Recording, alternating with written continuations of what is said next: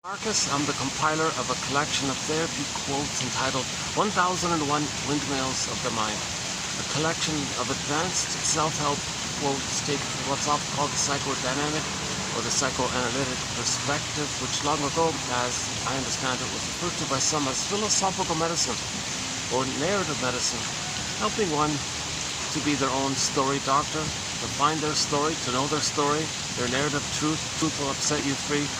But much of this truth about ourselves, much of this knowledge or story about ourselves is recorded in the first brain and the second brain.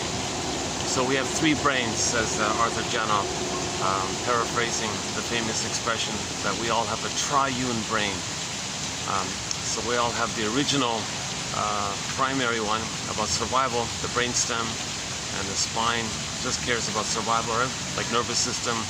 And it relates to your automatic systems, sweating and how hot you are, temperature, heartbeat, and all the physiological things. Right?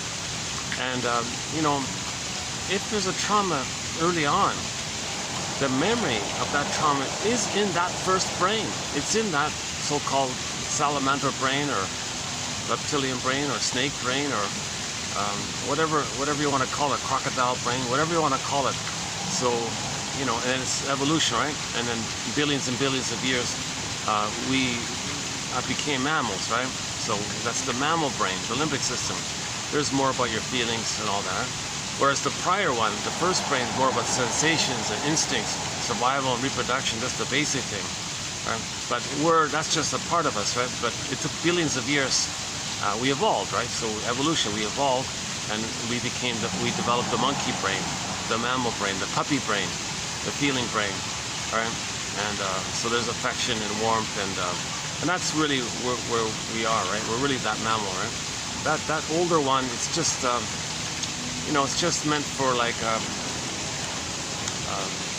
we're out of that, right? But it's there just in case there's like a shock of some kind to make us alert or something. So we're not really supposed to come from that place, right? Because we evolved a mammal brain, and it's not only just feelings. It's consciousness of our feelings. That's the third brain, the so-called human brain, or the cortex. And that came on the scene.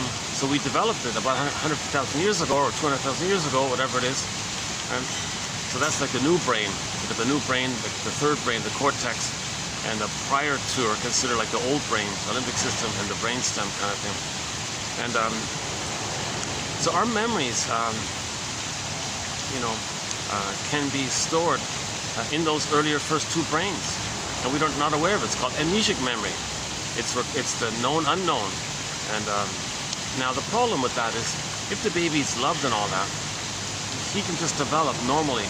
He doesn't have to stencil in or imprint or some kind of record deeply some kind of traumatic script in those earlier brains, which would compulse the person to dwell there, live in there, because of the pain, unfinished business, needs unmet, a lot of pain. So the person's kind of going to be driven by some older memories that are imprinted in those first two brains.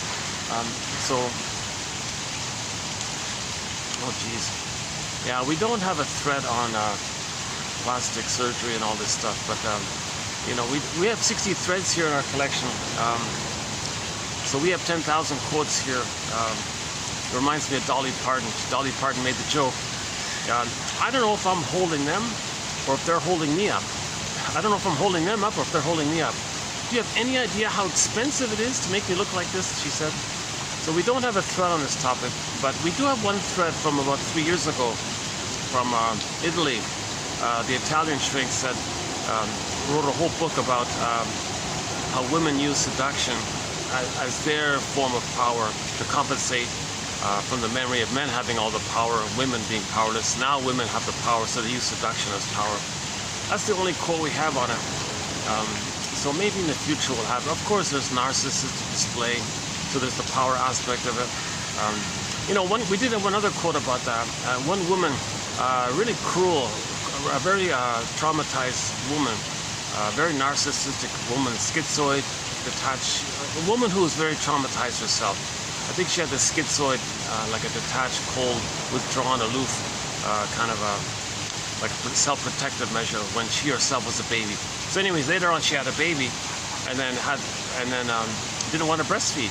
And the husband said to her, "Hey, what are you doing, darling? Why aren't you breastfeeding our baby? That's the essence of mothering. Hold the baby, hold her in your arms, and breast." "Oh no, I want to use this new sexy appearance I have to have power over the men at the office." And he sunk. He like was shocked and had the thought that, oh my God, he had no idea that his wife was such a cruel, cold mother like that, right? But it's not judging her. It's just she's traumatized herself. She's looking for power, narcissistic display. She didn't get seen, so she wants to be seen. So her needs make you blind to the feelings of other people. So usually, if the needs are so unmet, you symbolically search in the present for what was missing in the past, and the needs blind you to perception. So we have a quote about the perceptual apparatus in our collection here. Hold on a second. Oh. You know, it's going to get busier here. This is a Friday. This is a busy venue here. Let's see, how's the time here? Let's check it. It's 2:30, right? 2:35. So let's see if we can get maybe 2 hours in before it might start getting too busy by then. Okay, let me just provide some general backdrop here.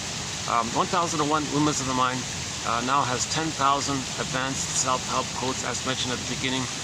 These quotes, as best as I can see them to be, fit Grice's criteria for communication: relevance, manner, quantity, quality. So quantity, they're typically like this, you know, 1 or 2 sentences long, right? Sometimes they're like longer passages like that one there, right? Like that, or that one there. But often it's just somewhere in between this and this, basically. So we have 10,000 quotes.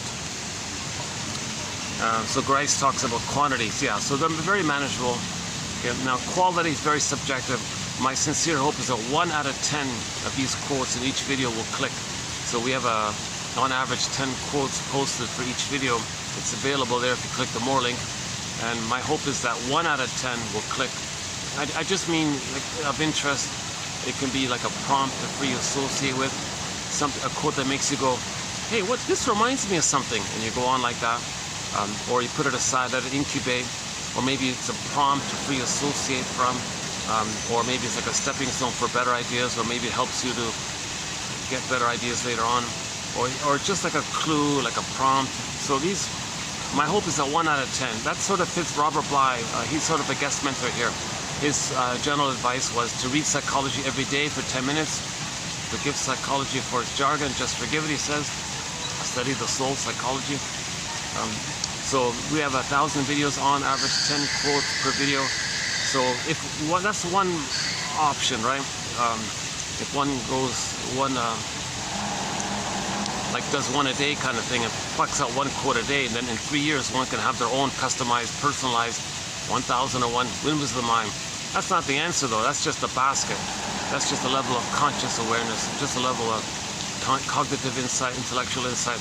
But that's a starting point. It makes you feel safe. It gives you some self-knowledge about yourself and others, these theories, these constructs, ballpark approximations.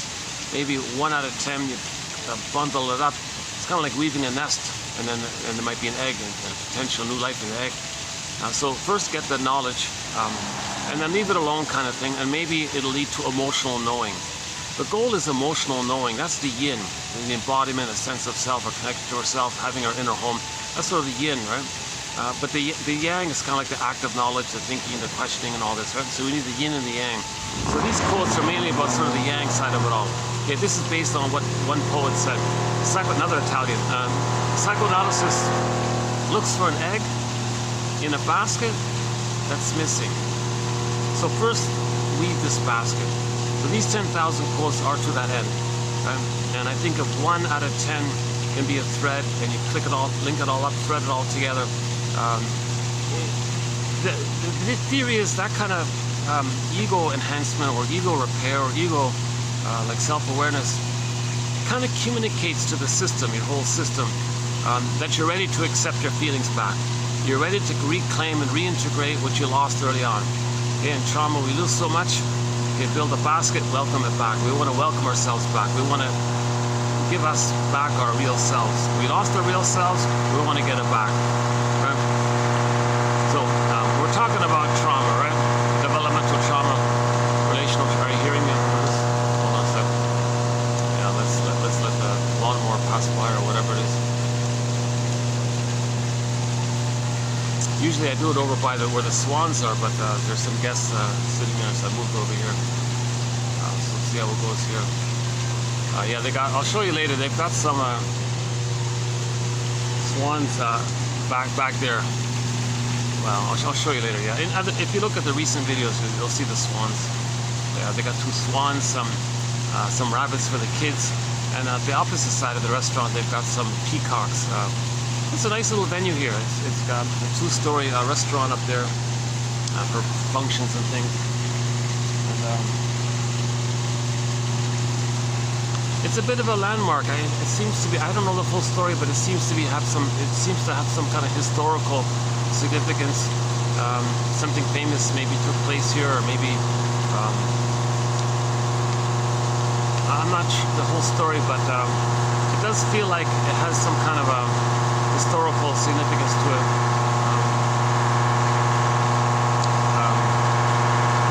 Hold on a second. Doesn't sound like a lawnmower, right? You're probably right. This phone picks up these overhead noises pretty easily. So let's wait a minute. So let's do Grice's criteria. So these 10,000 quotes, manageable in terms of quantity. You know. Okay, quality. Okay, I hope 1 out of 10 will do it. Okay, give you a little aha, a little insight. Now the manner, you know, most of these quotes are by the shrinks, meaning medical doctors. Most of these quotes, 90% of these quotes, are written by bona fide medical doctors who then later on specialized in the talking cure. Now when I say shrinks here, I don't mean like a pharmacy. We're not into that. We're talking about the talking cure shrinks, giving you interpretations and insights and feedback, and you know. They have to be it's considered a bit of an art to craft a formulation that links things that you're saying to help you be aware of yourself, your pattern. What are you repeating? What are you communicating? You know, are you treating others in a certain way? Is that ultimately for you to know and to communicate, and for you to know that that's how your mother treated you? Are you living in a self-defeating way to say that when you were a child you were crying for help?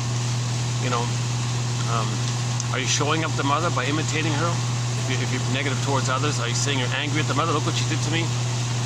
So we've got, and a whole sort of little insights like that. So the shrinks kind of sit back and, you know, just offer like an invitation for mutual exploration. It seems to me, or could be, I wonder, what do you think about this? You said this, and you complained about this, and it's something you said earlier about your childhood, and now you're doing it here in the present, and you kind of make a link like that.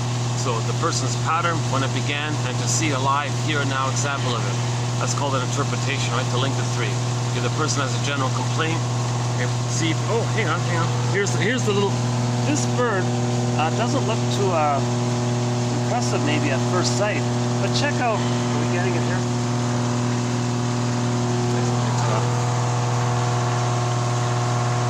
He's got this, he looks so gray and bland and all this. But number 1, when he flies, on the underside, you see the black and white vibrant feathers on the other side, on the bird's underside feathers. But he's got this shiny he's got this shiny sort of turquoise blue beak. It's quite amazing, you know, this whole gray bird, and you got this shiny blue beak kind of thing. It's hard to see it. If by chance he hops on the table, I'll show it to you. That's too bad about the noise, eh? Hopefully that'll stop in a minute. Roughly 10%. So doctors do no harm. They're soul doctors. So then these quotes are from the soul doctors, trying to heal our soul, right? Meaning our inner life, okay? Our sense of embodiment. We live to the extent that we feel. Okay, that whole area, meaning like that, right? A sense of differentiation, a recognition of our uniqueness, which we express, and that's loving life and joy in life, and a path of heart, and its meaning and pleasure like that. to heal, the soul doctors are helping us to get to that place. Now, nobody heals you. They just create like the conditions or the support, and then nature does the rest. Nature is the healer kind of thing, right? Innate drive for healing. Nobody kind of controls that kind of thing. You just want to identify you're resistant to healing. Why are you resistant to healing? There must have been a pain, and you're clinging to that pain. Well, now that we're older and the danger is over, we can identify this, and that's the issue of neurosis. We're using something in the past that helped us to survive, and we're still using it even in the present. That's called neurosis, right? It's outlived its function. For example, the baby's in the uterus, and the mother's went to a heavy metal concert. She was drinking and smoking. The baby was kicking in a mad panic. Finally, the baby constricted his bronchioles because he was so scared, he was so stressed. He had to clench up. He was going to drown or something. He clenched up his bronchioles while he was in the uterus. It helped him to survive. He was born and all this. But that became a memory, a prototypic original response to his first stress. Like the prototype of trauma, the prototype of defense. It became like a neural circuit called the imprint or schema or working model. And he uses that again and again and again. So in the present, if there's any stress, he'll use that old response. So in the example was when the child felt stress in his life, he had an asthma attack. He used the old response. So that's one definition of neurosis. Because he's not in the water world anymore. He's in the land world. He's got air all around. So why is he in his panic? And he's got to look for a puffer to help him, kind of thing. So when we use something in the past, in the beginning, it helps us to survive. Great. But to still use it again and again throughout your life, that's called neurosis, because the present isn't the past, and that's actually hurting you now. Because if the person every time feels stress, he's going to be afraid of stress. He's going to make sure he's got to have his puffer around all the time. So it's making him kind of irrational like that, because the present isn't the past. So that's the general idea of the soul doctors, to help us be aware that there is such a thing as time. But when there's trauma, part of the brain doesn't know time. Those first two brains, right? The reptile brain, puppy brain, doesn't know time. Now, yes, the human brain knows time, but those first two brains don't know time. But there's a lot of trauma in that. Those first two brains, they don't know time. It's making us think it's always that time. So the present's still the past, or the past is called the present is called the presenting past. Master Zen calls it transference, acting out. You want to transfer the past into the present and like act out the thing in the past, relive the past in the present, still dwelling in the past, trying to master the past, undo the past, get the love that was needed in the past, unfinished business with the mother in the past. And the baby was crying, mother, love, mother, I'm in pain here. Where's your love?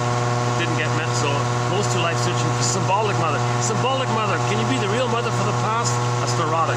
Nothing symbolic of mother in the present can be the real mother in the past. Okay, that's another symptom of trauma, of neurosis. We're searching for symbolic mother. No amount of cookies you eat can be the mother's sweetness.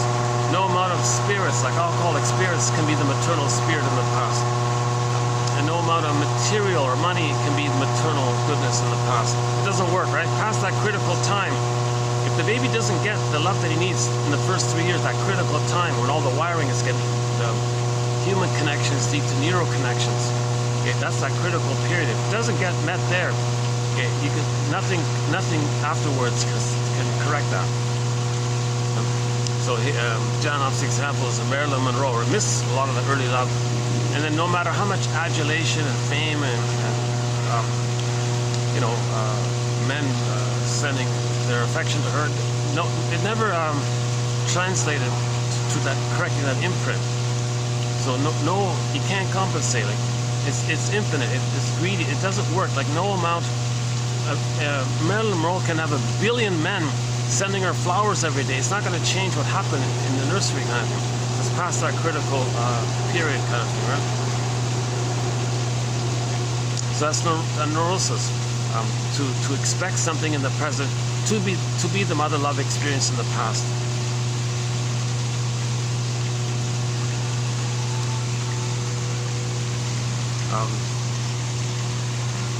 So Okay, so quantity, quality, the manner, so written by the shrinks, right? The manner is empathy, understanding, let's heal, we're all wounded, let's heal, one degree or another. So let's raise consciousness, and then nature does the rest kind of thing. You can't really control that kind of thing. But just be honest in your consciousness raising, and try your best to not use knowledge as a defense against feeling. But there's an insight about that. That's called intellectualization. Some people may use knowledge and use that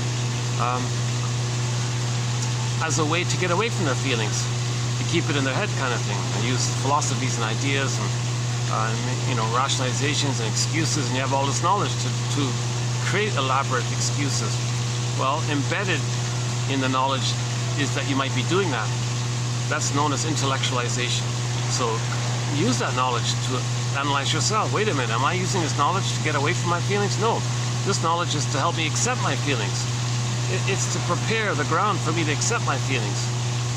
But in the beginning, that may be the case. In the beginning, people may read thinking it can help them repress their feelings, get away from their feelings. Maybe they feel important, it fuels their grandiosity. Well, use that insight.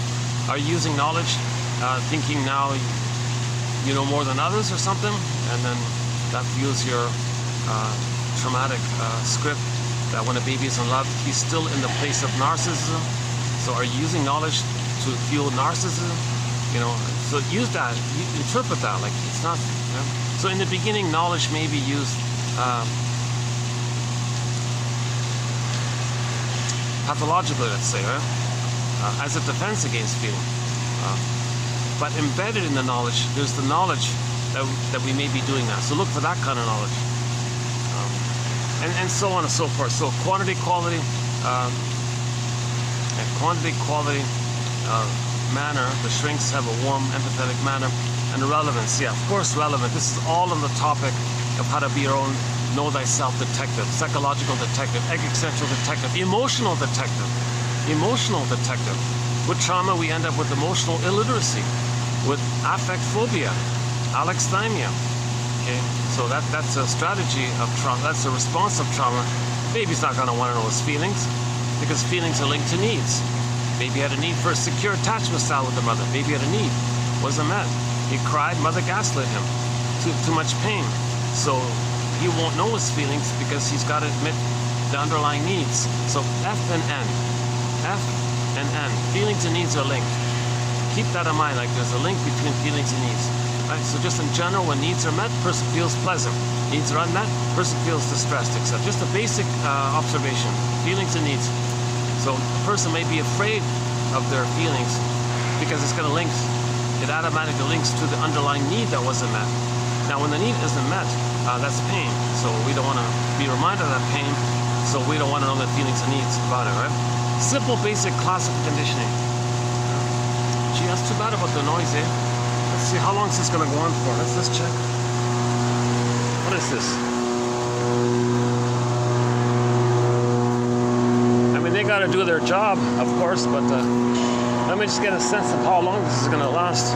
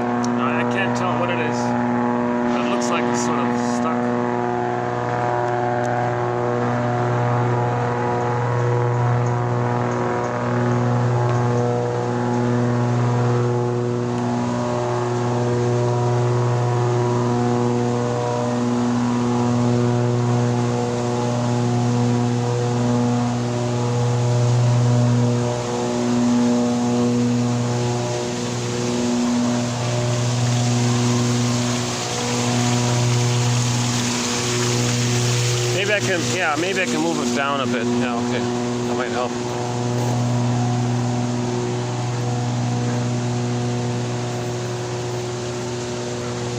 It's not too bad, right? How is it? Is it overwhelming, the background noise, the buzzing?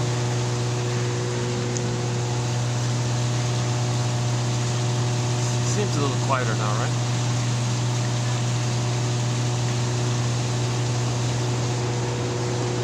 Okay, let's just go down there for a few minutes then.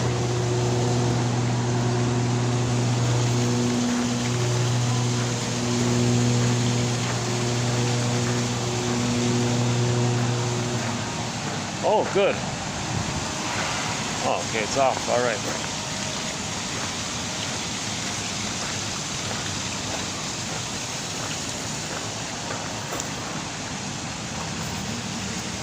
So yeah, we'll be doing this today. Today we'll be doing TQ 2760, which is part 16 of 20 on the work of Arthur Janoff. So we're sort of in the third quarter of, so we're doing a 20 so we're currently in the midst of a 20 video run on selected quotes from the famous author Arthur Janoff, a very popular psychologist from the 70s, and I have a clue to maybe why he lost his popularity. So that's coming up at the end there. So hang on, a little bit of mystery.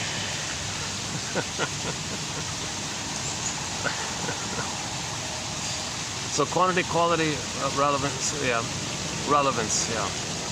So these quotes are helping us to weave a basket, be your own existential detective, emotional detective, psychological detective. Know thyself, explorer. Once again, knowledge of ourself is unknown to us. A lot of this unknown aspects of ourselves, that's called the unknown self, or the secret self, or the second self, or the shadow self, or the shadow soul. It's the one who walks with me, who's not like me, who is me. The repressed self, the denied self. In literature, it's the motif of the double. So all of us that we don't know create a character, that's called the double self, discussed in the last video. So we want to get to know this other self. Okay? This other self has our potential, who we'd be had we been loved properly, and then within that is the real self capacities and all the capacities that Masterson talks about. Okay? And the golden ball is in there, meaning a wide range of feelings. The mammal, like the feelings from the mammal side, right? The wide range of feelings, needed feelings, appropriate feelings, aliveness of affect, empathy, care, reparation, being an elder late in life, this kind of warm spontaneity and playfulness and, you know, trust, love, care, and like we're all one family. So that's the reality of that. But we're traumatized. When we lose that, we're traumatized in the earlier place, in the brainstem. Then you got these survival attitudes all the time. My greedy, your greedy, me or you. Like you got these. We're thinking like lizards, in other words. You know. So that's a sign of trauma if we're thinking from the brainstem. We got three brains. We need harmony and a kind of fluidness of the three brains, and we hold the three brains, and we have three brains, and the human brain runs the show, right? In conjunction with how we feel, and the physiology is meant to be balanced. If there's a problem with the physiological issues, you know, temperature too hot, blood pressure, sweating, these kind of physiological areas, well, that means there's prenatal trauma, birth trauma. That's part of our story that we don't know. That's sort of Janoff's contribution to emphasize that much of our story is in that first brain. We talk a lot about, no, just think, just have the right ideas. Ideas. You think an idea is gonna correct some imprint in your brainstem? Like just some idea? Ironically, some of these ideas are created by the pain to help you not be aware of the pain. Or just correct the idea then.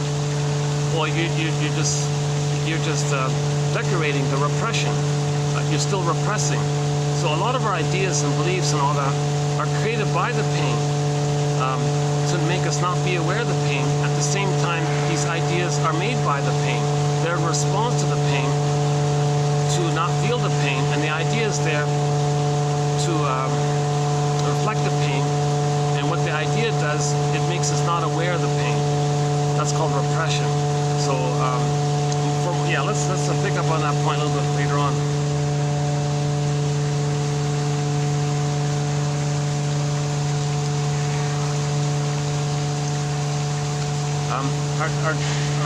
Two of our key poems that we're using to describe trauma. Okay, so once again, we're trying to heal from trauma, okay, mainly developmental trauma. Actually, Janoff's works more about prenatal trauma and birth trauma and the physiological response. He's thinking in those terms.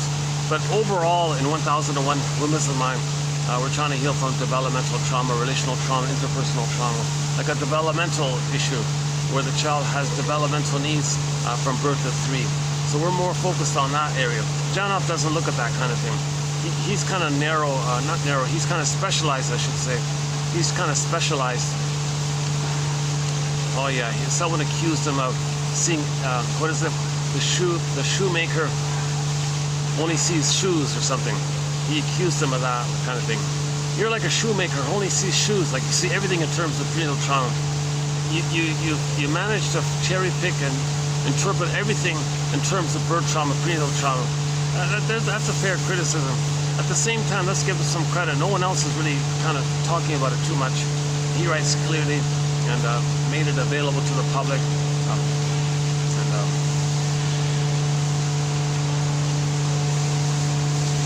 It's been a bit of a roller coaster for me discovering his material. Like a lot of people, I also had a negative impression of his name, so I kind of never even looked into it. So, okay, so back up a sec. Before we talk about Janoff and all this and his quotes, let us back up a sec here. We're talking about how do we heal from interpersonal trauma, relational trauma, also known as attachment trauma. Oh, the thing is back on. Oh, what a pity about the buzzing. Yeah, it's back on it. I wonder if it's better if I just sit back there. Let's see, let's give it a try.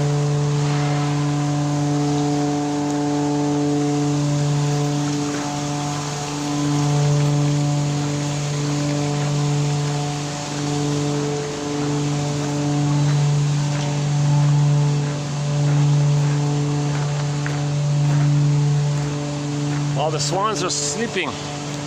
How can they sleep with all that racket, huh?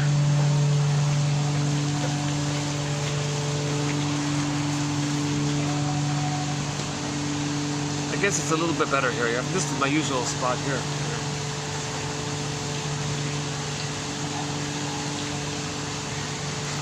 How much of the back support here? I gotta bring my own pillows or something.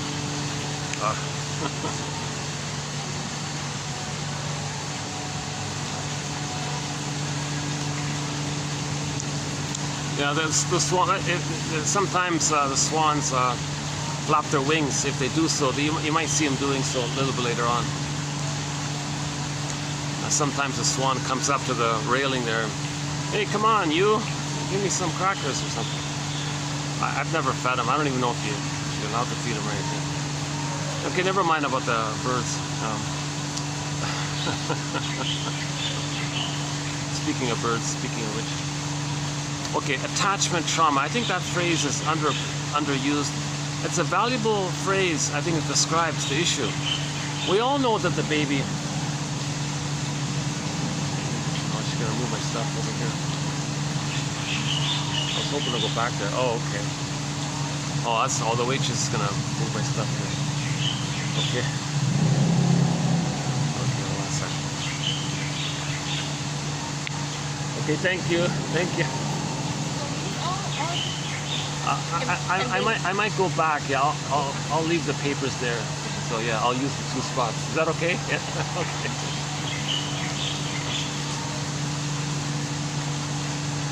Yeah, really nice stuff there.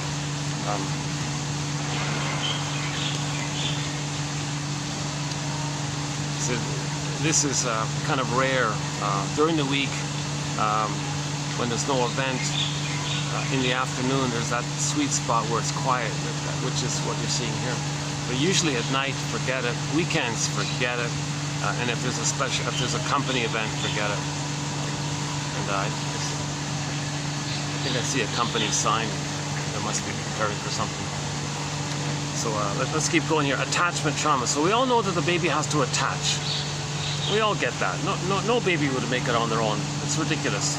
The baby must bond to his mother, have an ongoing, positive, consistent, regular, trusting, safe relationship with the mother. And the mother's the world, the whole world for the baby. And the mother functions as a symbiotic object, a self-object for the baby. And the baby has needs with her. He needs her reverie, her attunement, okay, her presence, her kind of skin-to-skin contact, breastfeeding, mother's response just in time, right on time. So he needs this positive maternal experience, a maternal holding environment. Okay, so this secure attachment style kind of takes 3 phases. Assuming he's in a welcoming womb, that's sort of Janop's area. Okay, so more on that later. Assuming he's in a welcoming womb. Okay, there's a book called Knowledge of the Womb by a famous shrink from Greece. Sorry, I forgot his name. Knowledge of the Womb, pretty good book. Actually, you know what? He publishes it free online in English. I saw it there once on his website. Knowledge of the Womb. So assuming the baby had a welcoming womb, you know, meaning his paradise. No, mother wasn't smoking, mother wasn't drinking, mother wasn't arguing, too much caffeine. You know, the mother was in a peaceful mood or something, and the baby's in a peaceful mood. Okay. So the baby has paradise in the uterus. That's called the welcoming womb. Usually called Garden of Eden, Shambhala, Shangri-La, Avalon, Nirvana, some kind of blissful oneness with the mother. He's in his Garden of Eden, like a blissful oneness. He's an oceanic feeling, oceanic oneness. Okay, he has no sense of separateness between him and his mother. He thinks it's only him in there, and either the mother is him or just serving him, and whatever it is, it's all one, and it's him. That's called infantile megalomania, egocentricity, the glorified self, the idealized self, the ego ideal, this perfect, blissful. He's happy. He's got his embodiment. He's got his golden ball. Joy runs the console. Yet, assuming there's no prenatal shock trauma that froze him up at some prior point, assuming he didn't experience prenatal trauma, assuming he isn't experiencing what's called prenatal distress syndrome. Okay, that's a rejecting womb, and he's freaking out and all stressed out, and his brain is sending him stress and endorphins and pain and all. Geez, the set points are all messed up, and Janov says it causes all kinds of physical problems later on for the person. Assuming he isn't in a rejecting womb, or what's commonly called a prenatal distress syndrome. So assuming he's in paradise, in the uterus, assuming he comes out of the womb okay, at least good enough where the mother can heal it with the secure attachment style. Okay, so assuming there's no birth trauma, okay, then let's just start for the moment when he comes out okay, he's born okay. So leave the cord, leave the placenta, natural birth. Okay, cord is still pulsating. The cord is still sending oxygen, nutrients to the baby. The placenta and the cord belong to the baby. It's part of his system. Leave it there. It's a natural birth, lotus birth. Because imagine a lotus flower in that pond there. Imagine that pond had a lotus on it, right? It'd be like a stem in a pod. Right? Imagine an image for the baby. Got a baby, cord, and the placenta. Right? So the baby shouldn't be removed from the mother. He needs a continuous, blissful oneness with the mother. Yes, he's making the transition to a whole new world, right? Water world to land world. Yet we get all the more reason to maintain the continuity and trust with the mother. That's the blissful oneness, extended paradise. So babies can have paradise lost. Don't remove the baby from the mother. Klaus and Kendall emphasize the time sensitivity of that moment of birth, when the mother produces lots of hormones to help the baby latch, and it helps the mother to know the baby's signal. So it's necessary for the mother as well to have the baby handed directly to the mother, once again barring emergencies and all that, right?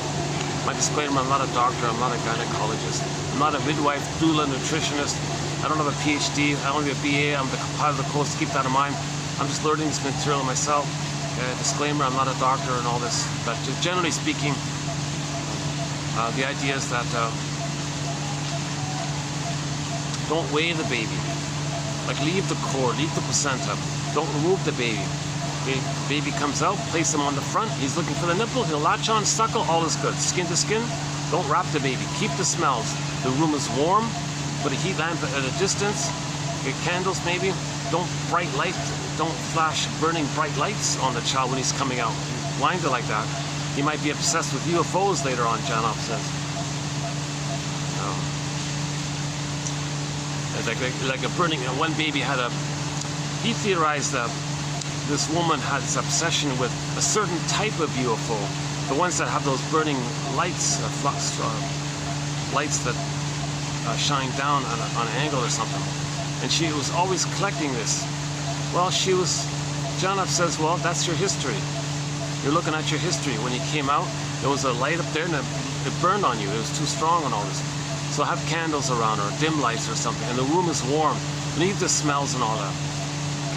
People complain the cord looks messy. Seriously, really big deal. Just put a bed sheet over the cord. The placenta comes out a day later or 2 days later, they said. The placenta, they said, goes into a bowl. The bowl can sit on the bed beside the mother. You can put like a lid over the bowl, but allowing some space for the cord. And by that time, the child will have securely bonded with the mother and the rhythm of safety called let the music play on. So originally baby, cord, placenta, mother, mother, placenta, cord, baby, baby, cord, placenta, mother, mother, cord, A, B, C, do, re, mi, 1, 2, 3, baby, cord, placenta, mother, mother. I don't know, some kind of rhythm. It flowed, it's smooth. Not the way I'm saying it here, but it was more musical and it flowed. And now when the baby comes out, he needs that kind of blissful oneness and attunement and needs being met just in that similar manner. Okay, so baby nursing, okay, nerves in the child, nerves to the mother, mother gets the signal, she responds, nerves to the child, child nerves mother, mother nerves child, 1, 2, 3, A, B, C. Now this extended paradise, this extended social womb-like condition is needed for the first 4 to 5 months. The blissful oneness, the paradise, is meant to continue for 4 to 5 months, mainly by Margaret Waller and the other developmental theorists and all this. There's a debate about the range. Some say the range could be from the earliest I've seen is 2 months, the latest I've seen is 7 months. Mahler says 4 to 5 months, just ballpark on average. Mothers will know when the baby's going to hatch out. Mothers will know when they're ready to have their self-concept out of the blurredness and the fusion of the symbiosis. The child's self-concept kind of hatches out of the blurredness somewhere in the 4 to 5 months on average. So in the first 4 to 5 months, the extended blissful oneness, and this extended mother-infant dual unity, don't remove the baby, let the baby sleep on the mother's front. Mother stays in bed for 4 to 5 months, big deal. She can watch some pleasant TV shows or catch up on her reading, and maintain let the child just sleep on the front. He can nurse according to his schedule. Mother's there all the time. He has the continuity and the affect, somatic, whole body somatic affect, emotional communication from the baby to the mother, skin to skin. The skin is like the bridge between the emotions between the baby and the mother.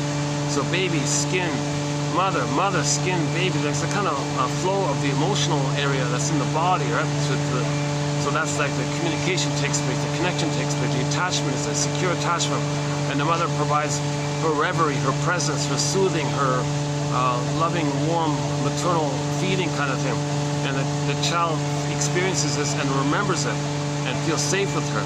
So there's 3 parts to the extended paradise. The skin to skin. So look up the Dorothy Pines quote. I think that's a good one there. Dorothy Pines from about a month ago in our collection here. She makes a big point about this, about the skin to skin contact.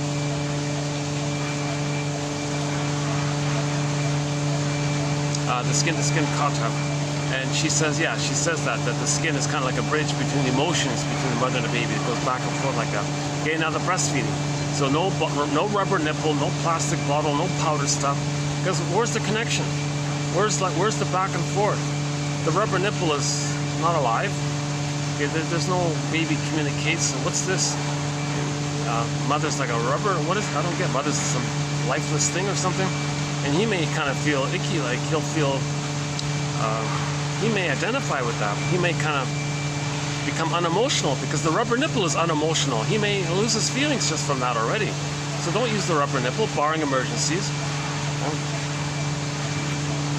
You know, if the mother's in a good mood during the 9 months, she'll be able to have plenty of milk and all this. If she's all stressed out, it may affect that, they said. So Janov talks about that point. And the third is that loving gaze, the eye contact. So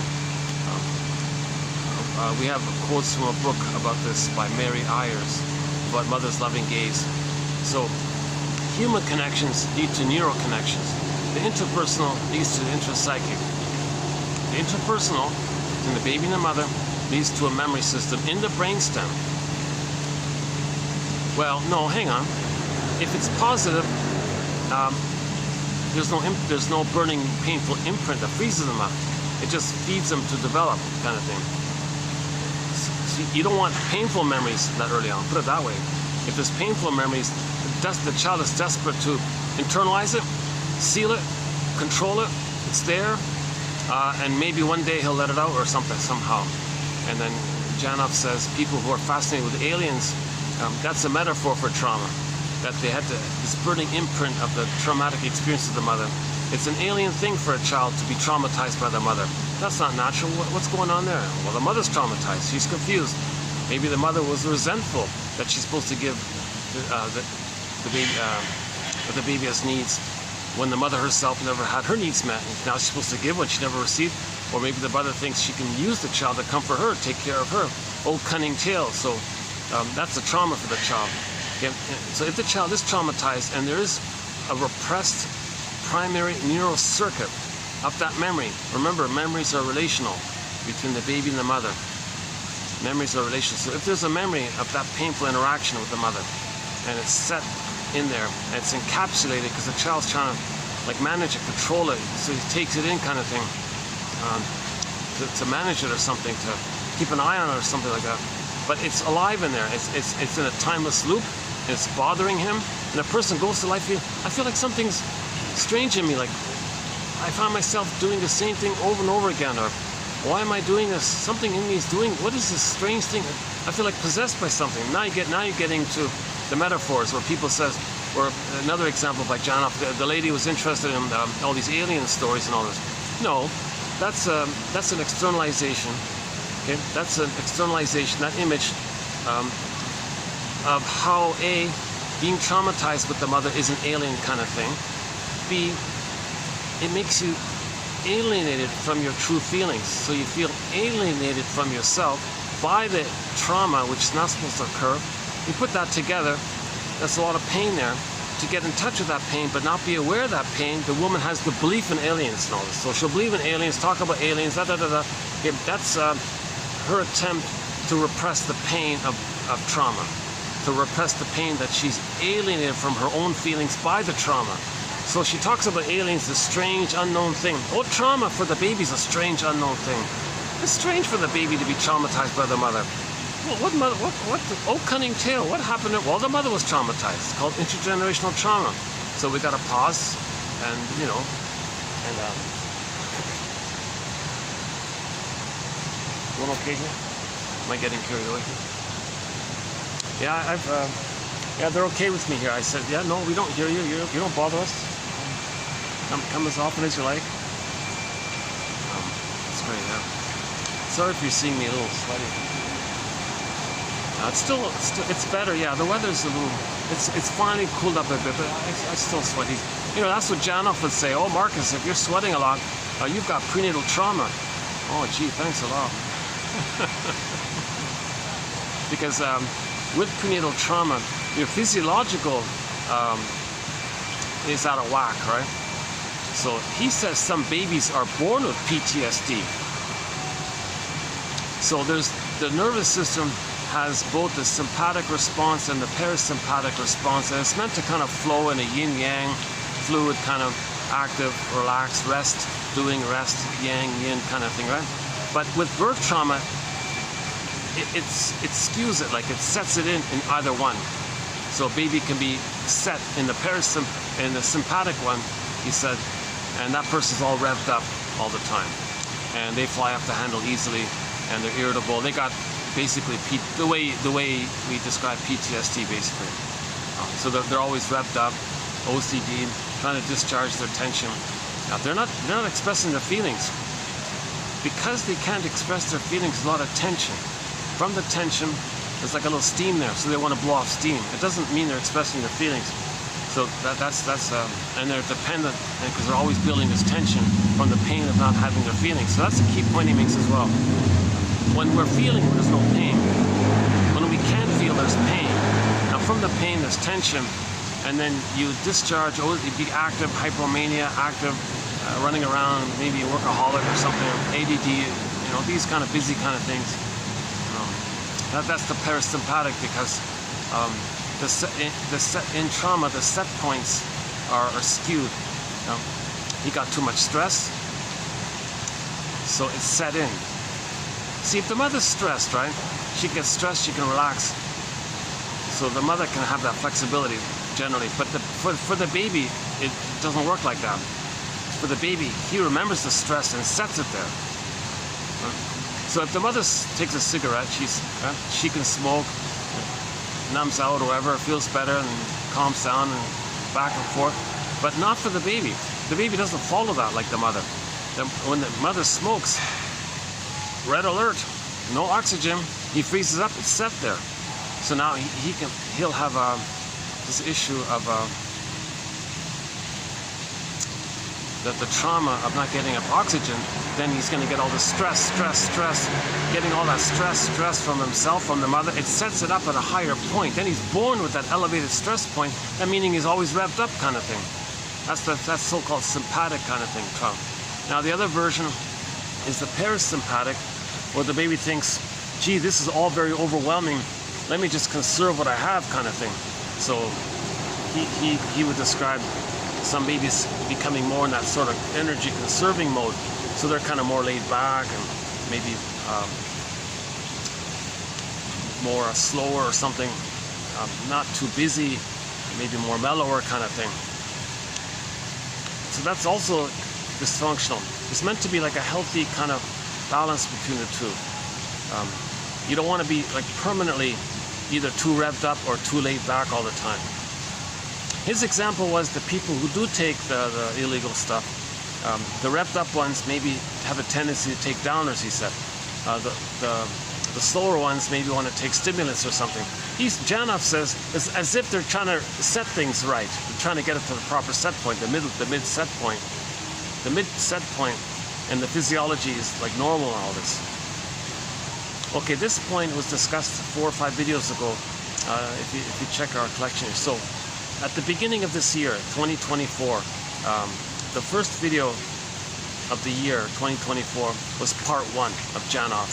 Okay, so I think the best thing to do, either read Janov's books directly yourself, or as a convenience, or as an alternative, print out or read through all of the quotes for this month, basically, at beginning 2024, and the first 20 videos. So we're doing number 16 here. So read the quotes or print it out or something, and read the whole batch as a kind of good summary of Janov's perspective. I a little bit apologize. I'm not that organized with Janov's work, because I've been skipping through his books like across like that. I pick a one there, one there, one there. One from his book called Primal Healing, one from The Feeling Child, one from Imprints, one from Prisoners of Pain, one from Beyond Belief, one from Biology of Love. I kind of plucked around like that. I don't know why I did it like that. I guess I got too eager to kind of, where's this guy coming from? What's he really saying? I wanted to get the overview, so I kind of skimmed around a bit. So that's a little unusual here in this collection here. Usually in each video, the quotes have some kind of general theme or kind of they're sort of self-contained in the sense of having a main point or a main focus. But with Janov's material, it's taking me 20 videos, and I'm doing it like in a broader way like that. So we're talking about his imprints, we're talking about the symbolic love, how beliefs can trigger endorphins, and so on and so on.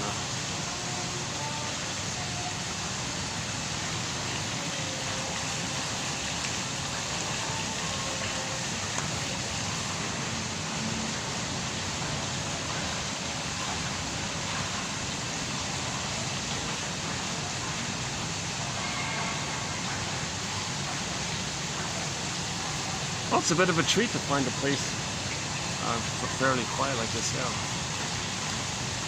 Yes, today's Friday, so I will come here Saturday and Sunday for sure, yeah.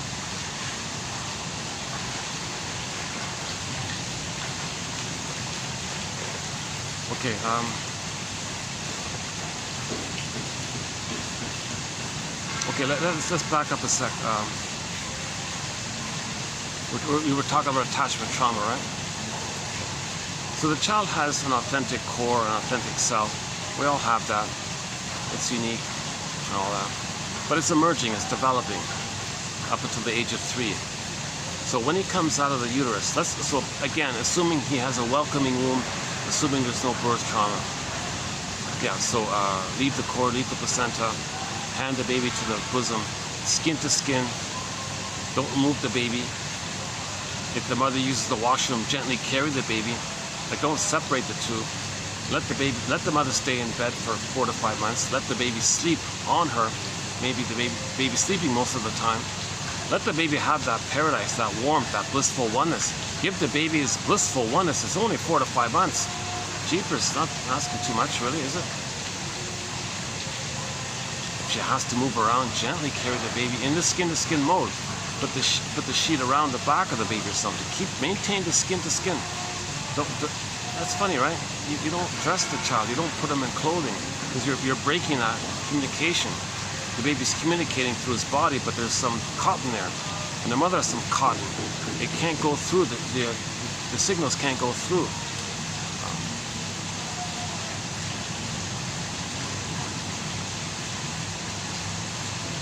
Yeah, you're taking, even if you have like a thin cotton, like, why take that chance? Just leave it skin to skin. Just keep the room warm. You're better off to err on being a little too warm than too cold. Like, keep it warm enough for the baby. Make the baby comfortable, right? Remember, it's a womb. It's a second womb. Babies need an extended womb. Think of it that way. When he's inside, just mother and the baby, just the two of them. It's just, imagine like an outer version of that. Baby sleeping on the mother. Keep it like a womb. It's just the two of them. And don't remove the baby. Oh, it's been noisy here today. This is the noisiest. I've had it here.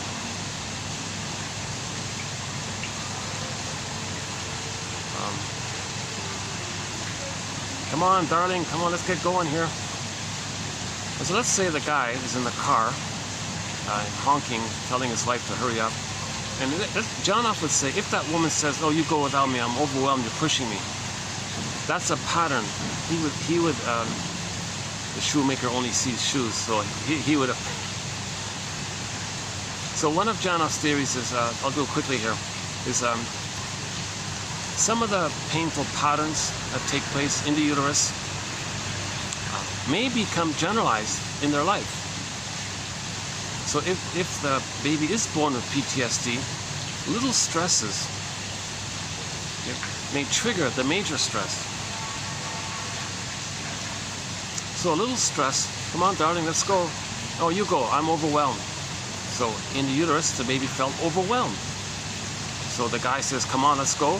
I'm overwhelmed, you go without me, I can't deal with this. Right? So in the uterus, the prototype was, she was overwhelmed. So some babies are overwhelmed in the uterus. That means they're in a rejecting womb. If the baby's in a rejecting womb, he's overwhelmed. That's called prenatal distress syndrome. He's overwhelmed.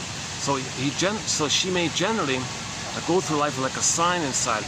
I feel overwhelmed easily all the time. Little stresses, I feel overwhelmed. Little stress here, overwhelmed. Don't stress me, overwhelmed. She always has this kind of overwhelmed kind of feel. And he's got variations on a theme like this.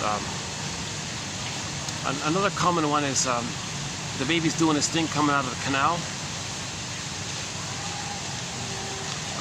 The baby's doing this thing coming out of the kind of, I notice I'm kind of, I got two things going here. I've got the mainstream 1001 Windmills of the Mind, developmental theory, object relations theory, Margaret Waller, James F. I got the main one, and I got Janoff's sort of isolated kind of material. I'm kind of like crossing, I'm going back and forth a bit here. I hope you can follow it. So now we're in the Janoff mode here for a minute. I'll go back to the main mode. So in the Janoff mode, one example was of the prototype pattern and the prototype response, and whereby later stresses can trigger that old response. Is when the baby's coming out of the canal, doing his thing, trying to come out, being active. He's going to enter into the new world, something he's got to do. He's got to be born, right? So he's being himself, he's doing his thing, he's doing the developmental thing. And then what happens? Whoosh. The mother takes an epidural or painkillers or some kind of tranquilizer kind of thing because she doesn't want to feel the pain. Then the baby, it goes to the baby, then he goes whoosh. He's like in this, what's all this? He's in this dreamy, spaced out, where am I? Like he's drunk or something, like he feels like he has a massive hangover, like he's whooshed or something. That's a pattern. So later in life, you try something, whoosh, I give up, too much, I can't do it. That's Janoff's theory. That's if somebody has a tendency to give up easily, to quit easily, they try something, I give up. I try something, I give up. Well, originally the baby tried to come out of the canal, whoosh, he was overwhelmed. He didn't have the chance to continue in his efforts because because this something forced his brain to send him this blanking out kind of phenomenon in the brain, this numbing effect in the brain. So he tries something, numbed out. I can't do it. I don't know why. I tried it. I just lost interest. I give up. So the example is the guy was trying to learn how to bake bread in one of those bread making machines. He tried a little bit, like a little stress. Oh, I give up. It's too much. I give up. His other hobby was, I think, with stained glass windows or something. Made a little mistake or something. Oh, I can't. I give up. And my personal example is maybe learning languages. Like I tried to learn German a bit, and I go, geez, long words, and oh my God, I give up. Maybe I thought maybe that's on my end like that. Maybe that's, so Janoff would say, like if I told that to Mr. Janoff, if you were still around, he died in 2017 at the age of 93. You know, he wrote a book at the age of 92, a pretty good book called Beyond Beliefs about the whole cult thing. It's a pretty good book, Beyond Belief. Hard to find, very hard to find. Oh my God, very hard to. Some of his books are either unavailable or hard to find or something. The older ones are, you know, you can find secondhand copies, but everything's out of print with Janoff. Jesus.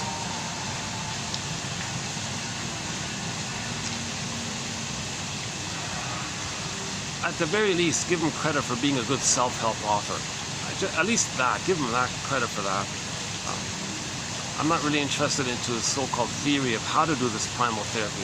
I've kind of avoided that issue, although I do have a couple of quotes, and one as well today about that theory. I'm not interested in that kind of thing. I don't fully buy it. I don't understand it. I've never done it. It doesn't make sense. At the same time, on the other hand, what he's saying is hard to argue. Part of him makes sense. Part of him maybe is Jabberwocky. It's coming up now. Stay tuned for that Jabberwocky quote.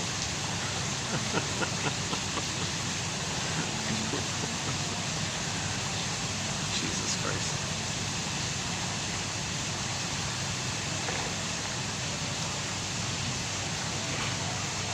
So we're doing the Janoff part, right? Okay. So one of the things Janoff would say is that if a person has a tendency to give up easily, they feel defeated easily, they feel whooshed easily, like, I don't know, spaced out easily.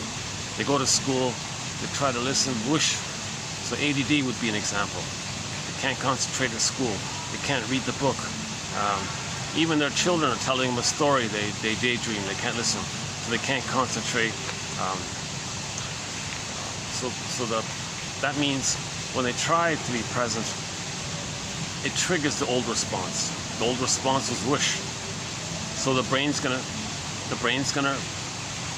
release the person endorphins. Your old pain, really. Endorphins is the pain numbing thing. So you try something, Oh, pain numbing. Where's the pain? Well, the prototype was the mother was in pain.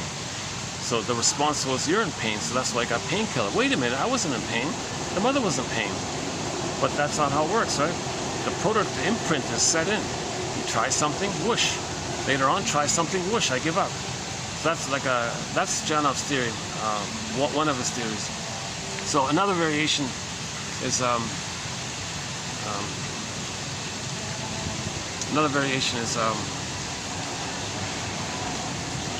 I mentioned the bronchioles one, right? Yeah, that's a good example. The bronchioles one.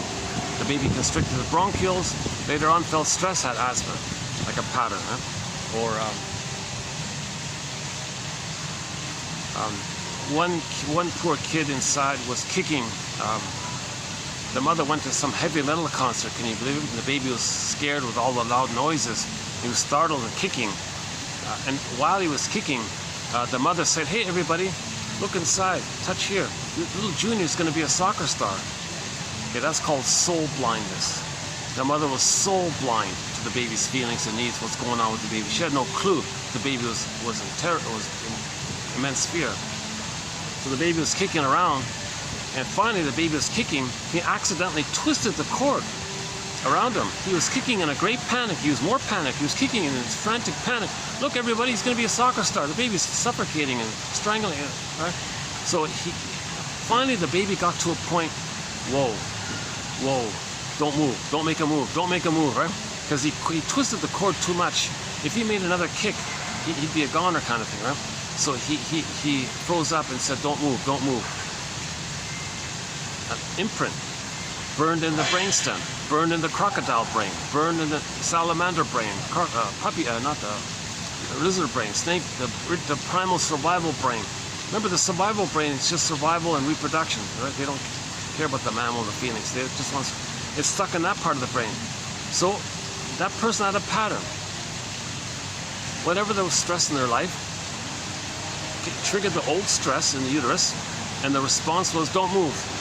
So this person had a pattern of going through life, never making any kind of move. They don't like the job, oh, don't move. They don't like the conversation with somebody, don't move. They don't like, the meal at the restaurant or something. Not here, I'm sure it's good here. Whatever, any awkward situation, don't move. He had this constant pattern that he can never make a move. So that's Janoff's theory, that some kind of imprint can drive a person, and that's neurotic. That's neurotic to still use that original thing in the present. Because in the present, he could make a move. He could leave the job if he's not happy. He could leave the conversation if he's not happy. But he had this response in his brain, don't move. So present stresses triggers the original response in the uterus. Can you believe it? Present stresses can trigger the original response in the uterus. And he has sort of other examples like this. Like the one baby was stuck in the canal for too long. She was afraid to be a mother, so she was resisting the idea, so she clenched up. By the way, that clenching causes her pain. She's meant to relax. Janoff says there's no real pain in delivering a baby. He admits, of course, how do I know I'm a man? How do I know? But he theorizes it's a natural kind of thing to take place. If something's natural happening, there may be some mild, slight pain when the baby's coming out, but it's not like a terrible pain or something. Most of the terrible pain that women are dealing with, he says, is because women are clenching up and they're afraid and things are clenching and the baby's trying to come out while the mother's clenching. So while the mother's clenching her muscles, the baby's got to come out. She's clenching harder. There's the pain. Oh, give me an epidural. What a mess, right? Poor baby. Confused mother. She's meant to relax. So one of the roles of the father in that case is to comfort her and let her feel relaxed. Relax, breathe, relax. Everything's okay. Just let the baby do his thing. Be with the baby. Cooperate with the baby. Be there with the baby. Let the baby know you're there with them. Tell the baby, I'm here with you. Have that rhythm with the baby. And the father reminds her in a nice way and all this. And the baby will come out buoyant and bouncy and happy and smiling maybe. And you'll look for the nipple, latch on, and you see a happy baby. Oh, got a good start in life. Well, he's got a great start in life. Jesus.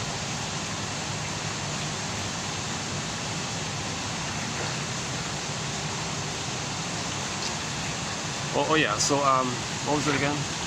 Yeah, so the baby had a protracted labor. He was stuck in the canal for a long time. That became a general attitude for the person in life. They said they go through life with this constant, everyday feeling of feeling stuck all the time.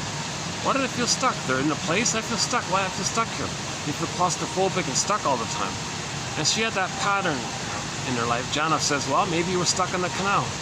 Okay? Then you do the so-called primal technique, or whatever it is, and she kind of maybe had that, felt some of that or something. Real or not real, I don't know.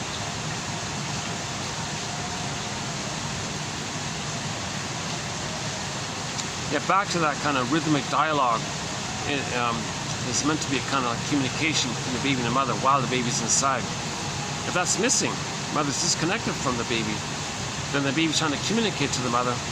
Mother, we gotta do this together here. I can't do this alone here. I need you with me here so I can come out and be born naturally. I need that kind of back and forth with you. How come you're not hearing me? Where are you, mother? You're not listening. Where are you? You're not listening. You don't get it. I'm communicating. You don't understand? Where's your response? That can be a pattern in life. The person goes through life orchestrating situations and people and finding themselves in that kind of place again. Gee, nobody understands me. I say this, they don't understand. I'm not getting through to them. So his hope was if people understand him, he's back in the canal, he can go through the canal, get through. He wants to get through. I'm not getting through to you. I want you to understand so I get through the canal. Past, present. That's just a little play on the words there, I guess, just a coincidence with the words there. But the baby wanted to go through the canal. He needed a communication with the mother. That's a problem there. Generalizes it in the present. No one understands him. And he says that, gee, I wish you could understand. So he would choose passive-aggressive people to associate. Remember, passive-aggressive people see the demanding mother onto everybody, and they're in rebellion, so they don't want to cooperate. So they won't listen to you. Oh, you want me to listen to you? No, I'm listening to you. So they'll choose passive-aggressive people for that purpose, right? So they can recreate that. Gee, you're not listening to me. Well, you're my demanding mother. I'm not going to listen to you. I'm not going to cooperate with you. What a mess, right? I want you to listen to me. Well, no, mother, I'm not going to listen to you, and I'm tired of listening to you. Please. We're neurotic, right? We're neurotic. So that person would choose a passive-aggressive person to be back at that place. Gee, nobody understands me. So he's trying to master that trauma, deal with unfinished business. He wants his mother to hear him so he can go through the canal properly. Now, nothing in the present can change what actually happened in the past. It's not going to work.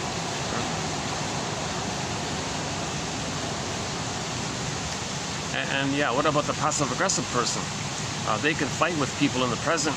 That's not going to change what happened with the mother in the past. So they're both neurotic. When you transfer the past into the present, replay the past in the present, see the present as a continuation of the past. Janov calls it the struggle. You struggle with the mother, now you're struggling with people in the present because you're still struggling with the mother in the past. He calls repetition compulsion and transference acting out like this ongoing struggle with your mother. That's sort of his new package on an old wine kind of thing. New bottle, old wine. So we talk a fair bit about a thing called repetition compulsion, beginning with Paul Libby Russell, 2119. He's our sort of key lead author on this topic, repetition compulsion. So when there's trauma, organism seeks healing. Baby didn't get his needs met. Here's a conflict. The last time he tried to get his needs met, he felt pain. Doesn't want the pain, don't know his needs. But he's got to have his needs met. So it's a conflict. It's repressed. He's got to get his needs met for his development. He's afraid to, but he's going to try anyways. So in the present, he'll transfer the past and replay the past with others in the present, emotionally still in the past, hoping that something in the present can change the past. Doesn't make sense. Now, when he replays that interaction, there are two main ways. If the trauma takes place before 18 months, he finds someone else to play him, and he'll play the shaming mother. And he'll make the other person cry for love. And he'll be the refuser. But that's him still crying for love, but he can't feel it. He gets someone else to play him. That's called evocation of a proxy. Okay? So the original memory is the baby was passive and shamed by the active aggressive mother. So from the baby's perspective, the mother was the aggressor, and he's the passive, shamed, helpless, vulnerable, dependent victim who's wounded by this cruel, abusive mother, right? That's a memory. New situation. If the person experienced trauma before 18 months, they don't play themselves anymore. They recreate the thing, but find someone else to play their innocence, and they'll play the shaming mother and replay the thing. That's called one of the stinger personality patterns, also known as identification with the aggressor, negative magic gesture, really shaming others, to replay how your mother shamed you. Someone going to change the past? Nonsense. But the person doing this is meant to make an inference to know that what he's doing is for him to know that that's what his mother did to him. So that's the more so-called perverse, psychotic, disturbed way of repeating the past. You don't play yourself. You find others to play you, and you play the shaming mother. Now, it doesn't change the past. You're still shamed by the mother. So hocus pocus, auto-hypnosis, double focus. When you shame the innocent person in the present, simultaneously, hocus pocus, flip, flip, because of the fusion, you see the one you just shamed in the present is your mother who shamed you back in the past. And now you're the victim, and now you think the person in the present you just hurt is the dangerous one. Okay, so the baby was in a passive, helpless place, one with the aggressive mother. Okay, finds someone else and puts those two roles on other people and flips it around. Okay, so the outside person, oh, they're no good, meaning they felt no good. Then they do to them what the mother did to them in some form or another. And then they are reminded of how the mother hurt them. Then they'll fly the dangerous mother image onto the one they just hurt and say, look, that person there, suddenly flip, they're the dangerous one. So the person originally had both, shamed and mother shamer. Okay, find someone else, they're no good, and they're the shamer, they're the dangerous one.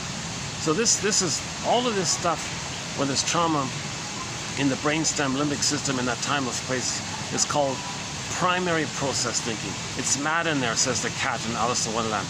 Even Alice says it in the beginning of the film.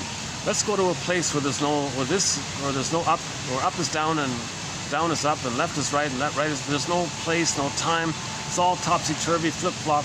Get in the brainstem, it's just all wild imaginings like that. So mystic fairy tales do this kind of thing. And we didn't develop. So when there's trauma, we're kind of swirling around in our brain like that. That's a sign of trauma. So myths and fairy tales describe this trauma. That's the purpose of myths and fairy tales, to tell us of this trauma. The storytellers were the original shrinks, giving us stories about this trauma. We became Homo traumacus 10,000 years ago, and then the storytellers came on, the shrinks came on, the soul doctors came on, giving us these stories in the oral tradition to give us some recognition of this trauma. So we're constantly trying to heal ourselves. So this is called the Know Thyself effort. It started by the storytellers, then it went to the philosophers, guys like Lao Tzu and Confucius and all the other famous philosophers. Then you got like the playwrights and the Ibsens and the Goethes. And now we got some modern jargon.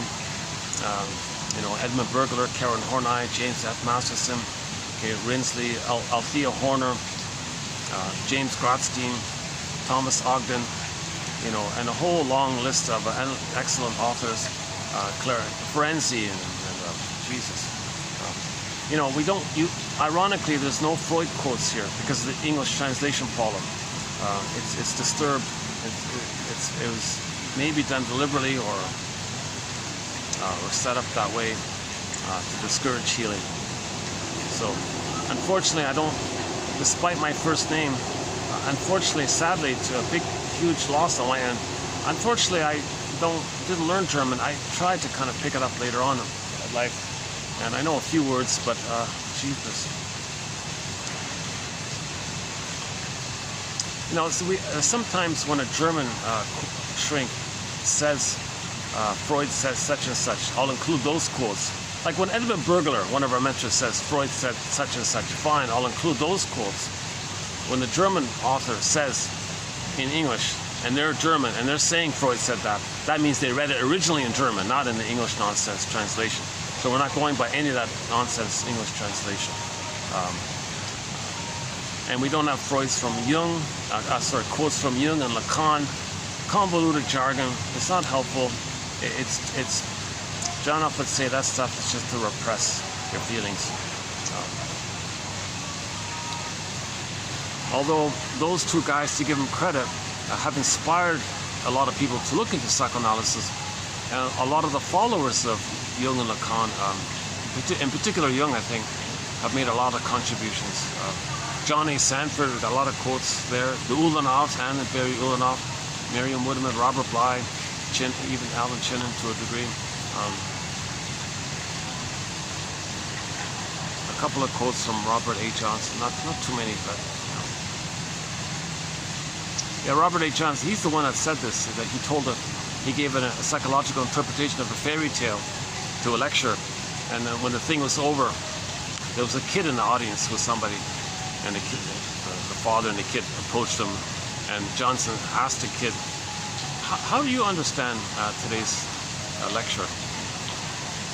Oh, you're saying that fairy tales are true on the inside, not on the outside.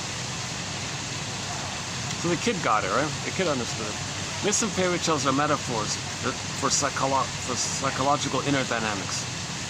They're treated like dreams, like a whole long dream. Like a whole long fairy tale. Take any fairy tale, take any Grimm's tale, any fairy tale, or a myth. Take the Odyssey. It's like one long dream. Every character in the myth or fairy tale represents a personification of some inner element. So the phenomena of repression, for example, when the child's needs don't get met, okay, the memory, his emerging self, is burned down into the first brain. Okay, so that's repression. Okay. Oh, he woke up. Let's see.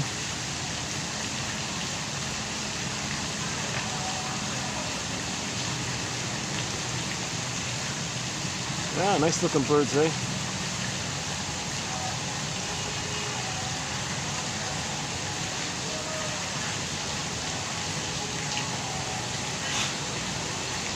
Well, that's it.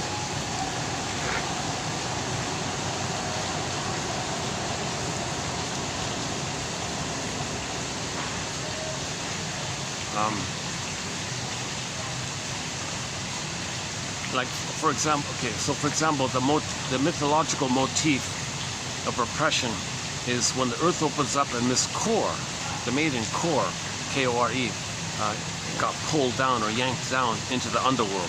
Okay, that's just a metaphor for repression. It went down into the first brain. So we got the three brains, right? The crocodile brain, the puppy brain, the mammal brain, the mammal brain, the monkey brain, whatever. And we got the human cortex. Whoosh, it got to the first brain. It went down into the brainstem. That's repression. It got recorded down like that. So our emerging concept got stuck down and it's frozen. So not only did it get pulled down, it's frozen. That's called emotional hypothermia, emotional catatonia, emotional hypothermia. Okay, sometimes called petrification, scared stiff, right? Or sometimes it's called a turn to stone. Okay, so a character, our authentic core became a statue. So Echo, the soul, became a statue. Faithful John became a statue. All these characters in myths and fairy tales, okay, when these characters represent our embodiment, our sense of self, our ontological self, our field of our amness self, our home, like our inner home sense of self, this whole main part of ourselves, right? When a character is created to personify that aspect of ourselves, and when that character turns to a statue, okay, that's a symptom of trauma. Okay, so the child is putting it into cold storage, okay, the freezing one, or he's turning into a statue, or he's making it stiff. Now the byproduct is he's going to feel unalive. Hence the story of the woodcutter who created this little. He took a block of wood and then carved out some little boy, and was praying for this boy made out of wood to come to life. Similar, so he doesn't feel alive, right? A symptom of trauma is we don't really feel fully alive, like the wooden toy boy, right? Or likewise with the velveteen rabbit. The stuffed rabbit was saying, geez, I really want to feel real. Like, what does it mean to feel real? I really want to feel real. Can you tell me what it means to feel real? Because likewise, a symptom of trauma is we don't really feel alive and real. Okay? Now the idea of our innocence like that, getting lost into this other world, okay, this down like that, repression, this other world, the metaphors, the forest, this pure core that got lost, okay, that's symbolized when the baby is put on a little boat, sent down to another place, another land, another forest. So that's also another way of describing the loss of ourself. That's our real self, by the way. That baby lost in the forest, exiled, orphaned, that's our real self. Okay? Us that feels frozen, unreal, numb and all, that's our real self. We're looking for it. We want to adopt our exiled self, our orphaned self, called the self-reparenting. Okay? Now this is commonly known as arrested development, stunted development, developmental arrest. Like we're fixated at that place where we didn't get the love that was needed to resume the developmental process. Now, so back to the now let's go back to the main area. So I'm going to step out of Janov's world into the main realm. Okay, so assuming the baby gets paradise from birth to 4 to 5 months. Then at 4 to 5 months, he hatches out, meaning a self-concept is established. He's hatching out, means he's developing a self-concept out of that blurredness of the two being one. Now he's hatching for a psychological birth. So now here's the thing, the theory, the big theory here. All babies think they're little gods. It's called infantile megalomania, generally known as egocentricity. Okay, so it starts off in the uterus. The baby is one with everything. Everything is him. So in mythology, narcissist looks into the pool of water, okay, like that, sees a reflection of himself. It's just him. It's all he sees. It means that's what it means. It's just all him in there, right? Now, if he doesn't get enough love to graduate post 18, his inner life turns to a statue. Echo became a statue. So that myth of narcissist is a metaphor for trauma. Okay, he was addicted to the illusion of being a little god. That's the one little white flower that Narcissus turns into. That character, Mr. Narcissus, at the end of the story becomes a little white flower. Okay, the storytellers were teaching us that that in the beginning they think it's just them there. They only see themselves. It's only for them. What's in it for me? Only they don't care about you. They don't recognize. They're soul blind to others. They have no empathy or feelings or care about others. It's just only for them. Sound familiar? Narcissism? No? So that means at the same time, they never got enough love to get out of that.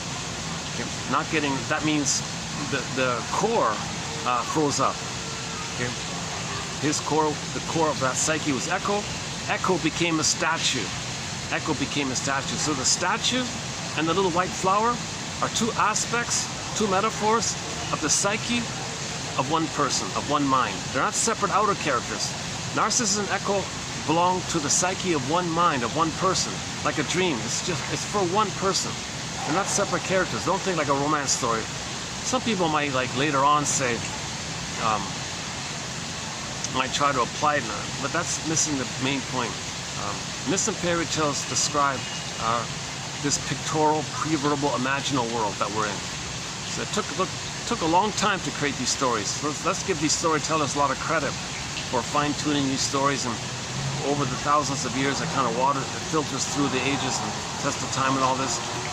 Important points that capture are saved. So these powerful myths and fairy tales are enduring like that because we're homo traumacus and we're trying to heal. So we still need these stories to identify that we're traumatized.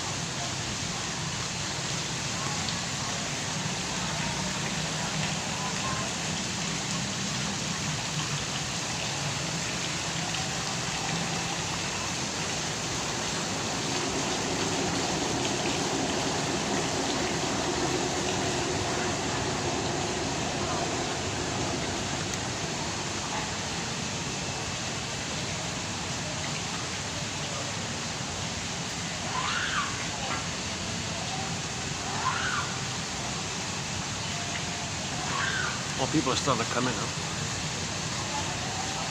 I think go back at that end. Let's just hang out here for a bit. It was okay over there, yeah. Yeah, now that the fan is off or whatever it was. Yeah, why don't we go back to the original spot now? Okay. Some people might want to use this.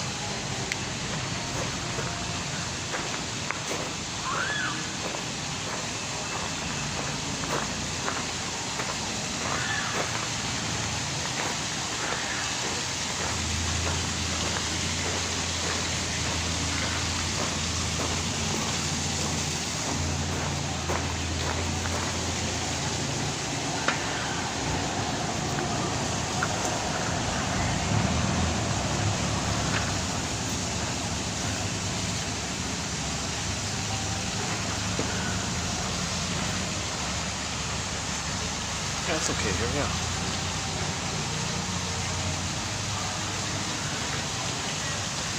I try not to get anybody in the camera, but there may be an accidental somebody passing by.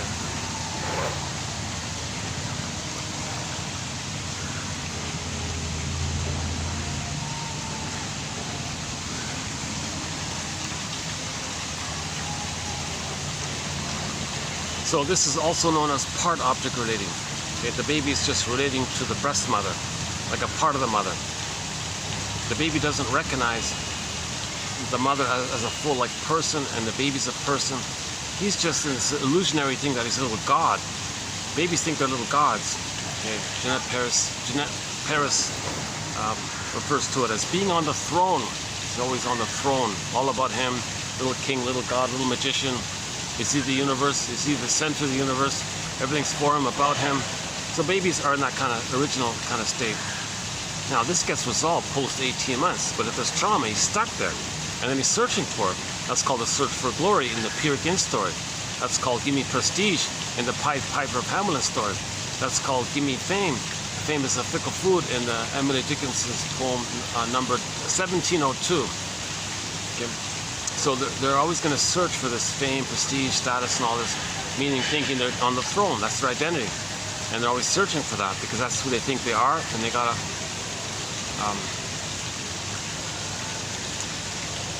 have this up status, so to speak, because their true shame down, quote unquote, down status is too painful. They want to see in the evocation of a proxy in their fantasy that others are no good.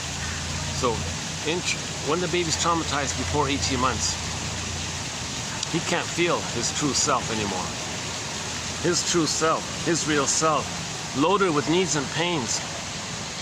Right? Right? He'll be ignorant of his own history. He'll become quote unquote ahistoric because he was robbed of his past by the pain. He won't even like recognize the past as a part of the story or something. He'll deny himself, kind of thing. So his real self, his authentic real self, was so shamed by this. Shame's linked to your identity. Baby had needs for his emerging authentic identity, real self. He had needs for a secure attachment style. That wasn't met. He felt shame. What's up? I want to say, why do I?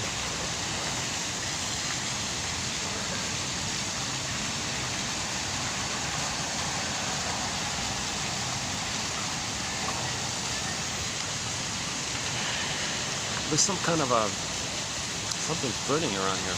I'm smelling some kind of pungent, burning kind of smell. I think on the other side. Wait a sec.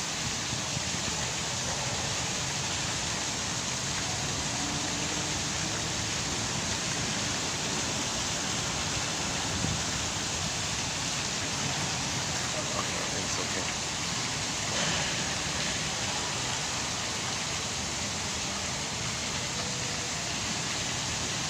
I want to show you a bird, but there's a guest just in front of it.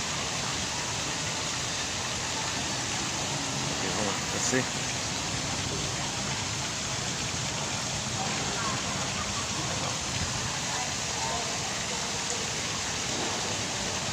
Oh, what a...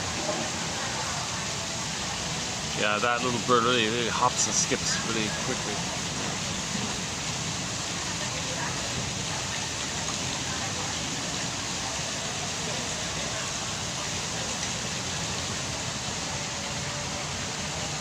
So this is a key point here about infantile megalomania, egocentricity, being on the throne, His Majesty the baby and all this. That's his understanding of himself in the beginning, up until 18 months. If he doesn't get enough love to graduate out of that post 18 months. You see, part of it is when he's under so much pain, he can't think clearly. He doesn't know reality. So he's stuck in that old archaic place. He takes refuge in it. So his authentic sense of self, right, is so shamed and devalued and unloved and defective and all this by the Mr. Tumor, by the mother. He does a drastic thing. He does a thing called projection. Projection means something about you whereby if you were to admit it, believe it, accept it, it would be too painful. You don't want to feel the pain. To not feel the pain, you do a trick of the mind. It's a mechanism of the mind, operation of the mind, maneuver of the mind called defense. He's in defensive mode. He's got to protect himself from his own pain, basically. Protect himself from the shaming mother. He's got to protect himself. That's why it's called defense mechanism. So the trick is, the maneuver is, he'll flight his attention outwardly and attribute what belongs to him to others and say, others are no good. He's talking about himself. It doesn't erase that he feels no good, that he was shamed, but it gets him away from the feeling of it when he says others are no good. Now he's really empty, right? He's so emptied out. He can't even accept his real self. He's so-called empty now. So what does he do from that emptiness? He regresses. Oh, hold on a second.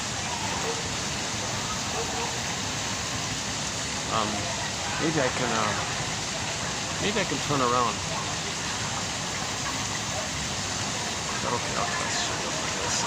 If it gets too busy, I'll turn around. Let's see, how's the time here? What is today again? Today's Friday, right? Hold on a second. Today's Friday, eh?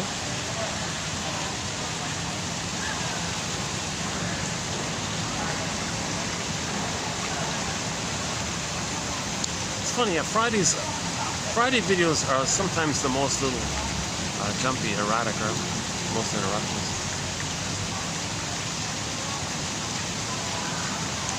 So what does he have left?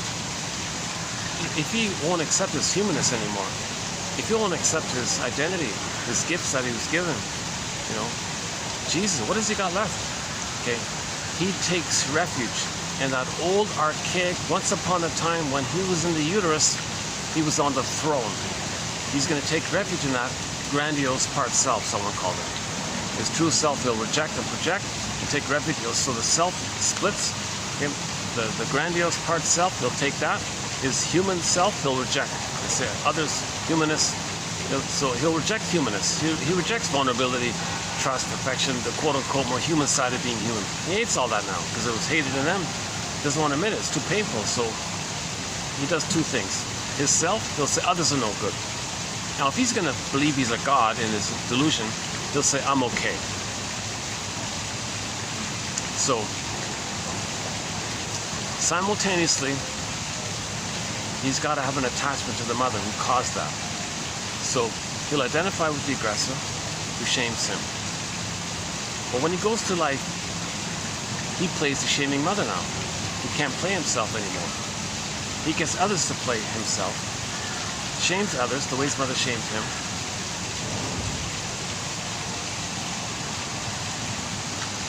That means he maintains the projection or attribution of his shamed self onto others and tricks himself to not feel that he's shamed.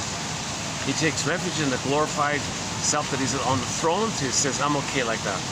Now, plus, when he's acting like the abusive mother, okay, that's going to feel that grandiosity. If a baby god's blurred in with the bigger god, he's acting like the bigger god, that's going to feel the little god feeling. So acting like the aggressor perpetuates his godlike feeling if he's the aggressor now, because he's the powerful one, and he's not going to be the victim anymore. Although he still is, it doesn't change it. Okay, if there's going to be some, I think there's some kind of company meeting. If it's taking place, I'm going to move. Well, they're just in preparation for it.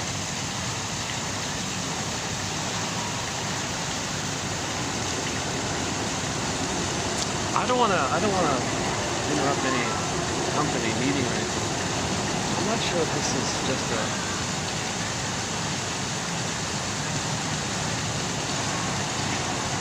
Okay, let's wait and see here. I don't seem to be bothering anybody. Obviously they don't have the whole thing booked, right? But that's the case. Alright. But the waitress didn't tell me anything about the place being booked, so this is okay.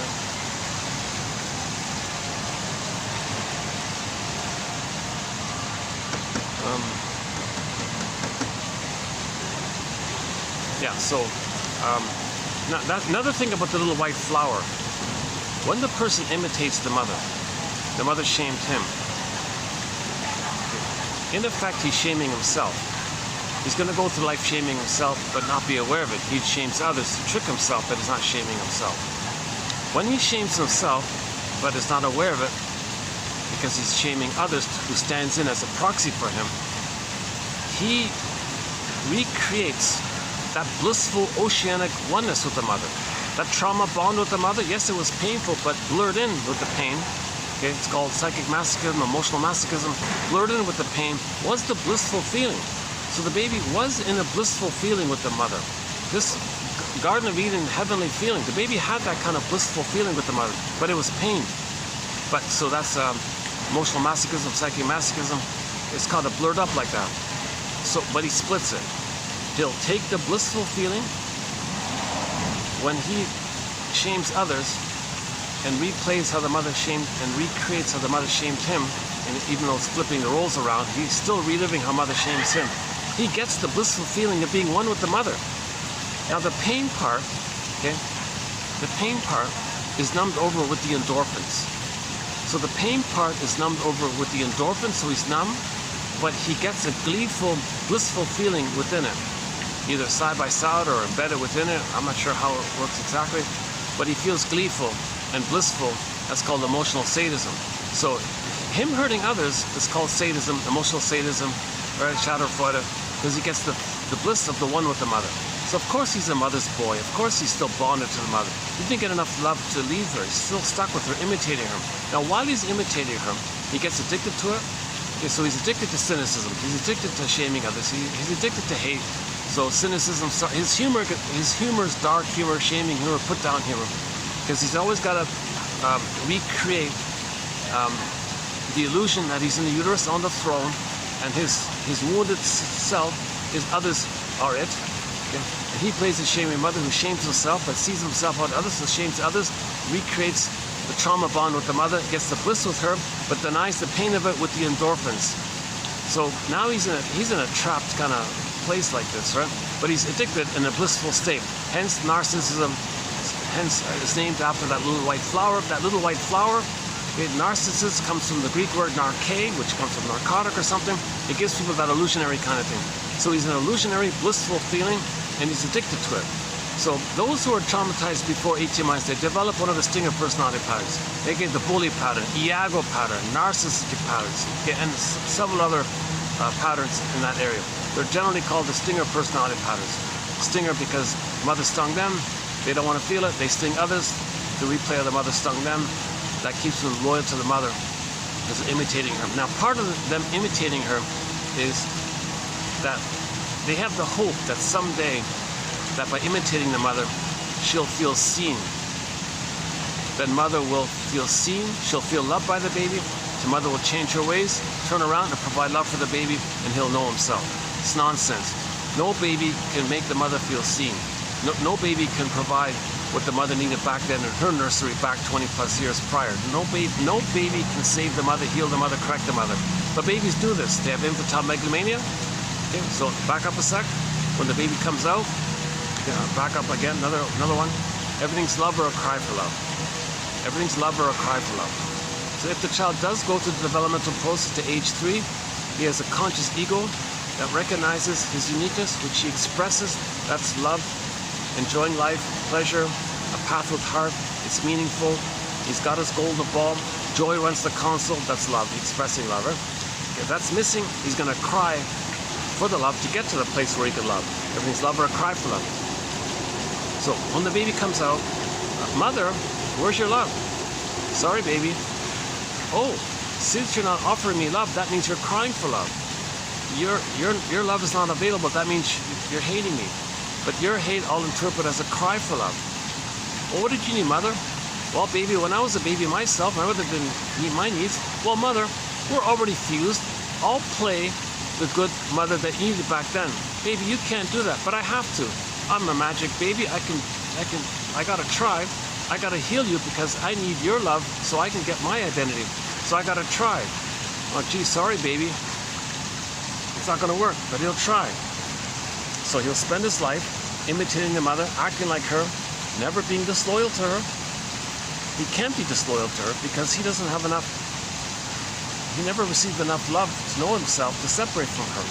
So he can't separate from her. So he's got to imitate her in the ongoing attempt to save her, please her. So Morton Keysen, 2291-2, another key pillar quote in our collection, Morton Keysen, K-I-S-S-E-N, 2291-2. Read those quotes about, pleasing the mother, saving the mother, this whole area. Where his main line is dysfunction means you're trying to protect the mother, save the mother, heal the mother. The baby's still in that mode. So when he imitates her,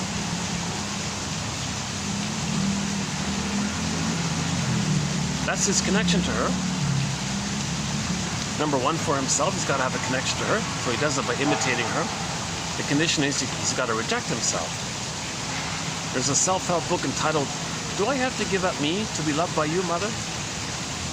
That's the actual title of a self-help book. Do I have to give up me to be loved by you? So the baby has to do that. To have an attachment to his mother, he can't know himself. Hence the freezing. So he puts his soul in cold storage. Okay? The image is the frozen woolly mammoth in the block of ice.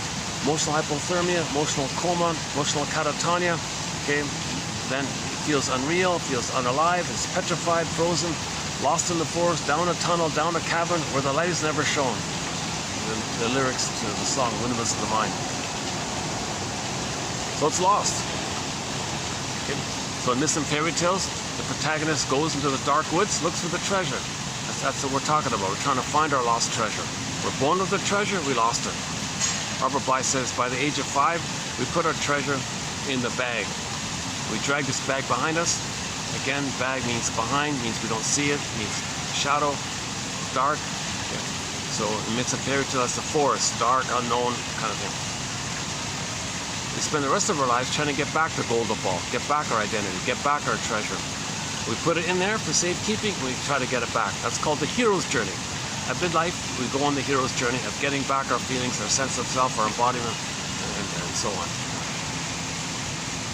It's a universal monomyth, beginning at midlife, roughly at 40, when people go, why am I doing the same thing over and over again? I feel like something's missing.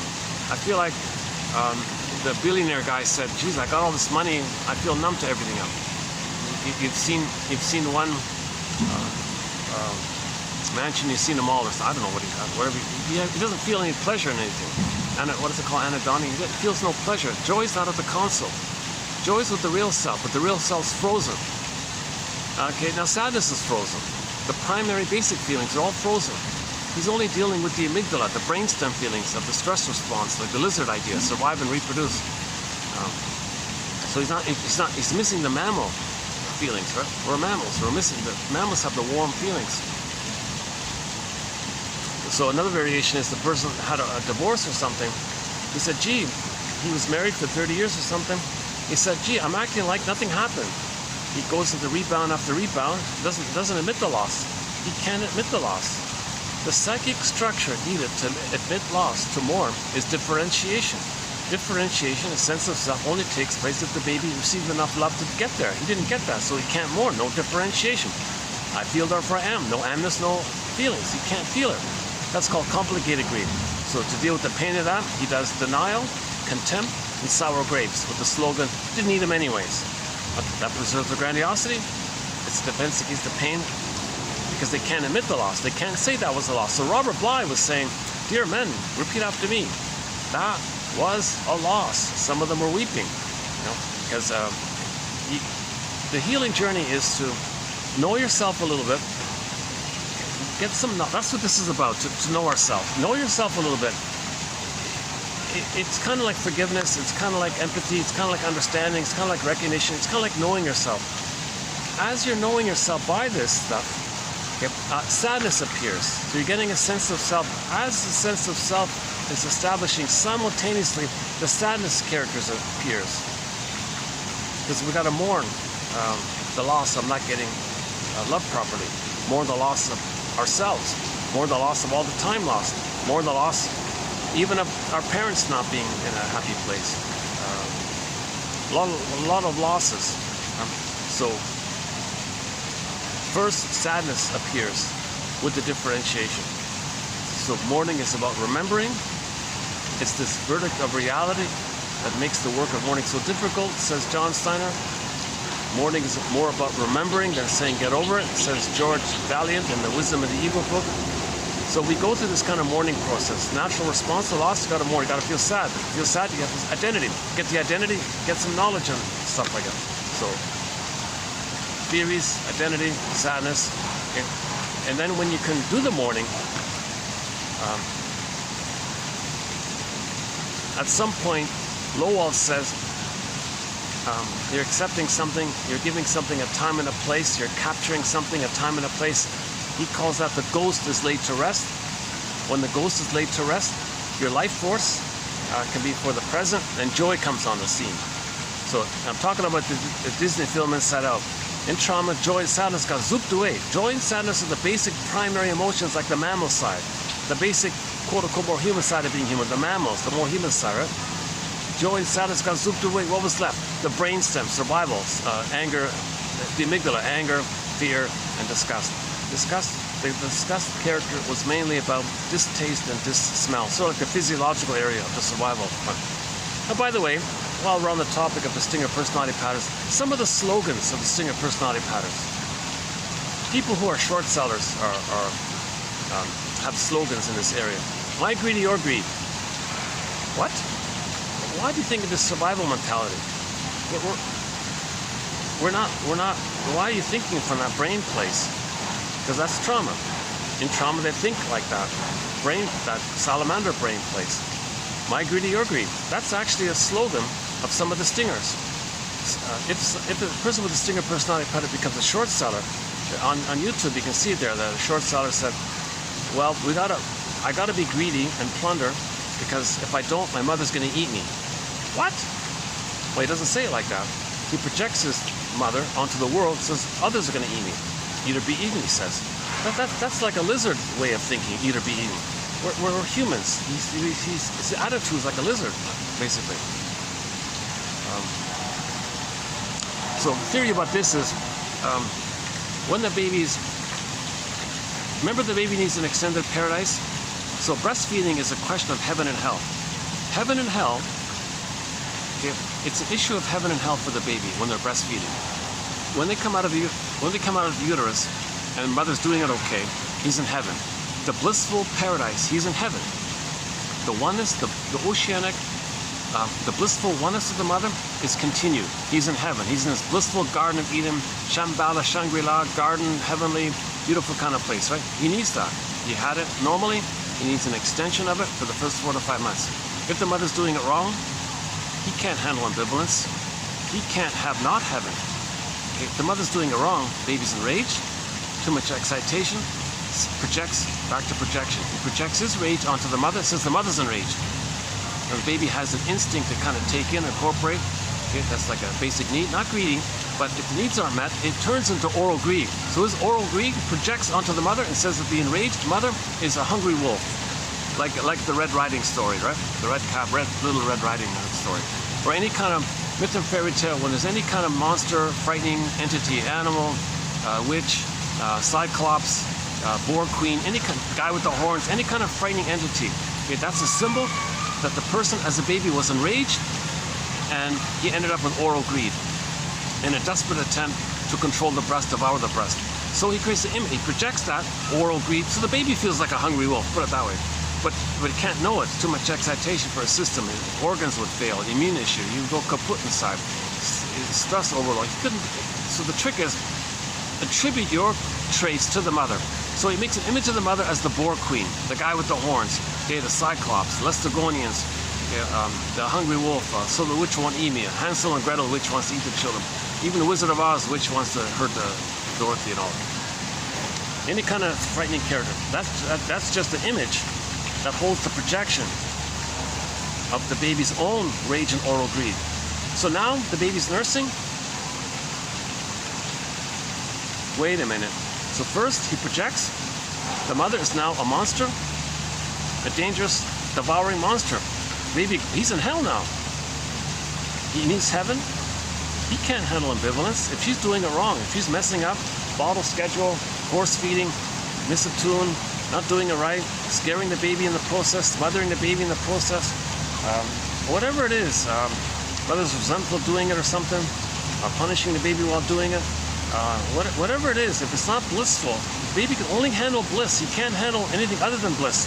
Babies need an extended heaven for the first 4 to 5 months. If he's not getting it, it's all or nothing. Either or. Remember that either or thinking comes from here. So anybody with all or nothing thinking, either or thinking of this perfect or forget it thinking, now or not, these kind of binary thinking comes from this place. The baby needs the perfect, blissful, perfection, right, heaven then. If the mother's doing it wrong, this is too, malotune, etc., the baby sees the mother as a monster. Now he's in hell as a matter of hell. So what the baby does to cope with this now is he puts his self-concept that's merged with the monster image in a separate bin, deep down in the brainstem, repressed.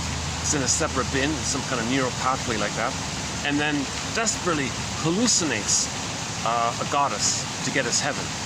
It's got to feel safe, so it's got to be a goddess, so he hallucinates a goddess so he can feel safe to take in the powder stuff or whatever is being offered or something. That's known as a splitting mechanism. He doesn't have the human mother to memorize. He has goddess and demon now in the brain. The mother's neither. First of all, the mother's one person. He doesn't have one entity. He's got two there. It's called splitting. In effect, he creates two mothers: the blissful, the good fairy, and the bad witch imagery. So that's called the splitting mechanism.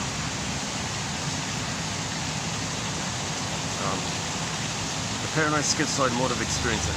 Melanie Klein's jargon for this phenomenon is the paranoid schizoid mode of experiencing, the paranoid schizoid mode of operating. It's like a position there. So it's the paranoid schizoid position. And all babies may briefly, temporarily, for the first few weeks, enter into this position. There's no mother's perfect. She's going to mess up sometimes. So the baby does this to cope with to adapt. But that's temporary. It's an emergency. It's not meant to be used forever. If the baby's using that forever, that's neurosis, psychosis. Okay, he'll have a slogan in life: well, my greed or your greed, either be eaten, all or nothing. Okay, so if he has attitudes like that, it's coming from that kind of place. So that slogan, my greed or your greed.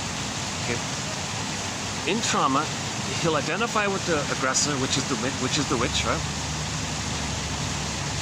And thinks he's got it. Now the witch is, remember the baby's oral greed, right? So the mother's oral greed. So he's got to act like the mother and be greedy. Okay? Because if he's not going to be the mother who's greedy, if he's going to be himself and sees his mother as a hungry wolf, that means if he's not going to be the hungry wolf, he's going to be eaten by the hungry wolf, his mother, his own image. Not real mother. An imago he makes is a composite imago of the frustrating mother, infused and blurred up and made up, elaborated by the baby's projections. The baby created this imago image. Imago means this fake image that the baby makes out of his pain. Image, it's like more direct. Imago means it's this blurred up, made up by the baby. So the baby creates this imago. You know, there's a journal called Imago to emphasize sort of this point of the difference between image and imago. So imago is the more wildly exaggerated one, the more unreal, fantastical one. The baby makes an imago of the mother as a hungry wolf. So now, but at the same time, he identifies with the aggressor. And he goes through life acting like the aggressor. So the aggressor is hate, greed, envy, spite, vindictiveness, schadenfreude, dark humor, cynicism, hate, rejects tenderness, rejects feelings, Grenvy, the quote-unquote more human side of being human, and tenderness and trust and affection, that's not there. He's more in the survival mode. So the survival mode is hate, envy, grandy, spite, vindictiveness, schadenfreude. Oh, hi there. Oh, that's another staff member.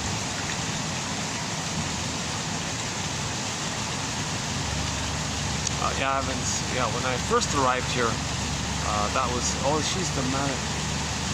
She's one of the managers, yeah. I haven't seen her in a long time.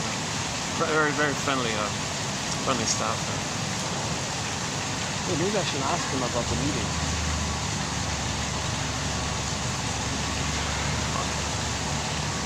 Well, she didn't kick me out, so that's a good sign. Yeah, okay.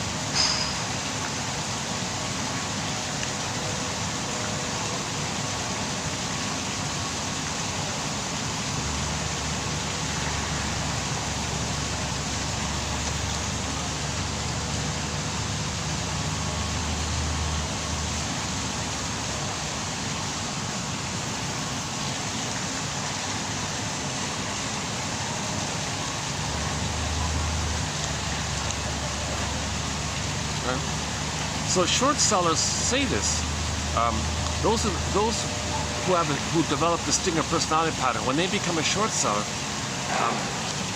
so that because the baby felt the mother plundered their soul, pillaged their soul, gave them emotional poverty.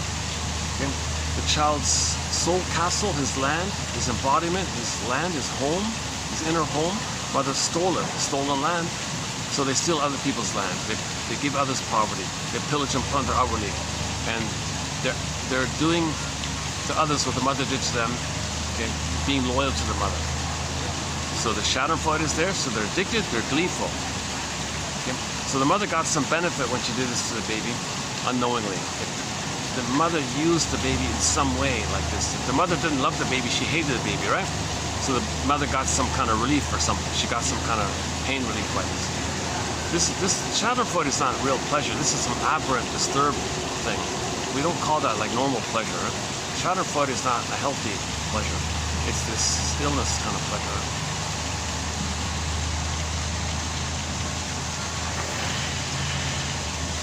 Oh, I see. Okay. Okay, when the cars start coming in, I'll leave, yeah. I think it's going to be a night function, yeah, okay.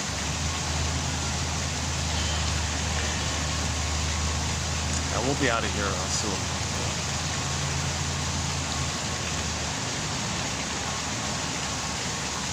Yeah, this company picked a good night to have an outdoor function. Yeah, it's a nice night, yeah.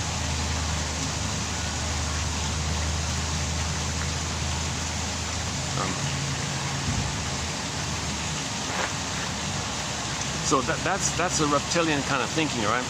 So remember the salamander brain, the snake brain, or the lizard brain, or crocodile brain, or fill in the blank, the scorpion brain, or anything that's cold-blooded like that, original, right?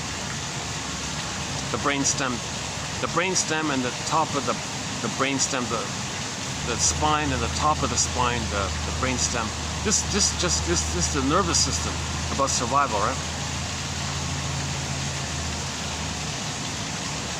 So if the trauma takes place there, they only think about survival. So the slogans are only about survival. The slogans don't. So we're plundering and pillaging the planet, right? We're Homo shortsellicus.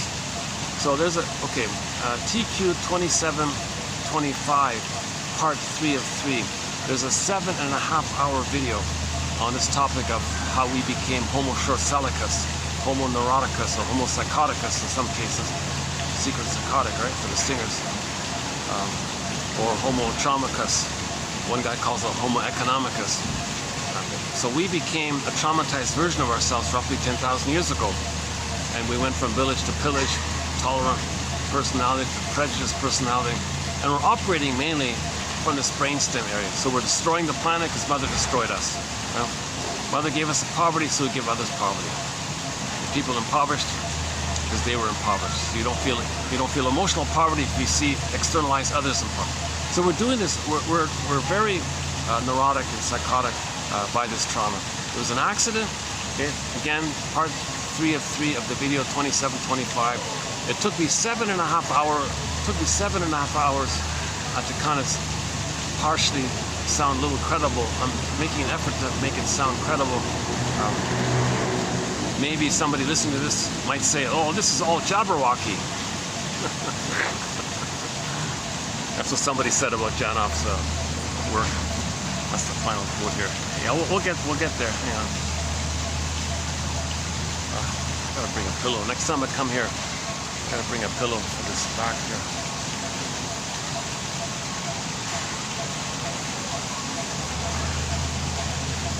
John E. Sarno. For more about the back pain, go to John E. Sarno. It's in our collection. We did We did a 4-video special run on the work of Sarno. Yeah, we could go on a tangent there about the mysterious link between mind and body. The body bears the burden. The body remembers. The body keeps the score. The conversion, motion to the body symptom, like water to ice, and then the symptom, Sarno says, you use to distract you from the true pain. It reveals and conceals your emotional conflict. At the same time, you use it to distract you from the real issue. So he says people create physical symptoms and then use them not as a communication, but as an opportunity to get away from the real issue, like a straw man thing. So they're missing the point. If a person gets a physical symptom, that's a communication of the repressed frozen feeling. It just went into the body, right? Water to ice. Water converts to ice. Okay. Emotions that can't flow, feelings that can't flow, can convert into some kind of physical problem. That's the ice idea. That's a communication. So if somebody has a physical issue, that's a communication called psychosomatic. Huh? Psyche, mind, body, psychosomatic. Mind to the body, mind, emotions, emotions to the body. Emotions couldn't flow because it's frozen with trauma. So the body bears the burden, the body reveals it and conceals it. So you're meant to see that as a communication. So back pain, he says, well, when you were a baby, you were enraged at the mother and the tension went to your back or your neck or your shoulders and all that. He thinks a lot of body tension is in relation to rage at the mother. This guy's a medical doctor. He's a respected, popular doctor and all this. He even tried to create a curriculum for all doctors to study this. They politely placated him. Oh, isn't that interesting? I don't know if they were mocking him or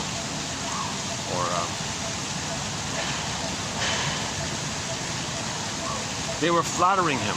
Oh, you're so smart, Mr. Sarno. You're so knowledgeable. Oh yeah, I agree with you. Oh yeah, what are we gonna do about it?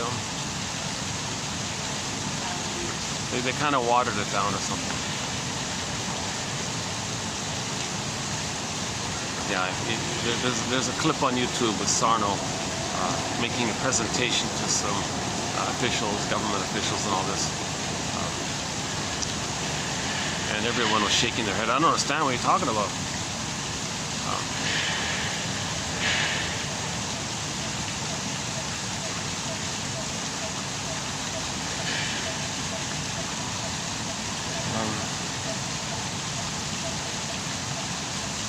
So that makes sense. If you're nervous, you tense up. Mind. Oh, hang on a sec. Let's see if we can get his little beak. I want to get him. I want you to. He's moving too quickly. You can't see it when he's jumping around like that.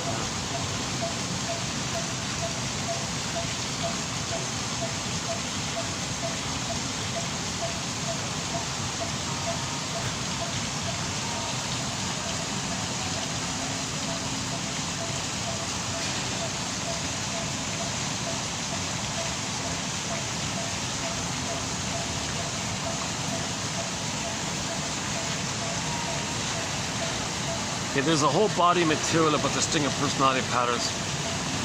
So there are more slogans. Stingers do a lot of scapegoating. So we talk a lot about the scapegoating. A lot of prejudice. It's just mainly the survival mentality. The quote-unquote more human side of being, the mammal feelings, the basic primary, they reject that, they shame it, they mock it, because it was mocked and shamed in them originally.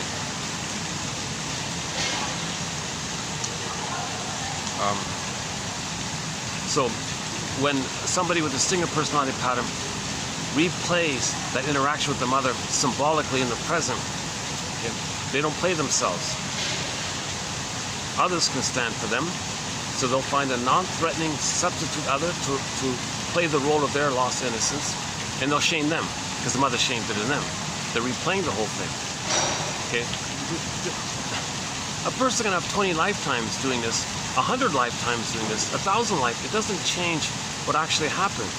The person repeating this is meant to know that's the story. They're finding their story. They're communicating their story. It's called experimental recollection. They're trying to find their story. They're communicating their story by their behavior. You interpret the behavior, observe the behavior, and put words to it. Oh, my mother did this to me. The thing I'm doing, that's what my mother did to me? Okay, now you know, now you're getting somewhere. So one woman, she was about to have a baby. She said, no, wait a minute, let me see the analyst. Went to the analyst guy, and he said to her, oh yeah, you're letting me know what kind of childhood you had. What do you mean? You're letting me know what kind of mother you had and how it felt being with her. What do you mean? She said. You're putting me in the role of you, and you're acting like her, and I feel a kind of push and a pull to maybe feel what you felt with her.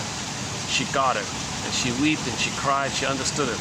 Okay, so she got the story of what had happened to her. She mourned the loss of not having a loving mother. And then when she later, when she had a baby, she was a present. She could change. She didn't need to repeat. When you're aware, you stop repeating. If you're not aware, you keep repeating until you become aware. So she was aware with the shrink, then she didn't need to repeat onto the baby. Had she not gone to the shrink, she would have repeated onto the baby. But the baby can't be the shrink. The baby can't say, hey mother, are you treating me badly? To communicate that that's how your mother treated you. Maybe he doesn't have vocabulary. He doesn't know this. That's why she's got to go to an adult to appear. Now, when the clingers, so that's post 18 months. So those who are traumatized post 18 months, but before 36 months, they're called the clingers and the pleasers because they don't identify with the aggressor. They play themselves. So in new situations, they just expect others to reject them, as if to say, see, I was rejected. Now they rejected me, others rejected me, and they're still in that place. It's painful, it's overtly childlike, it's overtly emotional and all this. Stingers hate all that. Stingers mock all that. Oh, you're such a fill in the blank, you're so sensitive, you're so weak, you're so...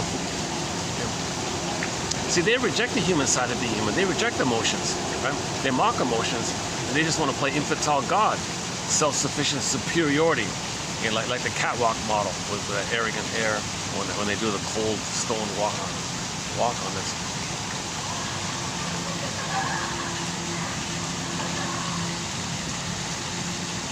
I want to make sure I'm not bothering anybody.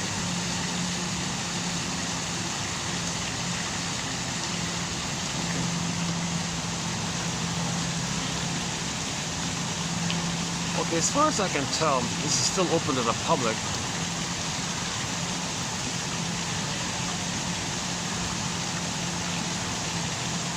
Well, maybe I'll move soon. Maybe that's what I'll do. What time is it? 4:40.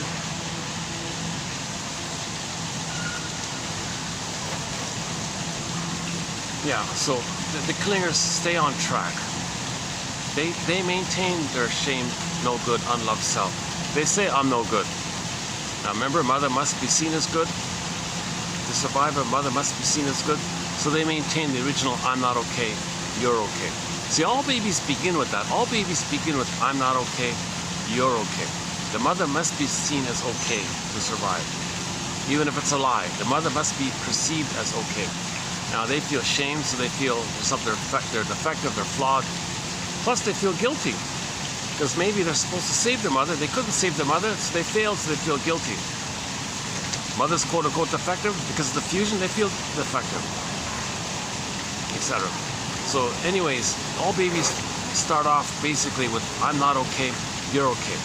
Now, if this goes on in a very painful way, like a strained way for 18 months, at some point, they give up on it. So they give up on themselves, so to speak. So they say others are no good, and they'll play infantile God and reject the quote human development. So they'll go through life maybe rejecting feelings and trust and tenderness and being an elder, and they'll say things like, oh, you're such a fool, or they'll have all these slogans about survival. It's a jungle. They'll have all these kind of rationalization and excuses in that kind of area. That's a sign of trauma. A philosophy based on my greedy, your greedy, either be eaten, useful, not useful, like number one, looking out for number, not caring about others, lack of empathy, lack of soul vision, not seeing people in their three-dimensionality, in their humanness, that we're all one family, not seeing this kind of feelingful, primary feelingful area. That's a severe sign of trauma if they're operating from the brainstem philosophy world, right? So they give up on the quote-unquote more human side of being human, the mammal feelings, and they're regressed back to the brain salamander kind of feelings there, survival area. So lack of empathy, cold-blooded, and we often describe people with a narcissistic pattern like that, right? Cold-blooded. We even in our vernacular we kind of just create idioms that reflect that. How can you be so cold-blooded? How can you be so soul-blind? Where's your where's your morality and empathy and all this? Well, they didn't get enough love to develop to that place. Love, gratitude, etc. hasn't really entered the psychological picture. Didn't get a chance to get there if they're frozen at that brainstem trauma time. So now the clingers and the pleasers and the caretakers, right? They're still on track, so to speak. So they maintain that I'm not okay, you're okay. It's childlike, but it's still the truth, it's still the real self. It's wounded, it's foolish, it's naive, they openly wear their heart on their sleeve or whatever. The stingers reject all that. They just want to play infantile God, and if somebody shows emotions, they squelch it because it was squelched in them, and they're addicted to playing God all the time. So they're going through life playing infantile God and rejecting the humanists all around, including in themselves. No matter what kind of facade or whatever they say, and whatever knowledge they may get, it's to create a mask otherwise. So the clingers are still helpful and caretaking. People who try to, people in the service industry generally, I would say, it's funny about that, yeah. Not everybody in the service industry. Some people with a narcissistic pattern, you might find them in the service industry because they like the power and ordering people around, being bossy and all this. But, you can't really generalize anymore about professions in a stereotypical way. Like you might say nurses generally want to pleasing, but there may be a lot of nurses who are in the narcissistic realm. So I really want to ask one of these staff if that's a full-fledged meeting taking place, or they're just preparing for it.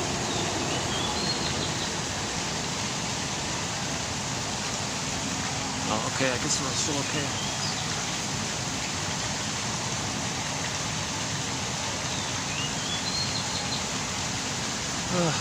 Yeah, so the clingers and the pleasers,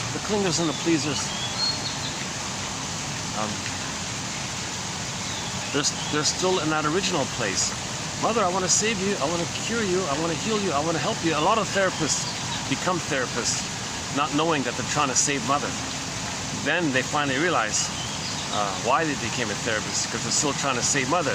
They project mother onto everybody, the world. They want to save the world kind of thing, or save everybody kind of thing. So what do they do when they learn that insight? A lot of people may change their career, or maybe just stay in it anyways, since they've learned so much. And it is genuinely a helpful sublimation, to understand, promote self-awareness and all this. So clingers and pleasers, their issue is they have some love and care and empathy and all this, and they're the bleeding hearts of the world and all this. The problem is they never got to the psychological birth of knowing truly their interests and expressing fully their interests. They're still in the childlike place of wanting enough support to get to that place. So they're stuck in the rapprochement phase of development. So back to the three main phases. So the symbiotic phase, birth to 4 to 5 months. You have the Superman, the world is more oyster phase from 4 to 5 months to 18 months. So 4 to 5 months to 18 months, the child has motor skills, new powers. He can walk, crawl, run. He can be Spider-Man. Yesterday they were climbing the window washers, or they got powers. The baby, so he can run around like the garden in a place like this, for example, and think it's kind of all his. It's all his toy kind of thing. The world is more oyster phase. So the mother doesn't rebuff him for it. Just gently protect him so he doesn't hurt himself, kind of thing. Don't hurt him for that kind of grandiose attitude that he thinks it's all about him. Everything's supposed to, that he owns everything, he can do what he wants, kind of thing. Now at 18 months, that dissipates.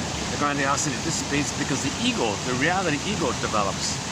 When the reality ego develops, because he feels safe to let that develop, remember in trauma, it's all frailed up, the scarecrow image. Wizard of Oz, the scarecrow, that means the ego didn't come, it's still submerged under, and it's frailed up. Remember, the scarecrow doesn't have a brain. So when the baby's loved, that ego kind of firms up and it comes access to him. So he's got a stronger ego kind of thing. And that ego allows him to know reality. So the reality is he isn't a little god. He goes, oh, okay, whoa, okay. Now the mother functions as a secure base. Now Voyager seeked out forth. Now what the child needs is, as he's learning and exploring, it doesn't cost him his mother to do so. He's got to learn that. Sometimes what happens, the child runs around, learns something. Hey, mommy, look at this. Look what I found. Oh, I'm busy. Okay, cool. That's it. The child got the message. Gee, to learn something, to try to know my interests and my curiosity, to discover what I like, what's kind of unique about me, what unique thing that's kind of resonates with me or something. Geez, if I do that, I lose my mother? Oh, I don't want to lose my mother. I'm not ready to lose my mother yet, so I won't know my interests. So they're stuck at that rapprochement phase.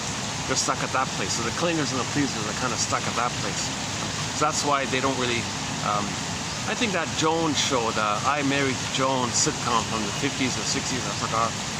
She was kind of like that. She was intelligent, cared, empathy, helpful towards others. Oh, sorry. If I can do it this way.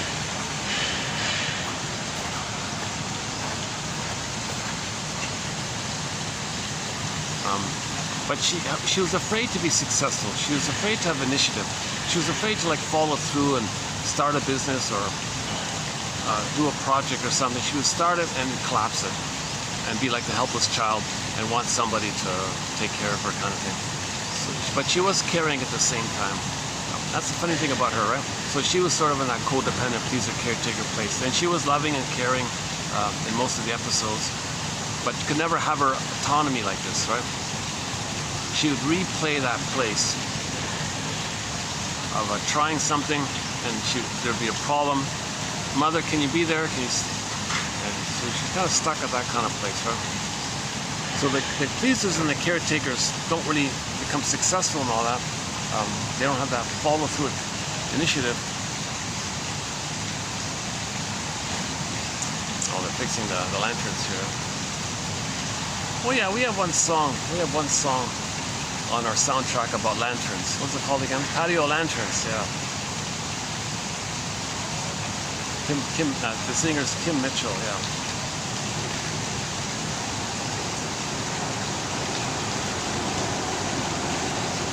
Just sort of a fun kind of song. But, oh, that's another topic, our soundtrack. Oh my God. We've got some amazing singers on our soundtrack. Devram Kaya from Turkey. Ziana Zain from Malaysia.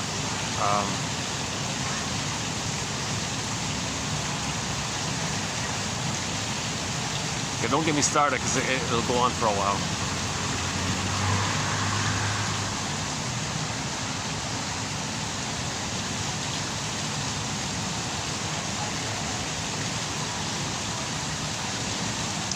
Yeah, so just quickly about the clingers and the stingers. Let's say the clinger marries the stinger. Huge mistake. Because the clinger says, I'm not okay, you're okay. Stinger says, of course, I'm okay, you're not okay. So it kind of fits like that. The stingers are thrilled to have somebody to shame, devalue, diminish, hate, etc. The clingers say, ouch, ouch, but it makes sense because they're not okay. They're okay. So they're maintaining that. The stinger says, of course. So the stingers are thrilled to have somebody to put down, meaning their innocence. The codependent pleaser caretaker will play the role in proxy form of the stinger's original lost innocence. So they replay it. While they shame them, they shame their partner. They replay it.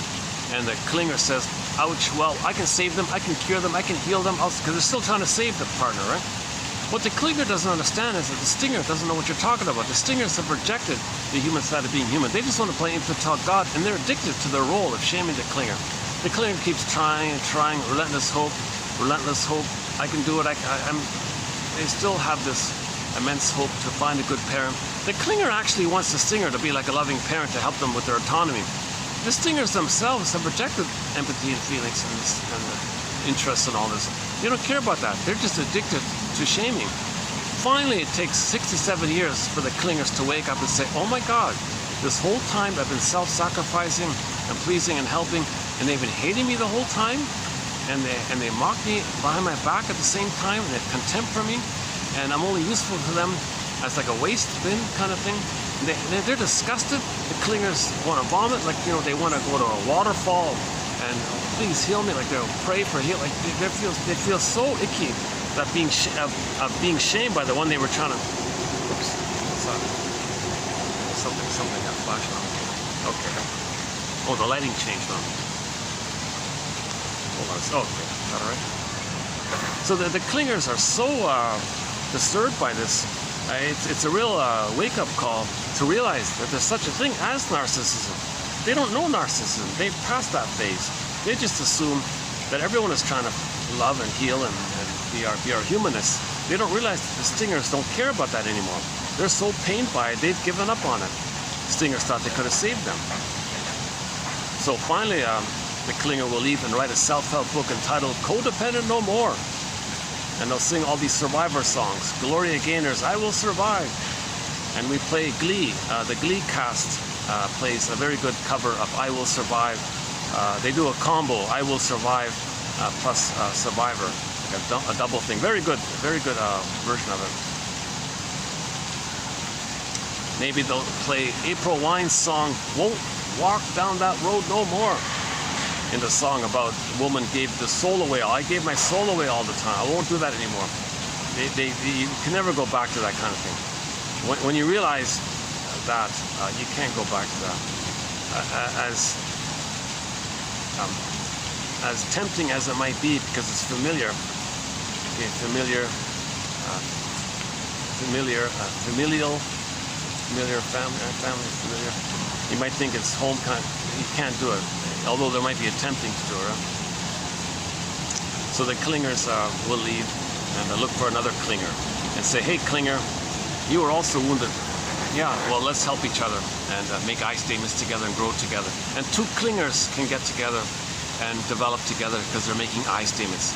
Stingers don't want to make I statements. You've got to be kidding. Stingers hate that idea. They'll mock it, they'll be contemptuous of it. They'll say, don't be so childish, don't be such a wit. They're very good with insult terms.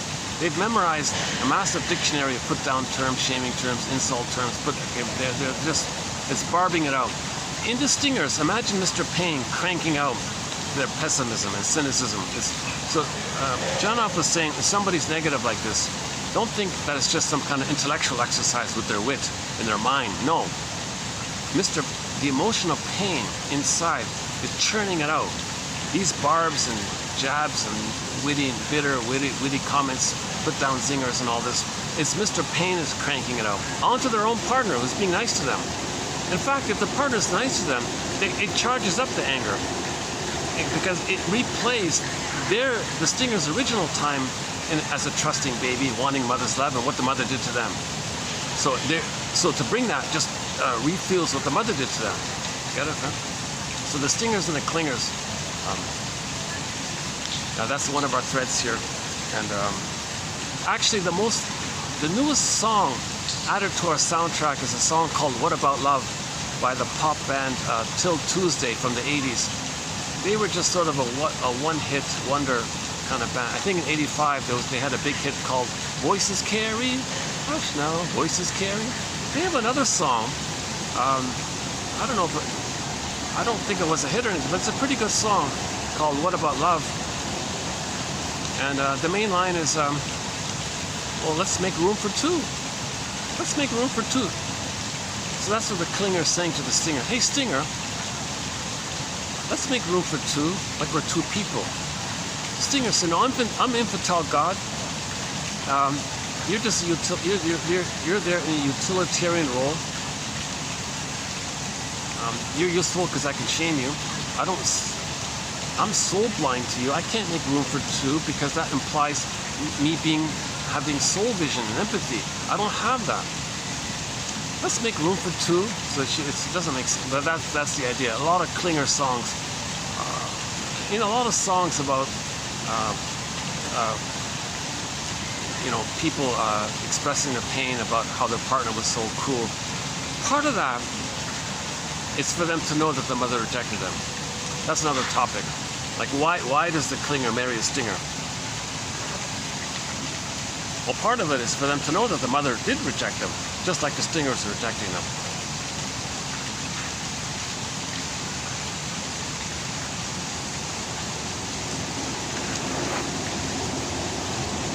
Okay.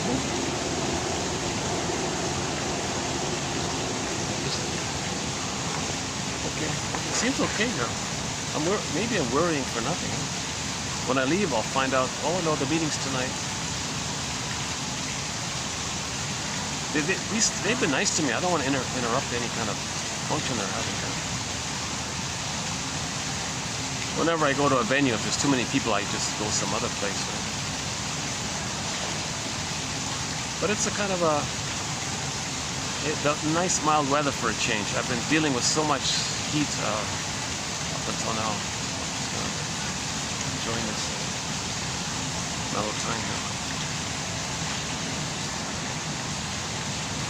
Okay, maybe I'll pause it here for the introduction. So let's go into Janoff's material here. So Janoff, 1970, wrote a famous book called Primal Scream, and celebrities, pop stars, famous actors and musicians and all this endorsed him, praised this book, and said, "Oh, this is it. He's got the answer. We can heal early trauma." And Janoff claims he has some kind of procedure to safely allow a person to go back and breathe, do the locomotive breathing. Because most of the trauma means the baby didn't get enough oxygen, they couldn't breathe, and they're frozen there. Well, if you're conscious with your adult body now, and there's air in the room obviously, and you can get yourself there, but you know you're in the present, and you can consciously link the three brains, you can allow the locomotive breathing, and you can do what you didn't do back then. You could do now what you couldn't have done back then. That's considered the healing process. So that quote that quote is here in the past 15 videos. So if you read through the past 15 videos, sorry, the past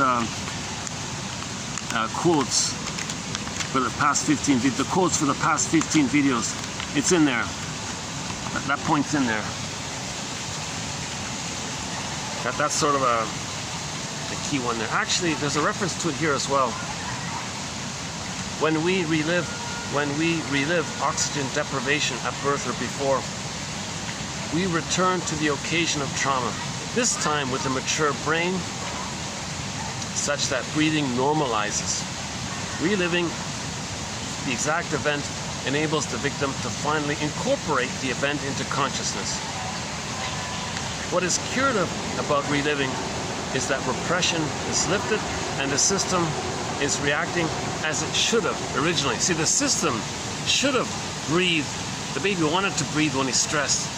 He wants to breathe more because there's not enough, mother smoking, not enough air. Baby wants to compensate and breathe more, but he couldn't. Now you go back there with your adult resources and you do what you couldn't have done, right? So I might as well, let's dig up that quote then. Hold on a sec. So that's just sort of an add-on to the main one here. Hold on a second.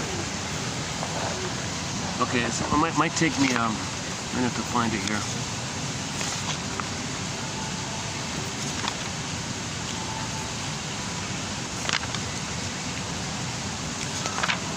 A lot of good quotes here. You know, I'm kind of excited. To tell you the truth, whatever it is with Janoff, I'm kind of excited with these quotes here. There's some really good quotes in here. I have mixed feelings about Mr. Janoff here, but he's synthesized and focused on an important area.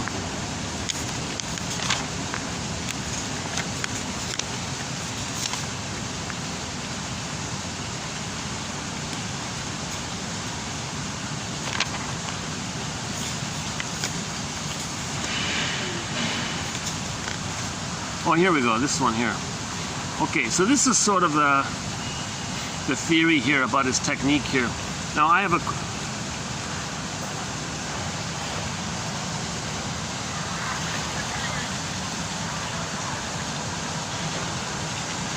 Okay, I just want to emphasize my disclaimer here. I'm not really advocating this. I'm not trying to promote this or something like that. I only have a BA here. I'm not a counselor. I'm not a therapist. I'm not a doctor. I'm not trying to advertise or promote this kind of thing. I just want to understand where he's coming from kind of thing. So these roughly 200 plus quotes we have here, almost all of them are about the knowledge about the brain's response to trauma. We only have a couple of quotes about his technique, just to understand, put things into context. Now, I don't personally buy or agree, honestly speaking, that this can be done. It's an appealing proposition. Wouldn't it be great? And a lot of people flew, plane loads of people flew to California to do this thing. I don't buy it. I think you just need consciousness, and that feeling's come up on its own. He said, well, it's too slow, it takes too long. You can speed it up, he said. So he's a bit conflicting because he says, no, you can't speed it up. Oh, you can speed it up. He does kind of a double finger. Anyway, this quote I'm going to read is sort of the essence, I think, of the logic behind what if we felt safe to be conscious and stay with our feelings, use our feelings as a vehicle to the past. So he says you want to use your feelings like a car, ride in a car called feelings, and follow the car back. Okay, so you sequentially follow evolution, right? Brainstem, crocodile brain, puppy brain, cortex. So you go back, your ideas, your cortex, to the mammal side, and then the physiological shaking side. So you might have a belief, oh, my girlfriend didn't listen to me. You go back, feel the pain. Your mother didn't listen to you. That's the mammal. And then it's pre-verbal. So he claims in the pre-verbal place, people were shaking on the floor, body temperature went up and down, and then if they relived it, their physiology and their symptoms disappeared. And all these testimonials, people say, oh yeah, I gave up smoking. Oh yeah, I feel better now. I breathe better now. My voice is better now. My heartbeat is regular and all this. And my body temperature a little normalized. I'm not so stressed out anymore. I can relax. Yeah, all these amazing testimonials. I have a question mark about it. Maybe a lot of it's from actors. It's California, right? Acting, big business there. A lot of people maybe want to feel important, and maybe are trying to be in the Hollywood industry, to be actors, how to express feelings and all this. Maybe there's crumbs of truth to it. Maybe the truth parts were elaborated into fancy stories. So I'm not really going with this primal theory. And maybe, see, I'm sticking with the mainstream. The mainstream is, in terms of psychoanalysis, the mainstream of psychoanalysis is called grief work. We want to grieve, we want to mourn. He's talking about mourning. He says speed mourning, we can speed it up kind of thing. We got all this talk, we don't need all this talk. Just lie on the floor in a padded room, and ride your feelings back, and let your body process it, let you shake it out, kind of thing. So he claims people were like shaking like dolphins and things, like in grunting. So it's the you want to get to the pre-verbal place of the trauma, and when people tap into that, when they lock into that place and they experience it out, it's mostly grunting and shaking, like an epileptic, something that resembles an epileptic kind of thing. Then you're relieved there. Then you're free from it. It's like a huge relief, huge release. So he claims that some people have done it. He claims hundreds of people have done it. And thousands of people have benefited but didn't fully do it. And who knows how many people. You see, he inspired a lot of spin-offs. And the spin-offs of his primal therapy called rebirthing, holotropic breathing, etc. hurt people more than help people. And the victims of the spin-offs went to Janov to say, please, you got to help me. You're responsible for this. So he claimed in his final book, he claims he helped the people who were hurt by the charlatans who copied this thing. So to Janov's credit, he does emphasize in his later books, no, you can't rush it. Just go as far as you can. Leave it alone. Next day you can try it again. Next day try it again. Whatever. Don't push it. So most of his material, as far as I've read so far, emphasizes you can't push this kind of thing. You can't bypass evolution. You got to respect evolution. You have your ideas. Okay. You say your girlfriend doesn't listen to you. Okay. Well, stay with the feeling of that. Oh, your mother didn't listen to you. Now you're back in the mammal place. Stay with that. Now maybe you give up. You can't go any further. But sometimes a person might feel safe enough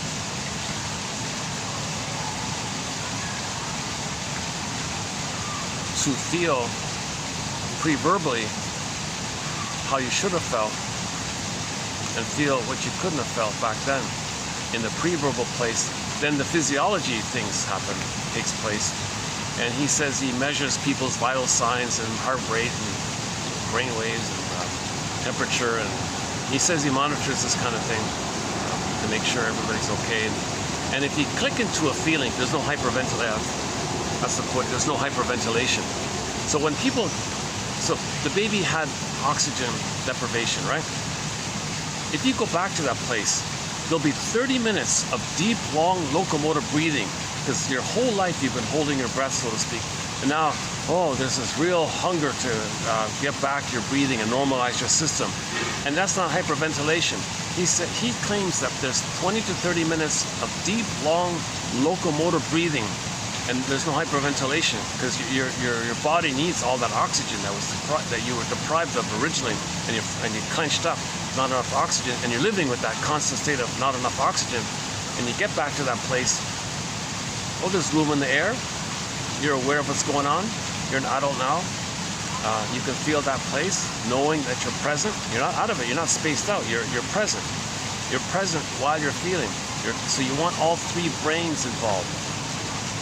You need your conscious brain to be included in the process. So you got to be aware of what's happening, and that's now.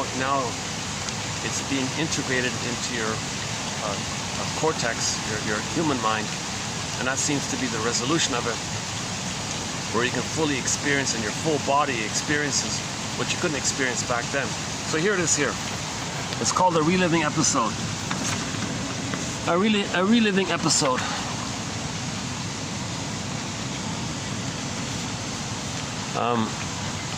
Okay, once one is totally in a memory, body and soul. Okay, so he likens this to, if you get to the proper memory, his analogy is, well, you got to the right address. You got to get to the right place. So it says if you want to go to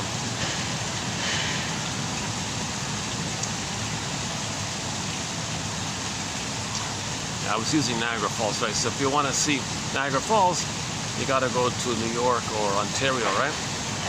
That's the right address to see Niagara Falls. You don't go to Montana or whatever, right?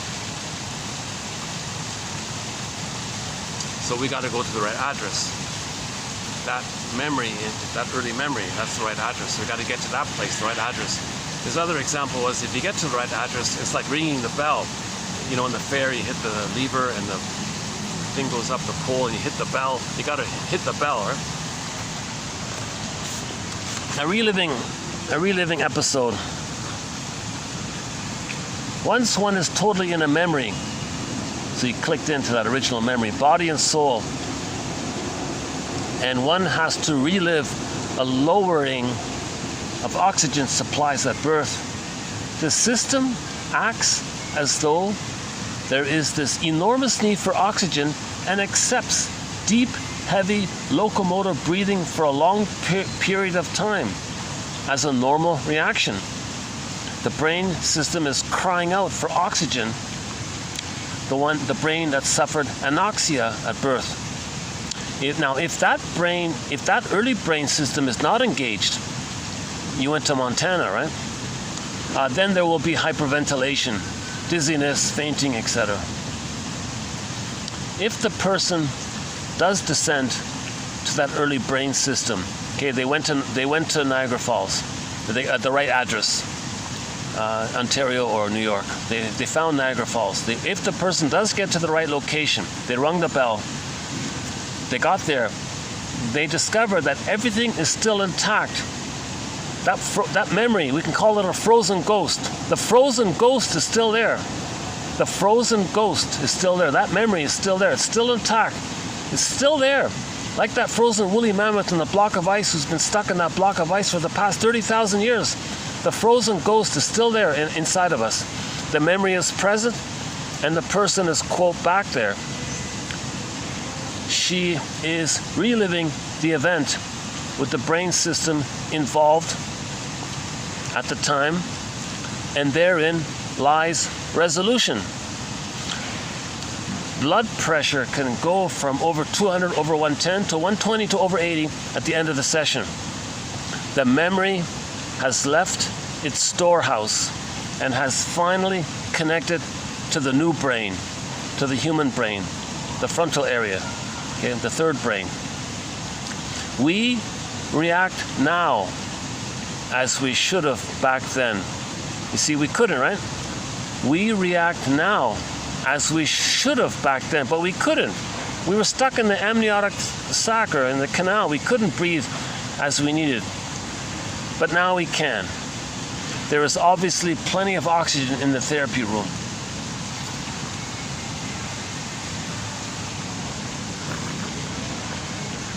When we relive oxygen deprivation, we return to the location of trauma, this time with a mature brain such that breathing normalizes.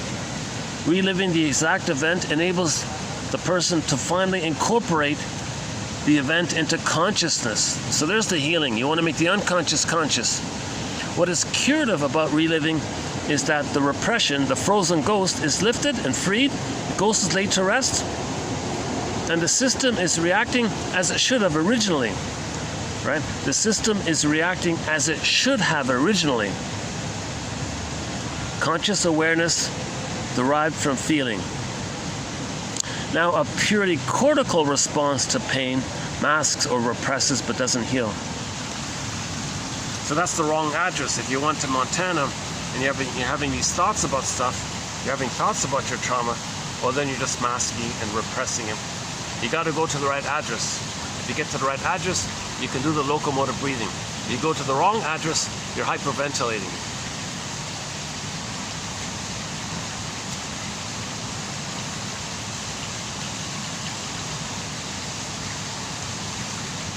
So that's a huge question mark.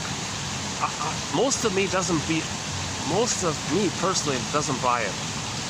I don't think this really. I think this is a bit of a scam on his end to get people dependent to do grief work with him over a long period of time. What he's saying, no one. It's hard to argue with much of what he says. It's like preaching to the choir. We all kind of agree to it, so to speak. We can all kind of easily agree to what he's saying here. The question is how to really get to that place. So all up to this point, before Janoff's work, it's the very gentle approach.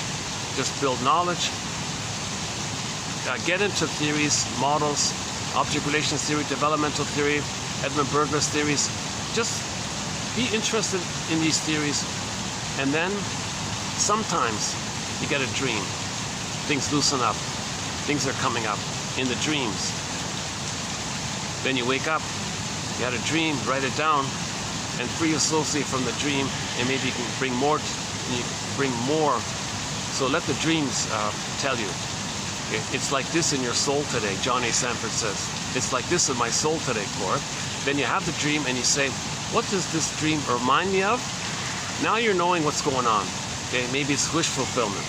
Maybe some pattern that you're engaged in. Now you're ready to know things more from the dreams. So the dreams came up because of the consciousness from the quotes. So the quotes made you feel safe. When you feel safe, feelings come up. When you feel safe, feelings come. So that's been a very gentle approach all along here. Jonoff says that's too slow. He's very impatient. So he made this kind of promise. Plus, he's a victim of the 70s where, not a victim of, sorry, he was, the 70s was a time of a great financial opportunity to be made when you promise that you can heal somebody. People would flock, because people are in pain, they want to flock. So televangelists made a lot of money saying, oh yeah, someday you'll be saved, i.e. your mother will nurse you properly. But he doesn't say that. He says you'll be saved one day. He's talking about the symbol that the baby would have been saved if the mother breastfed and held the baby and nursed the baby and tender touch and hugs and kisses and kindness and maternal warmth. Okay? The baby would have been saved, but that was missing. So the charlatan on the TV said, oh, you'll be saved, send me money, you'll be saved. Send me. Okay? So there was this huge interest to heal. So there was this huge opening of enthusiasm in this area. So the televangelists made billions of dollars doing this, and all these used car salespeople would start up self-help cult schemes, okay, and make billions as well. The guy from Est apparently made a lot of money doing this. And Janoff lists a lot of these self-help cults in his last book called Beyond Belief, written just before he passed away. He passed away at the age of 93. He wrote that book when he was 92. Very clear. He's very lucid. Very informative book, if you can find it. And I've plucked out some of the best quotes from that book in our collection here. So that's one of the gifts, I think, of 1001 Windmills of the Mind. You'll get the quotes that are hard to find. A lot of very hard to find quotes are here. Some of these quotes come from, many of these quotes come from printed books which haven't been digitized. You know, so I typed it up by hand kind of thing. Huh?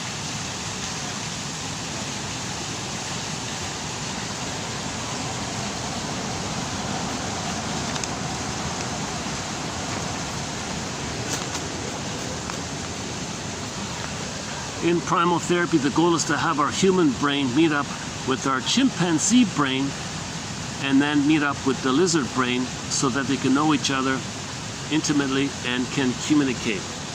Okay, so making the unconscious conscious. So the human brain receives the information that's in the lizard brain.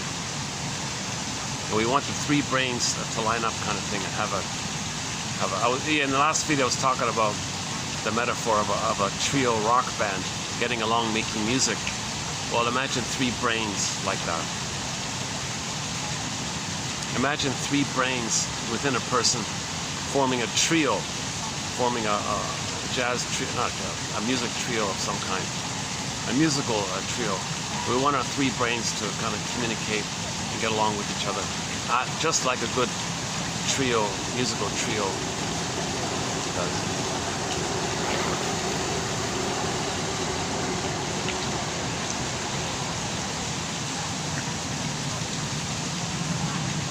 Okay, two videos ago, 2758. If you go to 2758, I tried to give in that video a summary overview of the whole 15 videos that we've done here. 16 now. Plus, I try to highlight some of the key quotes. So if you want like a summary of what we're doing here in the Janov material, check out 2758. That's for a summary of it. Okay, now let's jump into today's quotes. Today's quotes are just sort of miscellaneous quotes that sort of add on to the previous material. So let's see how it goes here.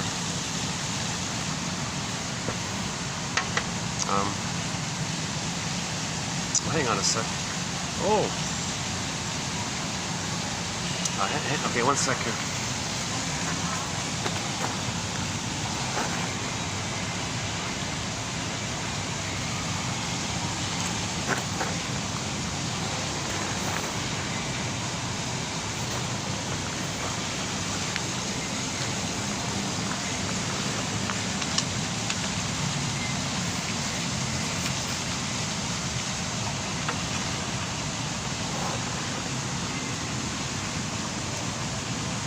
Okay, the first one here. The real self, loaded with needs and pains, and the unreal self, the self out of touch with the other self, which is able to deal with the outside world, ignorant of its own history. That is why I think neurotics are ahistoric beings. They have been robbed of their past by pain. Yeah.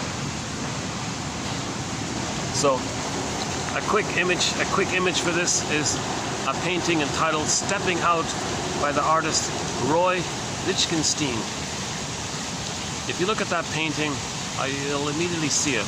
The vibrancy is the lost real self with the big eye there. And the guy on the right side of the painting, the bland looking guy, he's able to function in life. He can drive a car, do his job duties, but he's missing his embodiment, his feelings, his potential, his golden ball, the radiance of his feelings. It's all separated like him. So his real self is unknown to him. So it's denied. That's his denied self, his repressed self. Now, midlife, he's going to get a symptom or some kind of sign of this. So he's meant to reclaim, and reintegrate, and re-own what he lost. So when you have these theories, it loosens things up. You get a dream. You're kind of like accepting more. You're knowing more. So the unconscious to the conscious. So when you wake up, you got a letter from your unconscious. Johnny Semper says, when you wake up and you get a letter from your unconscious, treat it like getting a letter from a god or something, right? You got a letter from a god. Don't you want to read a letter? If a god sent you a letter, don't you want to read it? Well, when you wake up, your unconscious sometimes is symbolized like Poseidon or some kind of Greek god or something, some kind of powerful entity like it. It's timeless, powerful, and all this. Or Athena or something. So you got a message from your unknown self, your denied self. It came to the dream. So you got a letter. Woodman says this. Merriam Woodman emphasizes this point. Dreams are the language of the soul. So if your soul is communicating to you, don't you want to listen to your own soul? That's your self. That's your real self. So when you wake up in the morning, you write down your dreams. Okay. One possibility is TTAQ. Give the dream. Write down what you can as fast as you can. Don't push yourself. Just accept what you got. Take the fragments. Give the dream a title. Maybe the main theme. Identify the main theme. The main affect, A, emotion. And Q, what question might your unconscious self be asking you? TTAQ. It's like this in your soul today. It's like this in my soul today. And then take that dream. It's a message from your soul. And then free associate. What does this dream remind me of? Generally, hold on. Let's see if we can get him.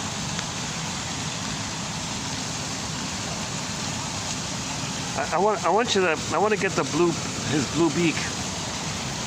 No, it's hard to get his blue beak out.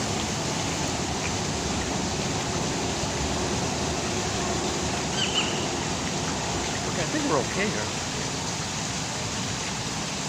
Or maybe it's just a small meeting or something. Maybe it's just like a smaller event.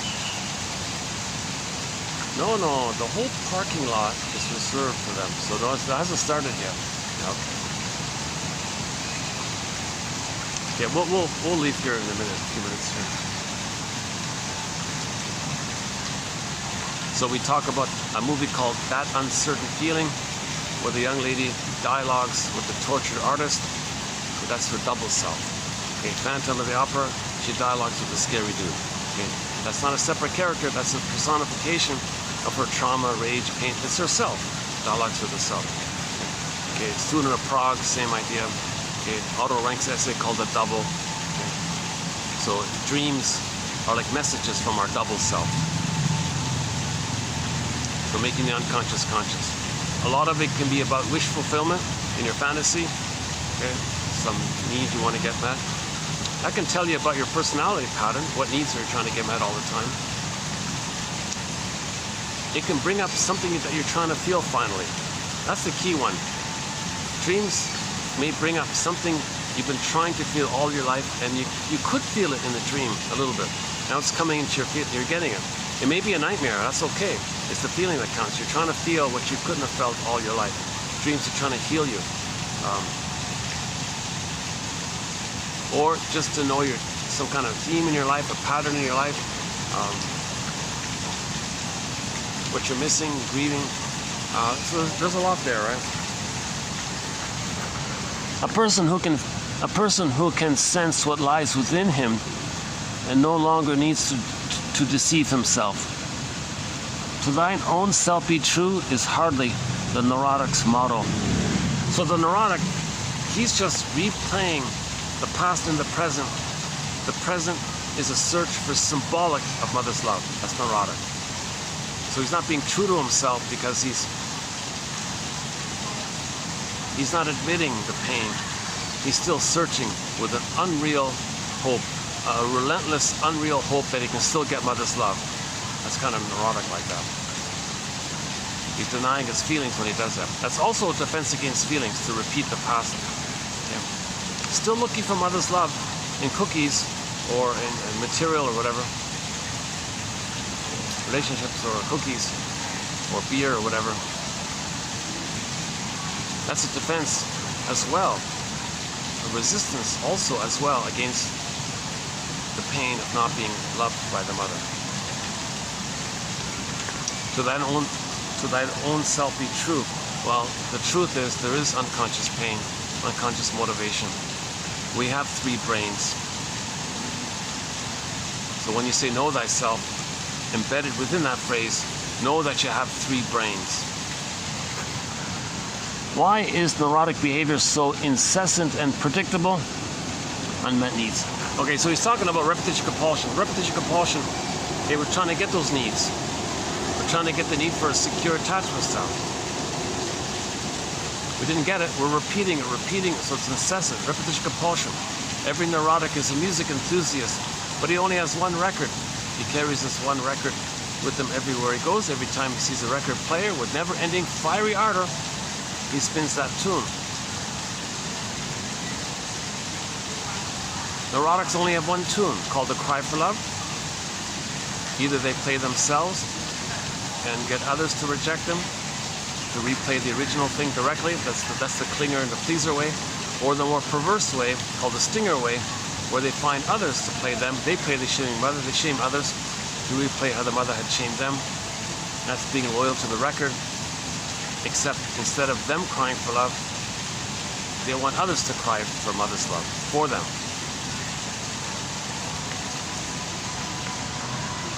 Babies react to events much more strongly than adults. In a 1983 study of the stress response of babies undergoing surgery, Anand said, quote, "To my surprise, I found that babies had 5 times the stress response of adults undergoing similar surgery.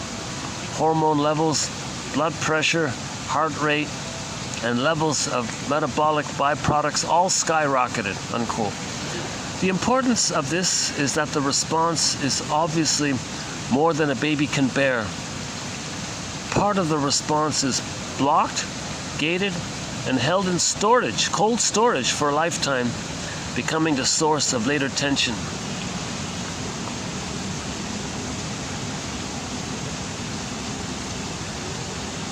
Yeah.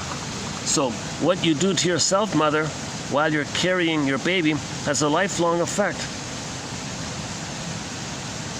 For 9 months, the baby is a tag-along. He gets what you get, only worse. Emotional pain is what happens to feelings when we don't take their natural course. Again, emotional pain is what happens to feelings when they don't take their natural course. That is why feeling feelings ends the pain. Until pain becomes conscious, it is amorphous suffering.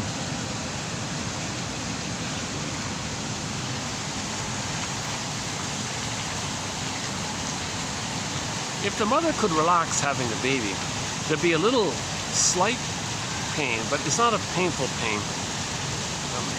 But if she clenches up and the baby's trying to come out, she's resisting the natural, basic, minor pain, and she's creating a real pain by the resistance. Now the baby is suffering much more than the mother. If the baby's suffering much more, even worse, right? So the dramatic example was the surgery example, right?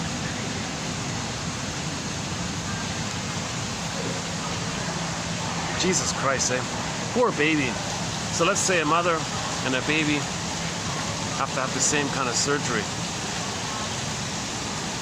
The baby experiences 5 times elevated stress almost. Even though it's numb, it's still elevated in a set place.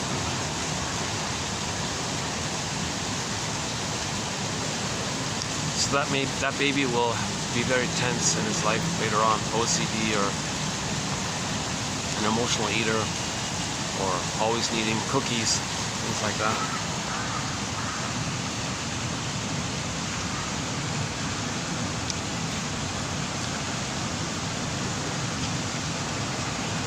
Much like an automobile needs gasoline to fuel the engine, a brain needs oxygen to do its work.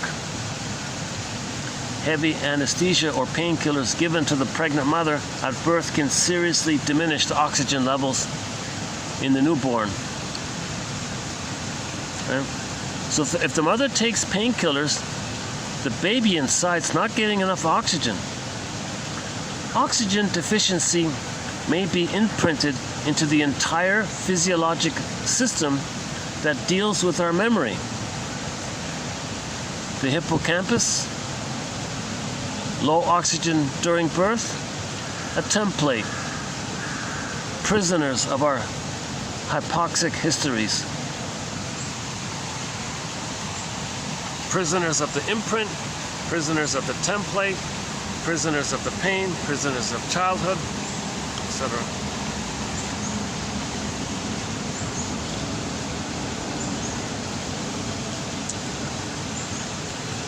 There is also an important physiologic memory that existed before we had thoughts or words. There are predictable long-term effects of prenatal, neonatal, and infant experience.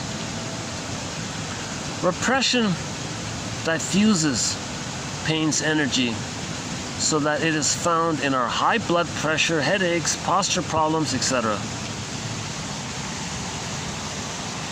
So if the baby can't feel, if the baby inside can't eat cookies, if the baby inside can't call for his buddy to have someone to talk to, if the baby can't get some kind of comforting, if the baby can't get some kind of comforting thing, right? If the baby can't do anything about its pain, right? Like adults, they'll call their friend, hey, let's talk, let's go for a beer. The adults can do something. The baby can't do anything. What's he gonna do? It's gonna repress. The pain is repressed. This pain diffuses all over the system, physiological system. Then the person can have high blood pressure, easy to get headaches. His posture can be damaged. You know, my posture, I noticed also isn't the greatest.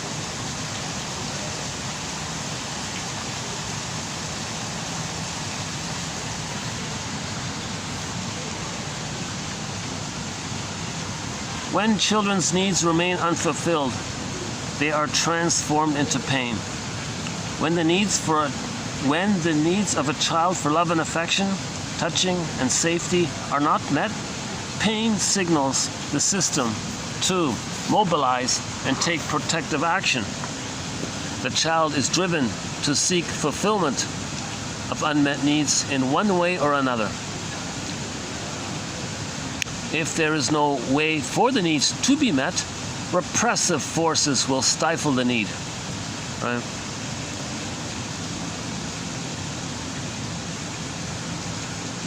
A baby can't go to the store to buy cigarettes or phone his buddy to see a movie. He represses. Repression is an automatic response to the pain of emotional deprivation. Later in life, he will seek symbolic fulfillment, seeking substitute gratification. Okay, tranquilizers, cigarettes, food, to do what touch should have done. The system is set up to produce, so the brain, right, the nervous system, the system, the body, mind, the whole organism, the person is set up to produce an endorphin, pain-numbing thing, to block awareness of the pain so that the baby won't die, or in the case of an adult, so that the person can get on with his life. So it's amazing, eh? The baby's in pain. The baby's in pain. He's frozen screen, flash frozen, imprint frozen screen, silent frozen screen, can't even scream. He's in pain. It's endless, it's timeless, it's alive, it's frozen and alive. Okay, there's an electrochemical flashing neon light with that screen painting, the baby screen painting, saying unloved, needs not met, pain, pain. Okay, the brain sends endorphins, endorphins, endorphins. This umbrella swishing of endorphins, endorphins. So the brain gives the baby endorphins to keep on going, to survive. Okay, so we see this in the jungle, right? The gazelle is running,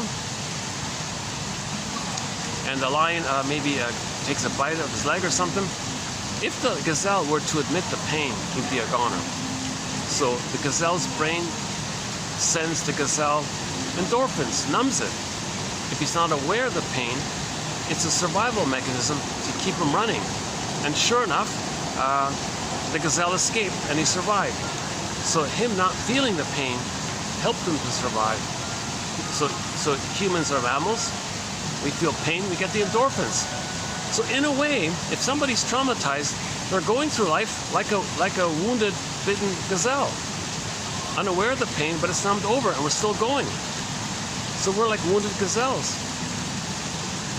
But it's a confusion of an accident, of the mismanagement of our discoveries of the time 10,000 years ago when we removed the babies from the mother at the time when we wanted to pillage in response to our discoveries.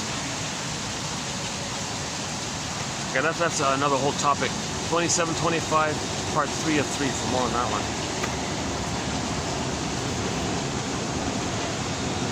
The system, yeah. So there's the gazelle one.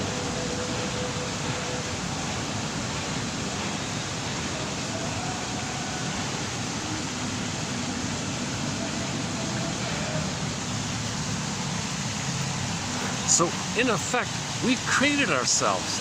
We ourselves created ourselves in the place of the wounded gazelle going through life numb. Right? We created it ourselves.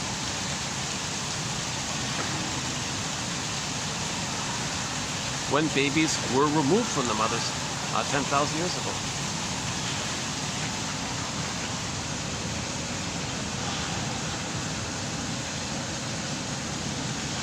What we achieve in our therapy is a greater harmony between the right and left hemispheres, implying better communication between various areas of the brain. Yeah, so we want the three brains to get along with each other. Or another way of saying it, we want the right brain and the left brain to have better communication. We can do this by letting the vehicle of feeling carry us back in history to related earlier events. Finally, okay, so here's the hope, right? If we can relive this, then your life might change. He may find a job So after you do the grief work, put it this way, once you grieve, right, and feel what you couldn't have felt, your life will change. You may find a job that will allow, where is it here? Based on your desires. So the client who has felt completely mourned, so the client who is completely mourned most likely will lead a different life, one based on his desires rather than the imprint. So once we know ourselves, chances are we're going to live differently. We're going to have a path with heart, expressing our uniqueness, loving life. There's pleasure. Okay, so affection will be there, empathy will be there, gratitude will be there, reparation will be there. You know, if your behavior caused the pain, you feel badly, you want to make amends. So our life will be different. Rather than just impulsively repeating the past and the present, repeating the imprint. So no longer prisoners of the imprint, no longer prisoners of our childhood pain.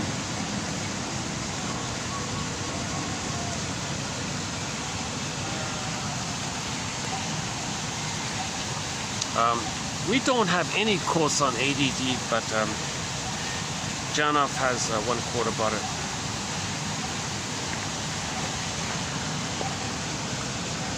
What are these children with ADD running from? Pain that is too much to bear. The ADDer is often an underachiever because he can never stay focused on anything too long enough to learn it properly. But he may find a job that will allow for his distractibility.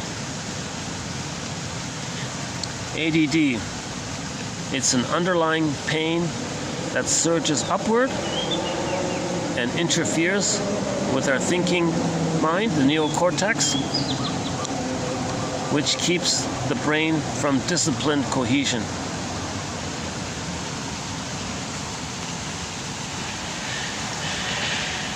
So too much pain's coming up to the cortex. You can't deal with things. Normally there's a repression that they call the gating thing. Like a barrier there. The pain is there, but it's barriered. But with ADD, that barrier got damaged, and then too much is coming up, so we can't concentrate. So he said he got a job, in a busy restaurant, where he can busily do many little things, 10 things at the same time. So he was very good at multitasking because he had ADD.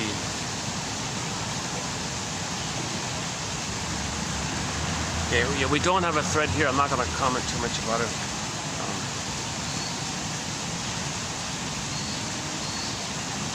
But he claims some of the people who flew to his thing had ADD in the beginning, did the primal therapy thing, and later calmed down and could learn things and have discipline, focused discipline, and all this cohesive discipline, cohesion.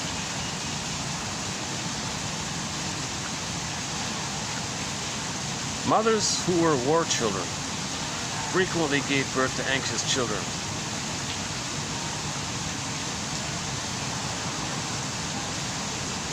If a woman is in a place that's being pillaged and plundered,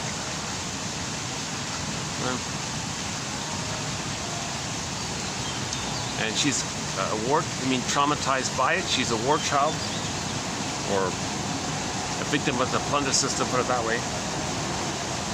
I don't know why they call it that, because they're the victims of the pillage and the plunder. They're not like resistant, there's no genuine conflict. They're just being victimized by the short sellers. So let's grab their land, scare them off their land, get out, right? So one quote is 70 million people lived on Turtle Island for 100,000 years or whatever it is. And then the invasion came, right? And a lot of them, most of them were murdered, right? Enslaved, murdered. And so the survivors, they're children of this, right? And if they're women and they have babies, those babies be it a boy or a girl, are going to grow up anxious. So you can see that a lot of indigenous people are pretty anxious, right? Actually, it seems to me a lot of Europeans are kind of anxious as well, right? They're just very controlled and rigid about it, OCD about it. But a little empathy there, right? A little empathy there. If someone can call their mother, hey mother, were you a war child? Where did you grow up as a child? Oh.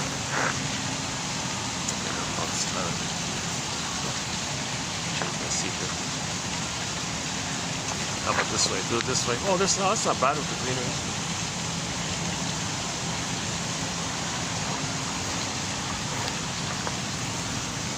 When we say he's got cold feet, we are articulating a physiologic truth about the roots of apprehension. The person with cold feet may be reacting, therefore, to an intrauterine environment of fear produced by an early oxygen deficiency.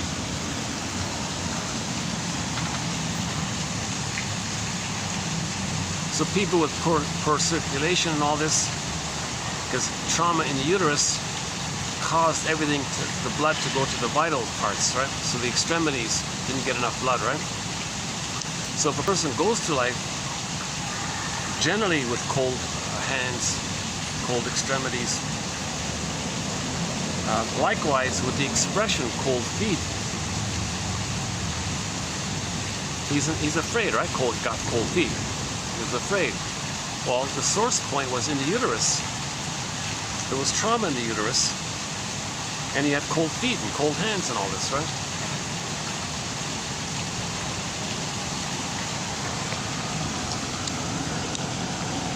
We don't have a thread on depression, but here's one quote on it. In describing the symptoms of their depression, they are also relating the sensations of birth trauma and gestational life. Yeah, so in his chapter on the topic, he has like a checklist of depression and all this. He says it mirrors birth trauma and life in the womb during prenatal. So if the baby's distressed in the womb, maybe he's passive and helpless and can't do much. Maybe a person feels like that in life later on. Okay, lastly, Jabberwocky. Here's the final one. In 1977, Dr. Arthur Janov sued the publication Psychology Today for $7.1 million in libel damages for describing his therapy as Jabberwocky.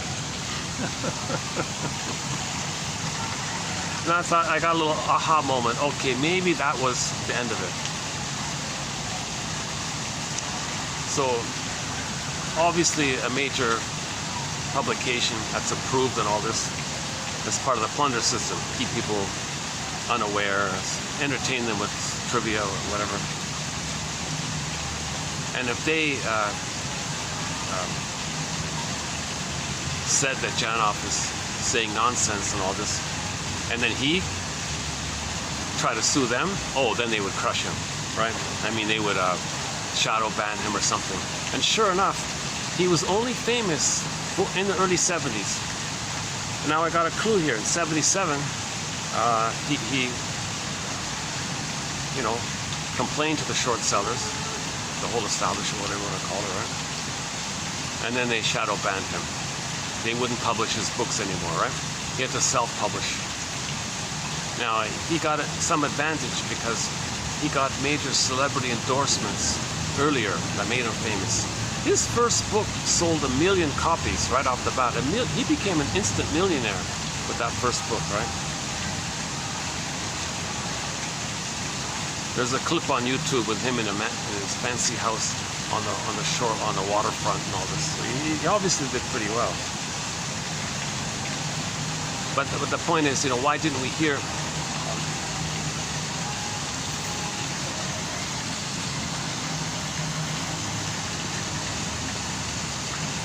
why? Maybe I can. Okay. Let us head out soon. So yeah, why did we hear much about him? Like, I didn't even know he had all these extra books until by accident I heard a radio interview, like a reposting of an interview Janoff and his wife gave just before he passed on a program called Radio Curious. That's a very good interview. If you go to Radio Curious, it's an audio podcast interview thing. The host interviewed the Janoffs, right? Very good 20 minutes. That's what kind of alerted me. Oh my God, this guy is not a Dumbo. He's not Jabberwocky. He's not Jabberwocking. He's not speaking gibberish. He was pretty clear in there. That's what got me started in this current run here. That's why I'm currently doing this run, because I heard that interview. And I looked up his material, like, oh my God, there's a whole treasure of stuff here. But all of his famous, you know, you can't find his old talk show host interviews with all the Don Hughes and the Dick Cavett show, all these shows that he went on. None of them are available on YouTube. They've all been scrubbed or something. So they blackballed him or blacklisted him or something like that.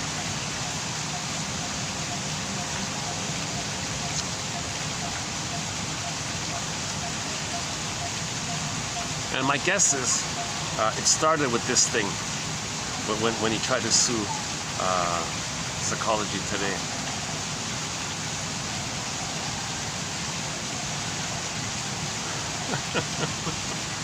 He still did pretty well, of course, and all that, but it's a pity because his books serve today, in my opinion, as good, solid self-help books, just in general. Just good, solid, clearly written self-help books. Yes, there are parts that are a little confusing to me. Not too much. There are a few points in there where he kind of contradicts himself and he blurs things a little bit. It's not perfect. He doesn't have the complete answer, and he admits it. He says it. I don't have the complete answer here, but I just wanted to highlight that we have three brains. Come on, people. We have three brains. Psychoanalysis deals with the first and the second brain. Nobody's talking about the brainstem area, and much of our memories are in that brainstem, as evidenced by our physiological issues. If somebody has elevated, if their body temperature is too cold, he says maybe it's like that. If it's too hot, it's like that.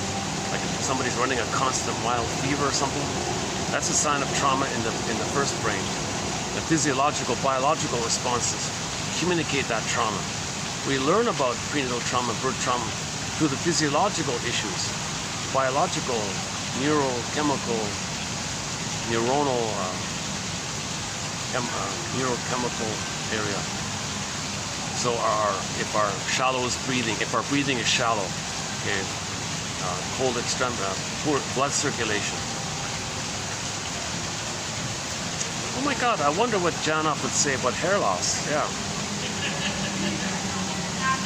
I wonder if hair loss is a sign of prenatal trauma or birth trauma.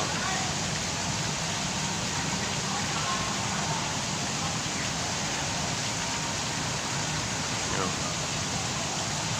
No, I hasn't mentioned it. So in this video, I mentioned two things that we haven't talked about in any of the previous videos. One on depression and one on ADD. We don't have any quotes on that. But I just thought I'd include it here. But that caught my attention. What are these children with ADD running from? Like, they're always running, right? They can't pay attention. They try to read something. Oh, they run, dart there, dart there. There's so much pain. They stay, try to read a book, dart. Right? ADD, right? They can't pay, because the pain comes up. They stay with something. Oh, go away, pain. Go away, pain. So they're always running from the pain. The darting around thing. So that's one theory about ADD. That there's too much pain, and they're always running from the pain.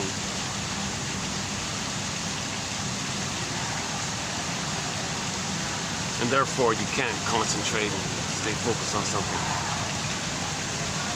And his theory about depression, I can't find that book. He's got a whole book on it called The Janoff Solution on this very topic. Unavailable. It's unavailable, totally unavailable. I couldn't find it. at all. Oh, let me check. Maybe it is available. If it is available, it's at some ridiculous high price or something.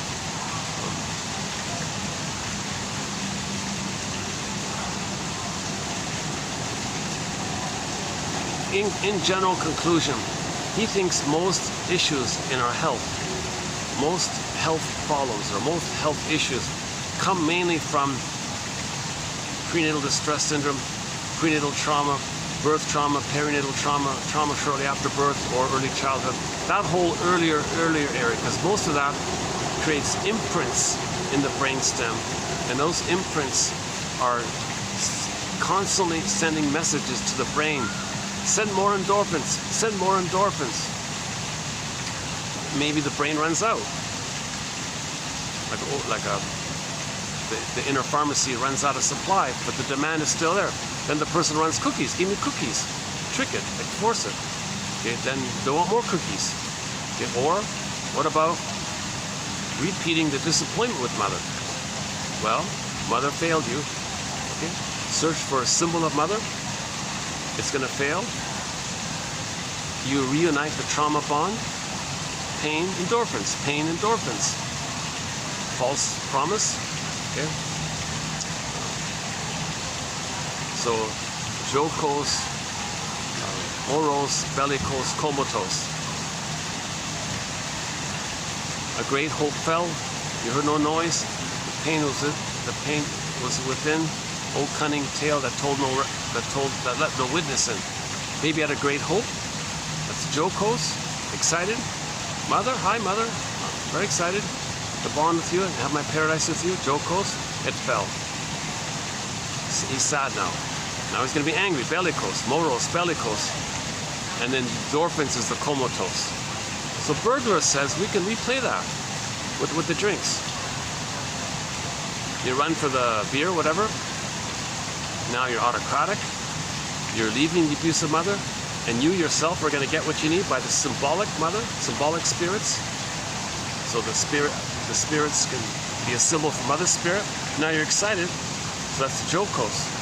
So a great hope. So you get to drink the beer, great hope, very excited.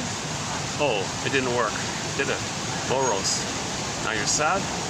Bellicose. Now you blame the world. What's going on here? Then next morning you got the hangover, that's the comatose.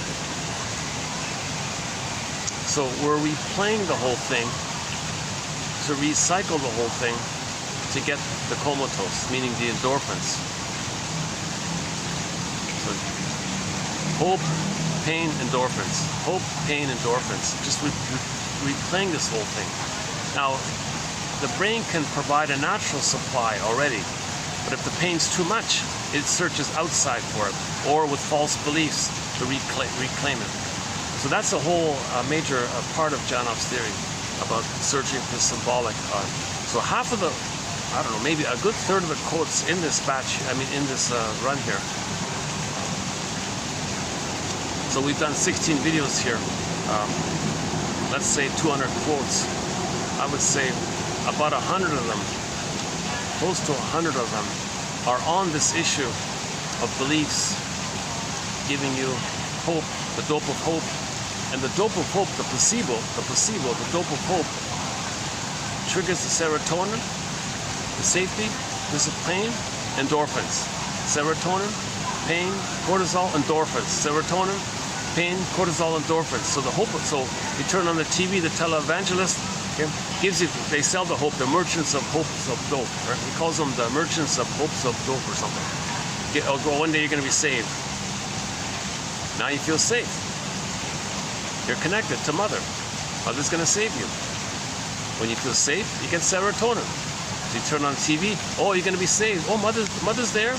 You got to blip the serotonin. A little while later, oh, that didn't really work, did it? But never mind. You're going to be numbed over with the endorphins. So you do it again. So then every day you turn on the televangelist speech. Every week you go to the sermon or whatever it is, right? So we're coaxing our brain, pushing our brain. Come on, brain, give me more endorphins. Replay the thing. Or if that doesn't work, then run to the nearest vending machine and buy Tylenol with codeine in it, he said. Jill and David Sharp was saying. Oh, hang on. Oh, there's a whole group behind me here. Okay, let's get a move on here. Okay, now it's clear to me that there's a whole group here. Okay, let's take a next door here. Hold on a second.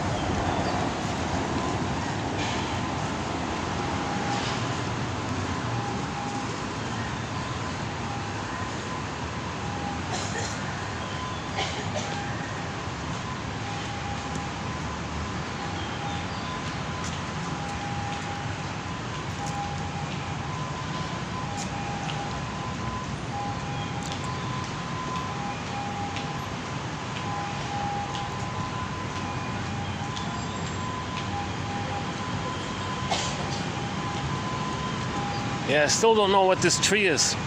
Across the road there, they got this massive tree that sort of forms a kind of a curve on the top, like a nice.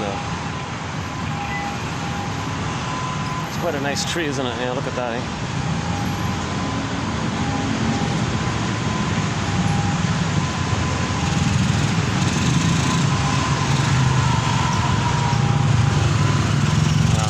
How well you're seeing it. Is that better?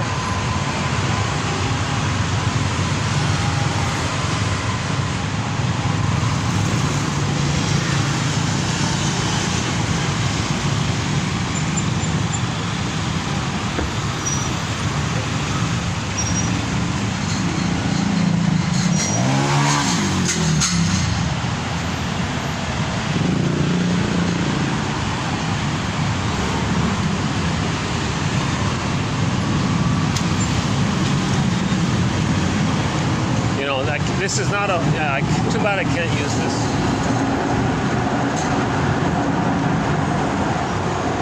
Yeah, I wish I could use this. Let's see. The guard's probably gonna kick me out here, but let's check this out.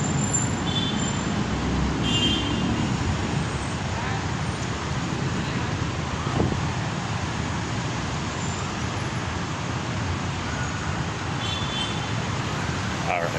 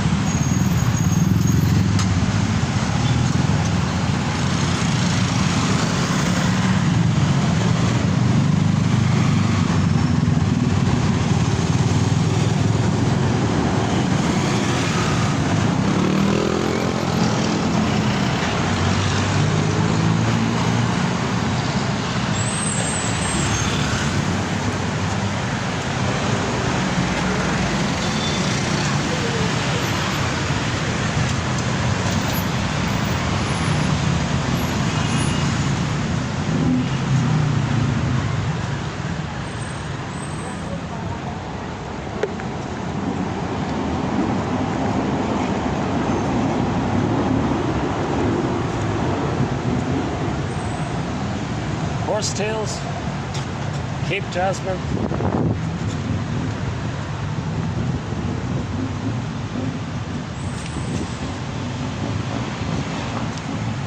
Thai orchid tree, sword fern, dog fennel, and this, believe it or not, is a fig tree. According to the sign, this is a fig tree.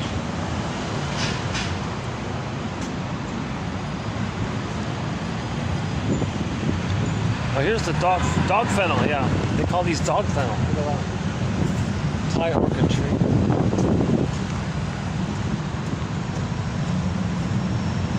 Oh yeah, here's some baby fig trees. Look at that, eh? These are baby fig trees.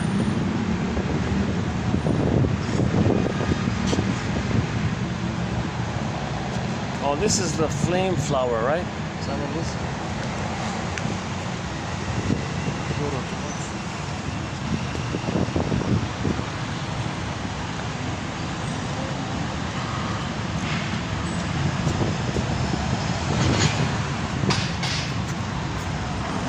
Maybe I can just end up the video here for a minute. Well, let's see. Yeah, I like to just quickly identify my personal. My hope is that one in each batch are of interest. Okay. So let's see.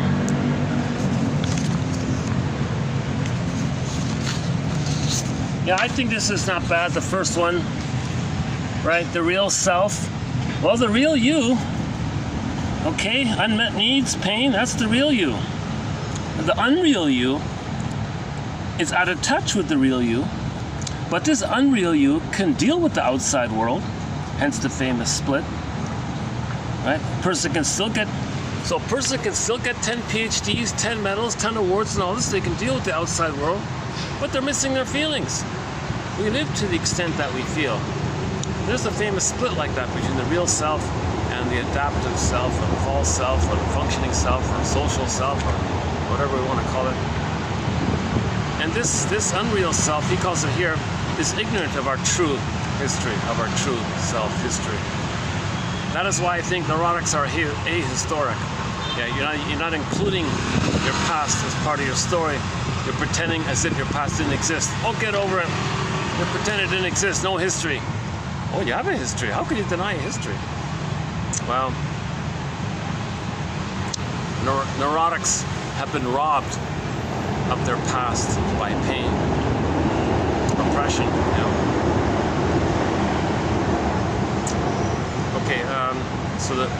So babies react way more than the mother does. Whatever the mother's doing, it's minor, but for the baby, times something. The mother takes a cigarette, it's a minor thing for her, but for the baby, it's much more serious. And the one here, for 9 months, the baby is, you may think of the baby as sort of a tag-along, right? And so he gets what you get, but much worse. What you do to yourself while carrying has a lifelong effect. Oh, and that has a lifelong effect. It has a lifelong effect. If the mother takes one drink or one cigarette, it can have like a lifelong permanent imprint in the child. A baby can be traumatized already in the physiological realm. We're talking about trauma in the physiological area of the body and all this. We're not talking about developmental trauma in terms of personality development, of the stingers and the clingers. That's a separate area. So there's two kinds of areas here. Janov talks about trauma in the physiological thing about the person. These physiological elements can appear in any personality pattern, even healthy people. So there's a separation there between the broad category of developmental trauma, attachment theory, and all this, and where the baby's traumatized in the developmental process, and which kind of personality develops, like the clinger and the pleaser versus the stinger, and which stinger, and so on. His kind of trauma is more about the physiological issue of your body's, your physiological trauma, and that can take place in any personality pattern. So in other words, a person with the bully pattern can be the revved up sympathetic one, okay? Or it could be the parasympathetic one. It's not dependent on that. So there's like a parallel thing going on. This repression one's not bad. Repression diffuses pain's energy so that it is found in our high blood pressure, headaches, posture. He got me there with the posture because I've always had this issue with the posture. There is also an important physiologic memory that existed before we had thoughts or words. So here it is here. Physiologic memory. Physiologic memory. He's saying that's his whole thing. That there is such a thing as physiologic memory.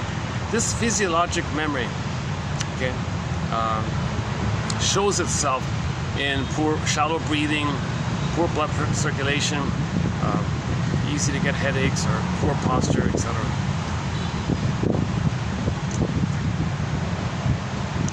Much like an automobile needs gasoline to fuel the engine, a brain needs oxygen to do its work. So think about that, right? The car needs gas to do its thing. Our brain needs oxygen to develop. We don't get enough oxygen. Our brain is a little bit damaged, right? The thinking part is a little bit damaged. The memories. Oh yeah, he says about Alzheimer's. He thinks also if people have Alzheimer's with memory issues, he traces that back to anoxia, like not enough oxygen in the uterus. It just has like a gradual buildup. So the baby's oxygen deprived. So there's a continuous, mild, ongoing oxygen deprivation that goes on through his life, and then it kind of clicks in with poor memory finally, because the oxygen deprivation damages the hippocampus and the cortex of your conscious memory. So a person's in their 70s and they don't remember too much. He traces people with Alzheimer's, dementia, all this, to lack of oxygen in the uterus or at birth.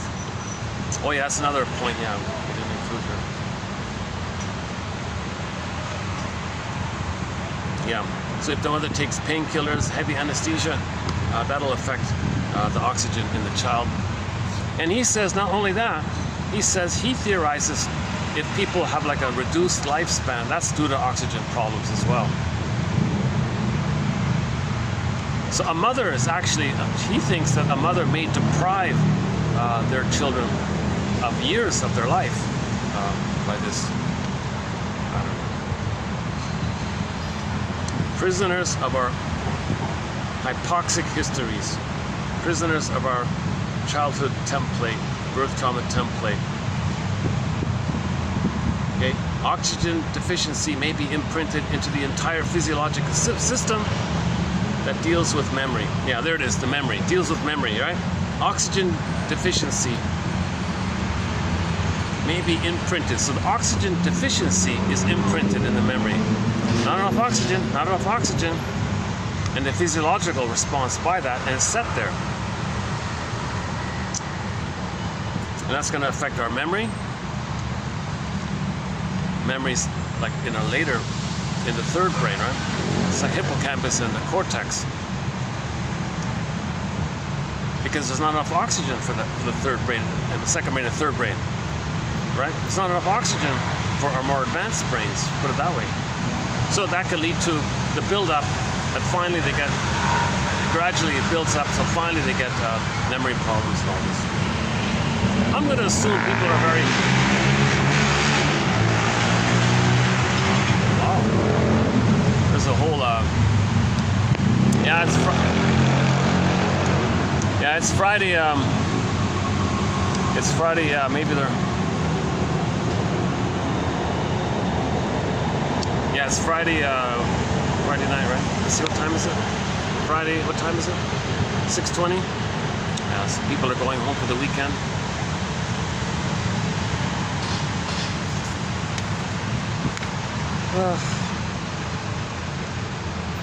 Okay, we talked about the locomotive breathing one. Okay, so for me it's the first one.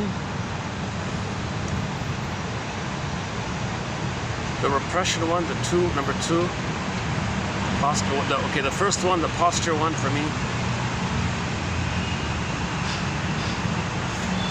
And what else?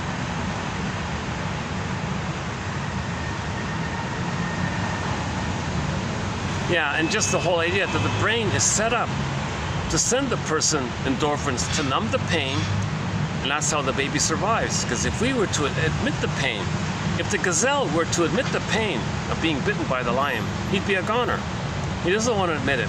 So the brain numbs him. Gazelle, run, keep going, there's no pain here. Numb, just go, run. So the brain sends the gazelle endorphins to run. And sure enough, the gazelle escaped and it survived, right? So it was a survival mechanism. Now we humans seem to be acting like wounded gazelles. That's called neurosis. So what do? Let the vehicle of feeling carry you back in history to related earlier events. That's part of his technique, right? He doesn't really reveal. Here's another confusing thing about him. Here's maybe the charlatan side of him. He says he has certain protocols to help a person gradually ride the vehicle of feeling backwards, but he doesn't detail it. I don't think you should push it. You have a feeling? Stay with the feeling, fine. What does it remind you of? You said your girlfriend didn't listen to you? Stay with the feeling. Come on, who really didn't listen to you? Who are you really talking about?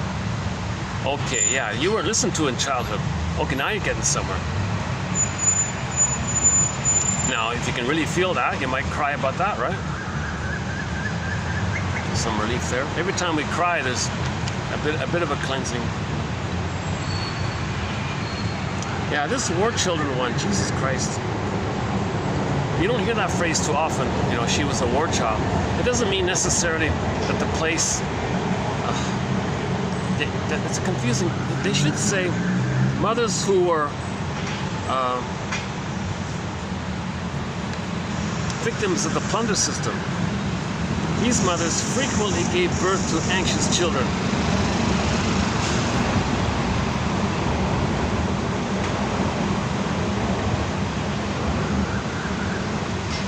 Okay, the cold feet one, okay. So he thinks there's a parallel there, right? The expression cold feet, well, you're afraid. Well, look at the source point in the baby.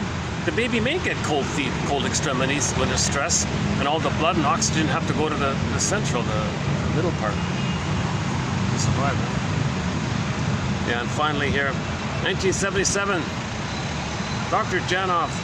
Another thing I don't like about him, he always calls people patients. He's not a medical doctor, but I guess he's allowed to call people patients all the time. I get a little kind of annoyed, slightly. You're not a medical doctor. I keep saying, I'm kind of thinking when I'm reading the book, why do you keep calling, oh, my patient's this, my patient's this? And he says he actually can, is that right? He can actually prescribe, in special cases, he actually prescribe things. Are you a medical doctor? Can you do that? I don't know. So it's confusing when people use the word title. You think they're a medical doctor. But no, if you got a PhD, apparently you're allowed to call yourself doctor, even though you got a PhD. Jesus. Anyways, Mr. Janov sued Psychology Today for describing his therapy approach as Jabberwocky, nonsense. And there's no information. Was the case dropped? What did he win? Did he get money? I doubt it. I seriously doubt it.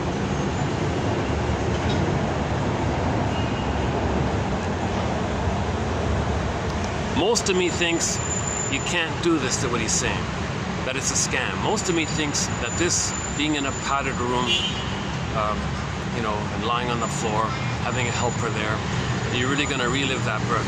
I don't buy that. I don't think there's enough safety by that. I don't think that offers enough safety, and I think you're pushing it. It's not going to work. It's not going to work. My understanding is the only thing that works is you have a level of knowledge that makes you feel safe to let feelings come out spontaneously. You can't push it. Maybe you're scaring the person. Maybe the person goes in an enclosed room. But to give some sympathy for Mr. Janov, or Dr. Janov, or Arthur Janov, a little sympathy, he did confess a very painful experience on his end. he did a very foolish thing, and I agree with him. He said in his book that he did a very cruel thing. He did a very cruel thing. Now, I don't know which. I'm just going to put two together, but he said so this was back in the 1950s.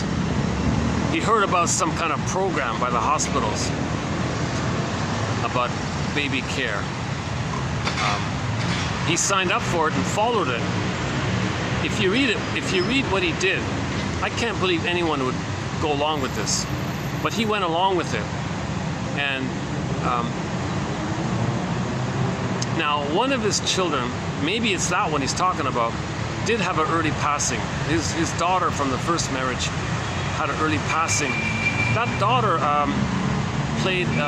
starred in a Disney film, something about horses, I forgot already. So his daughter was sort of like a minor actress in a movie or something. And shortly afterwards, she didn't make it, kind of thing. Now I'm wondering if it's the same child or not. But that thing he talked about, I can't believe anybody would go along with that. So in 1950 something, there was a program put out by some hospital department telling people, here's what you can do with your babies. And he did it. He did that kind of thing. Unbelievable. Unbelievable. So maybe he spent the rest of his life apologizing, trying to make up for it. It might have been in a lifelong attempt to make amends or something. So his 60 plus years of studying psychology and devoting, it might have been an attempt to save his daughter, you know. Maybe.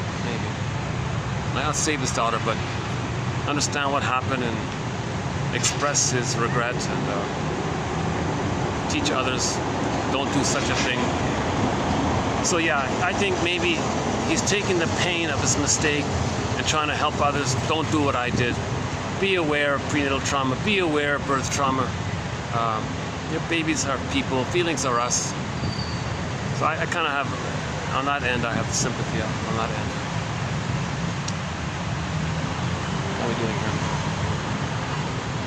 It's getting too dark here, right?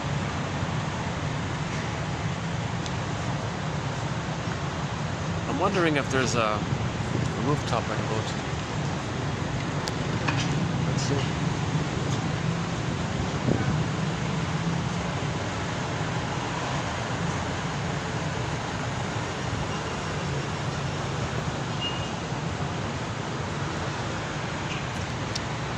Now, yeah, the rooftops in this area are a little bit limited. You know.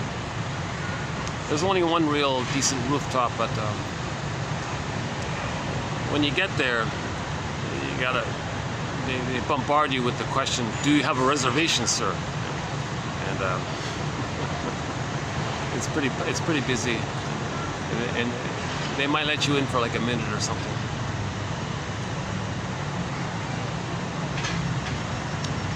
Actually, no, I can't use it.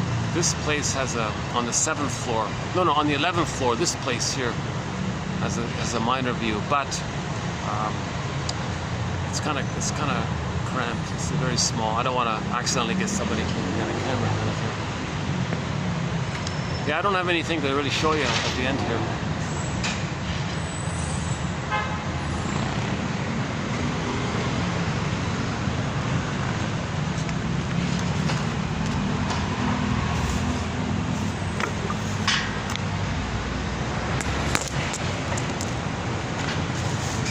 So yeah, this has been part 16 of 20 on the work of Arthur Janoff, controversial figure.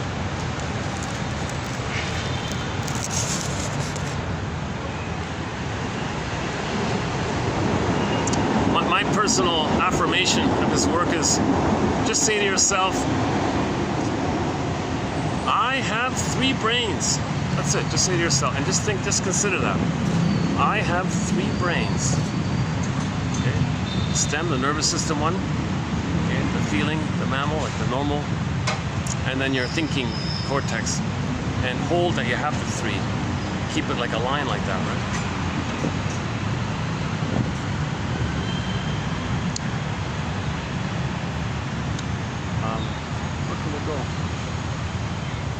it's getting... Okay, I guess I'll just go in here then.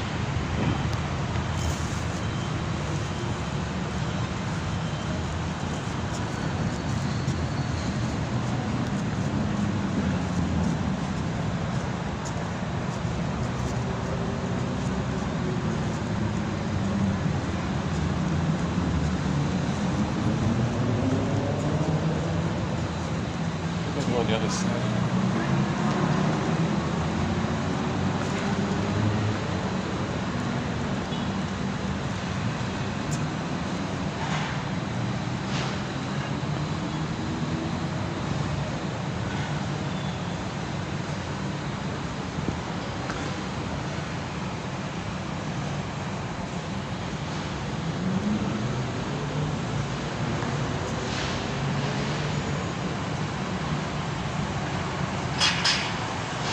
Oh yeah, there's a... hang on.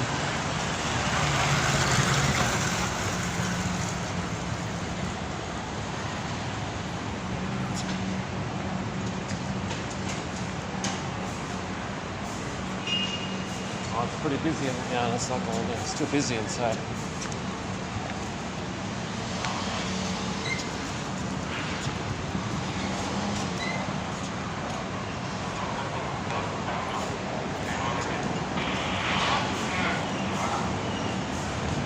Well, I got some nice decorations in there, but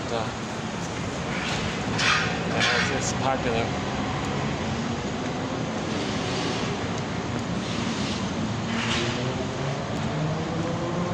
Well, maybe I'll just wrap it up here.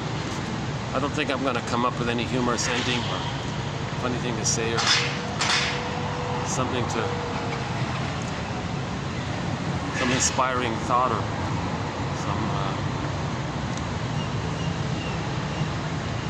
some wise thing to say. Jesus, yeah. My disclaimer once again, you know, I'm not a therapist and all this. I said that already, right? I only have a BA. Let's just hang out here for a bit. Yeah. Where can I get good lighting? It's all pretty. It's like this everywhere.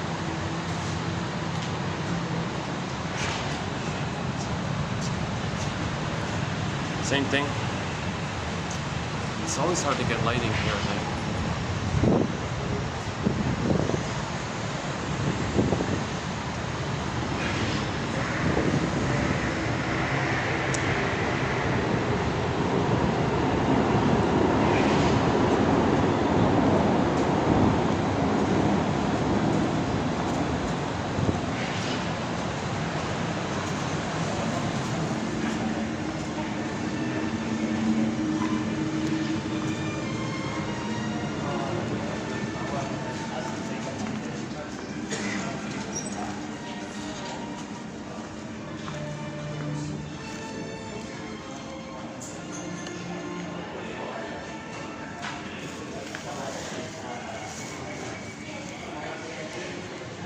Here for a bit. One seat's available.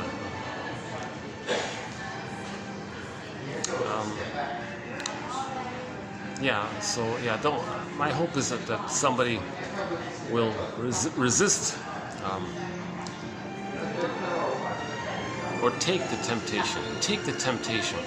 My hope is that somebody will take the temptation to judge these quotes on its own merit,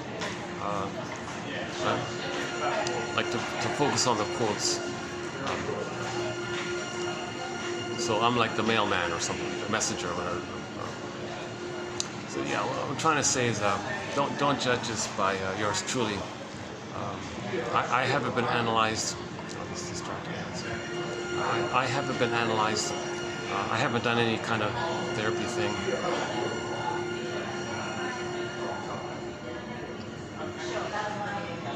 I looked around a little bit back in Canada. Zilch.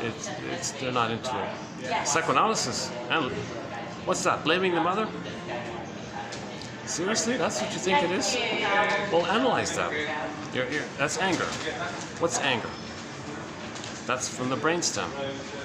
So, in the Disney film Inside Out, when joy and sadness got zooped away, anger appeared. So why did joy and sadness, the mammal, the middle brain, why did joy and sadness, the feeling, I feel there for Anand, self, the feeling self, the psychological self, why did joy and sadness, the primary feelings, get zooped away and anger appeared? Why? Because the underlying needs, remember FNN? The underlying needs weren't met. So the needs were that the child had a need for a secure attachment style. That need for a secure attachment style wasn't met. That need wasn't met. Okay, so joy and sadness got zooped away and there's anger. So anger is about attachment. Anger is about that the need for a secure attachment style wasn't met. So at least make that link. Rosenberg says, yeah, anger is an expression of unmet needs. At least make that basic link. That anger is an expression of the unmet need for a secure attachment style. If a person is generally angry in life or hostile and negative, pessimistic, they didn't get a secure attachment style. That's the ongoing communication, the ongoing continuous live, repetition compulsion, skip loop thing, frozen, timeless, that they didn't get a secure attachment style. So Mr. Payne is cranking out cynicism and all this. So this anger, this cynicism, meaning anger, is a continuous communication that the person didn't get. Unloved, needs unmet, needs for a secure attachment style, unmet, needs for a secure attachment style, unmet. Okay, anger. So anger comes from the needs for a secure attachment style not being met. Well, this is the busiest I've seen this hotel here.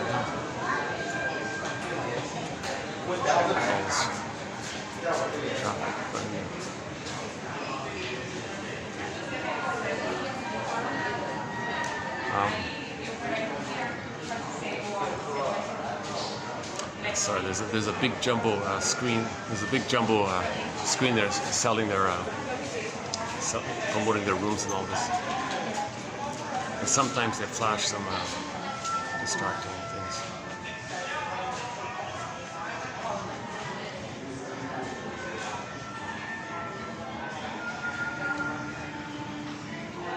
What else is there? Let's see.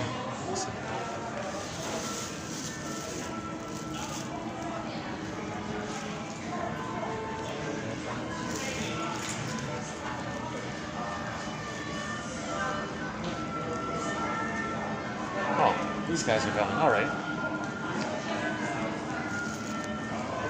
Here's another person.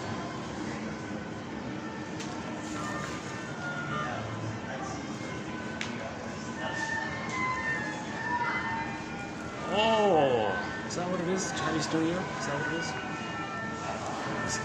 It's either. What is today? Hang on a sec. What is today? January something. January 26th. Yeah, so we're filming this video on the 26th of January, 2024. How's the battery doing? Let's see. Battery's still charged. All right.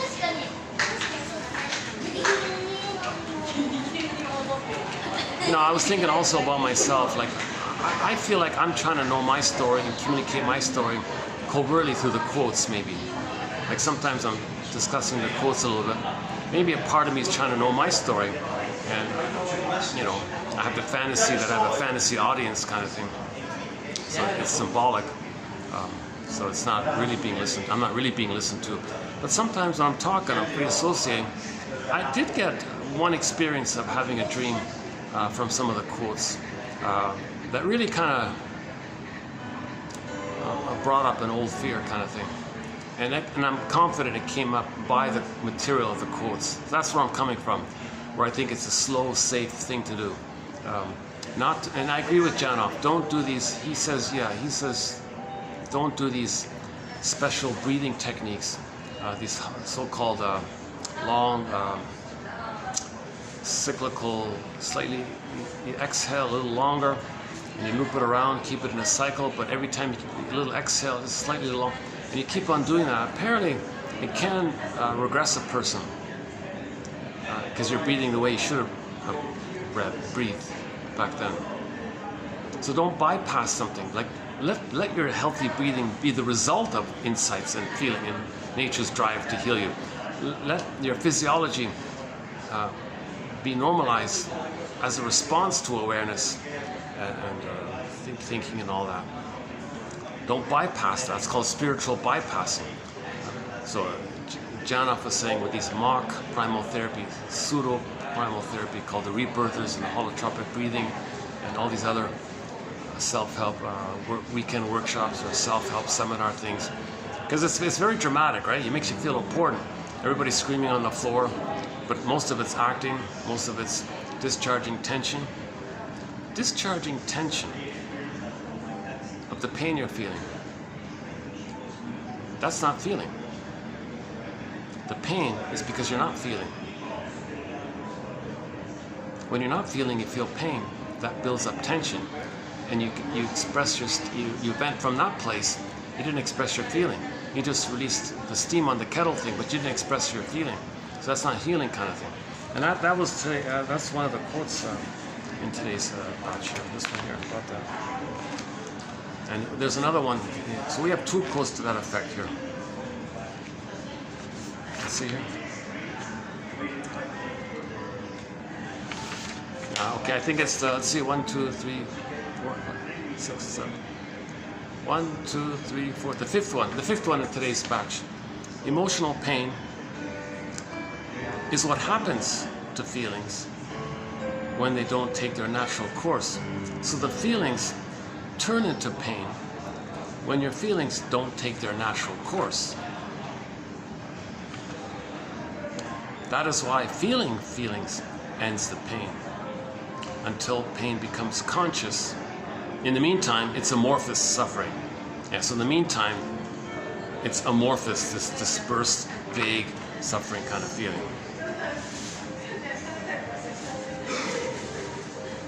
So the repression diffuses it all around. So you're feeling headaches and poor body posture, high blood pressure, whatever. This amorphous suffering. The walking wounded, right? Neurotics.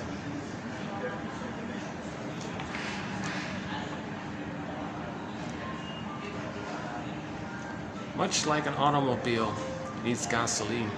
Well, let's update this. Much like an automobile needs a battery, okay, to energize, to move the car. A brain needs oxygen to do its work.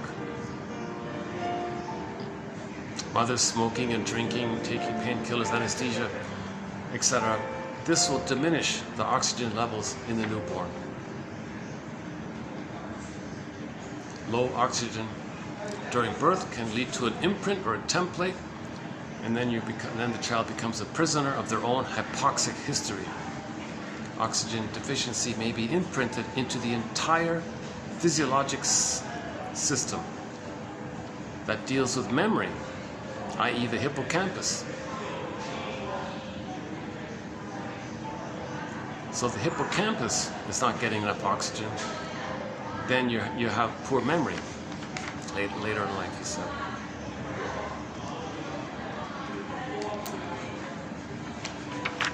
Yeah, see, that quote scares me a little. That freaks me out because I'm sometimes absent-minded myself, right? That's a sign of that, right?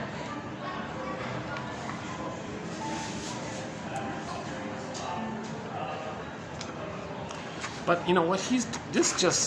Janov's material just kind of confirms for myself that what we've been doing all along, of the slow, gentle approach to respect nature. I feel on course with that. So just enjoy the quotes. Read one, get one a day. Make a notebook. Just pick quotes that you like. Make it easy, kind of thing. A little aha there. Don't push it. Don't criticize yourself if you couldn't find a quote that you like. Just go to the next video. You might find 2 quotes. Just that kind of thing. Just take it easy, kind of thing, and just make notes of quotes that you like, and leave it alone, kind of thing. Like one a day is not. It's not pushing too much, right? One insight a day, like a word of the day kind of. Instead of word of the day, go for the insight of the day, right? That's not really, I don't think that's pushing it.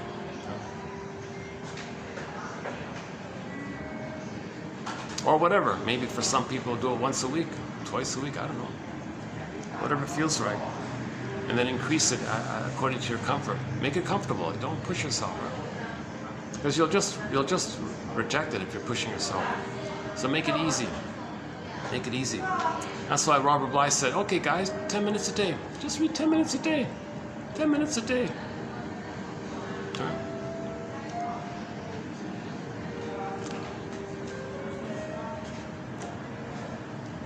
Even if you're just standing in a,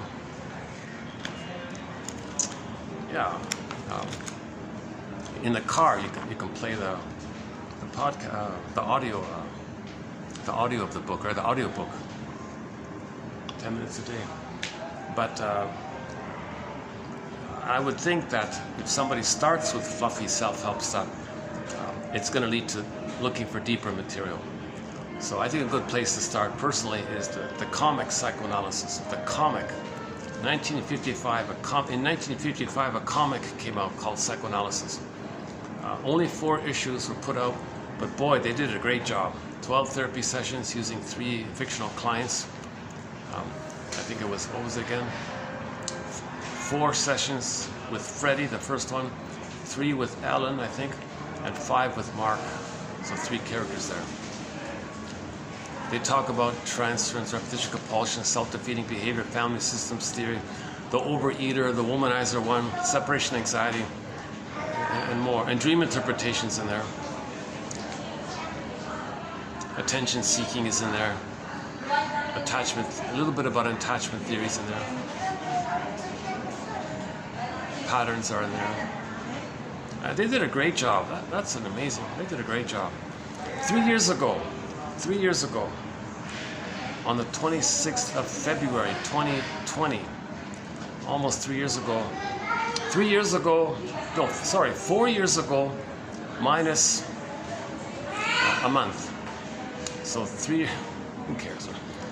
So almost 4 years ago, it got digitized. Dark Horse Publishing. In my humble opinion, well worth the €15 or whatever they're asking for it now. It was out of print for decades, right? And then it got digitized. So you can read it on your phone. That to me is the best introduction to psychoanalysis. In one fun little cartoon, just 4 issues, right? 12 therapy sessions. Just read one of those a day. Yeah, read one of those a day, right? That's almost, so 2 weeks. In 2 weeks, do it slowly. I would do it slowly. Just read one of those therapy sessions. One way to do it is just read the Freddie ones first, just read the move ahead, right? You don't have to read it perfectly in sequence. Just read the Freddie one. In the next episode, there was another Freddie one, and the third issue, another Freddie one, like that. You don't have to think about 3 characters at one time. Just in other words, do it a character at a time. That's what I'm suggesting.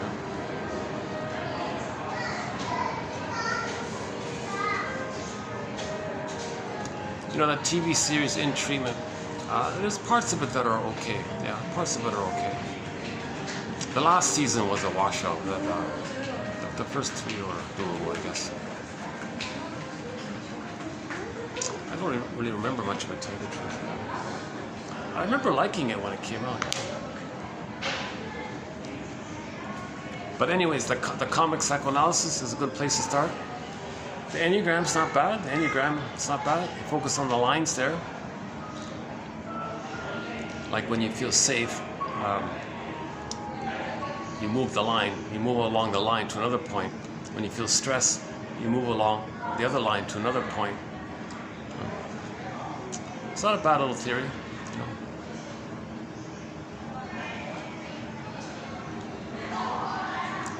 It's not complete and perfect, but there's a lot of insights in that one. Enneagram, Helen Palmer, and that the blue book, the wisdom book. It's widely available online. Free stuff. Free versions of it are widely available online. Karen Horney's book, Our Inner Conflicts, I think is a good book, a good place to start. Karen Hornine, Our Inner Conflicts. James F. Masterson's book, The Search for the Real Self, I think is an excellent place to start. All the codependency material is good. You know, Melody Beattie and what's the other one again? I don't know. There's another one.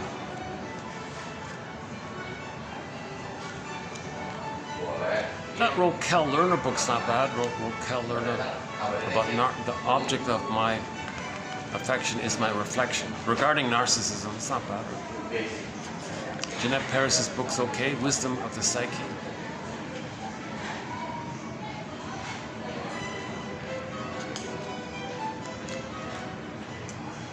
Personally, I'm very biased, but I think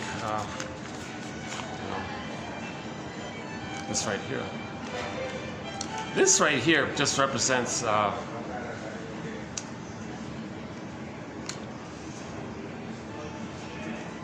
maybe 1 or 2% of the collection. 1 or 2% of the collection.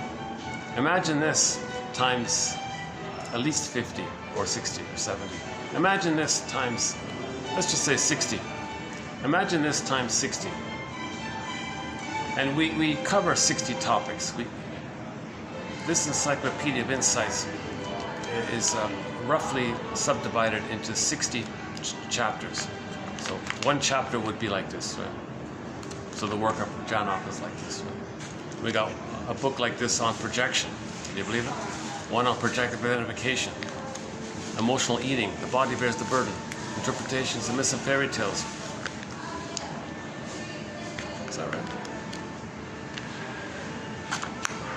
Yeah, approximately, more or less. Some threads aren't fully as developed as this one. But I would say the psychologically minded TV show and film quotes. That's a fun one. Yeah, it wouldn't be as thick as this one here, but go to 2599 Route 66. That's a good place to start on that thread. That's some great quotes by the TV show Route 66. Was it yesterday we added a quote from the Danny Thomas show? Yeah, a couple from that show. Some from the Fugitive show, the original one. Some from the legal drama called Judd for the Defense. That's a very psychologically minded show. Judd for the Defense. In Judd's solving the mystery, there's usually one little psychological point that's key to the solving the mystery. So they include psychoanalysis in that episode. That really needs to be on DVD, that show. That's a great show. There's one quote from the TV show Heck Ramsey.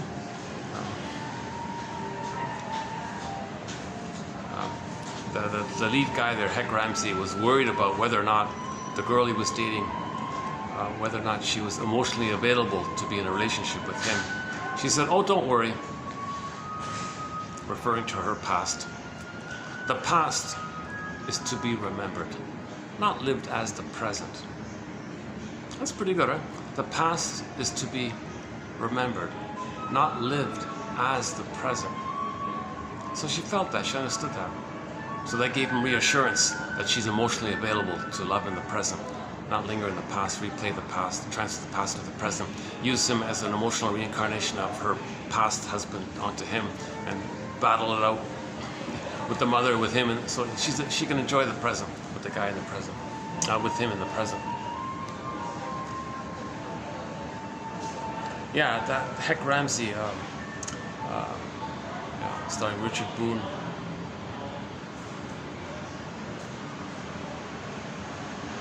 And a sprinkling of quotes from a variety of sources, like one from the Rhoda Show, right?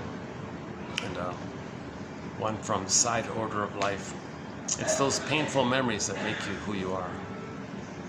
Yeah, so we have some quotes from a book called You Are What You Remember, right? Like that's Adler's thing.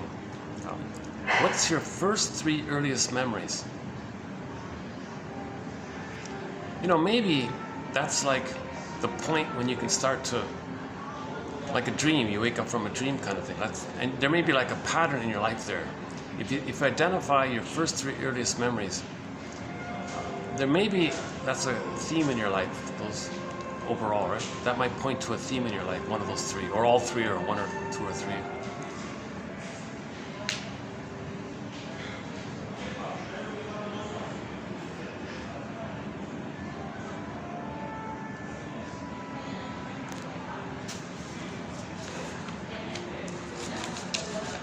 Yeah, so for me, there's two solid quotes in here.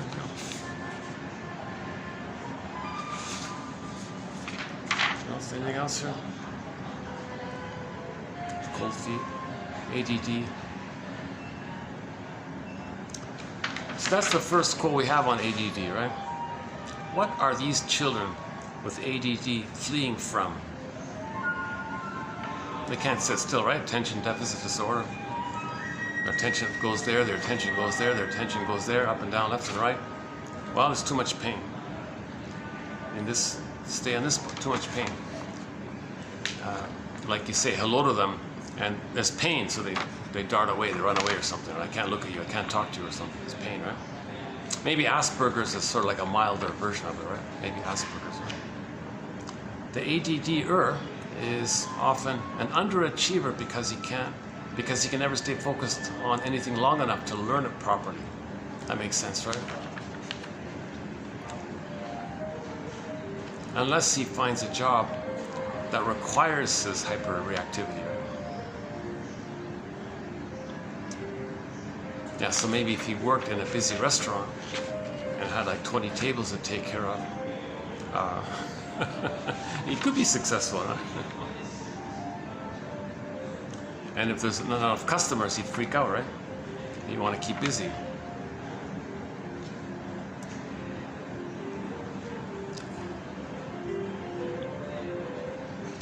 So after we mourn, we'll live differently. We won't be repeating and doing the same old dysfunctional thing over and over again. Joy runs the console. We'll discover our interests, and that's living differently. If we don't love life, then we're crying for love. So normally we spend our lives crying for love. I mean, those with trauma, we spend our lives crying for love. When we mourn the loss of that love, that means you have an identity, sadness, self-differentiation. Joy comes with it. When joy comes back, that links you to your interests, which you express. Now you're loving life. So when you're loving life, obviously that's going to look different from always crying for love. If you're expressing love with a path with heart, genuine pleasure in that expression, meaningful and delight, wide range of feelings, okay, and you feel embodied, a little more radiant. Obviously that looks different from being neurotic, eating cookies all day long.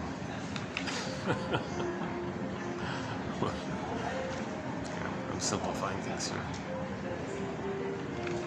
Actually, one of the quotes here was a little slightly, when children's needs remain unfulfilled, they are transformed into pain. When the needs of a child for love and affection, touching and safety aren't met, pain signals the system to,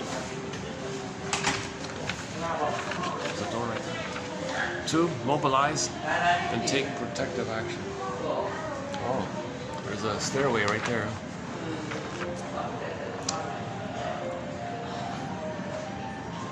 The child is driven to seek fulfillment of unmet needs in one way or another. If there is no way for the needs to be met, repression takes place. Later in life, we learn to substitute one need fulfillment for another, seeking symbolic or substitute gratification. You know?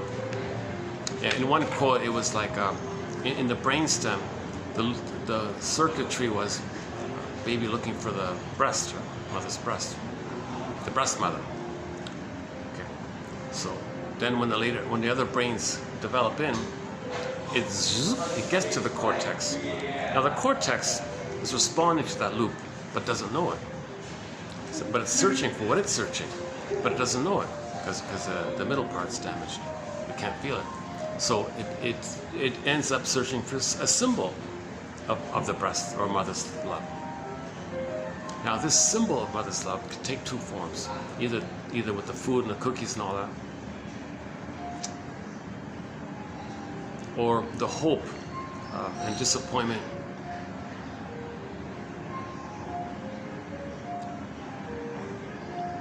The relentless hope. So one good quote that summarizes the whole thing is here. Hold on a second. If there's one sort of quote that I think sort of summarizes the whole thing, it's this one here.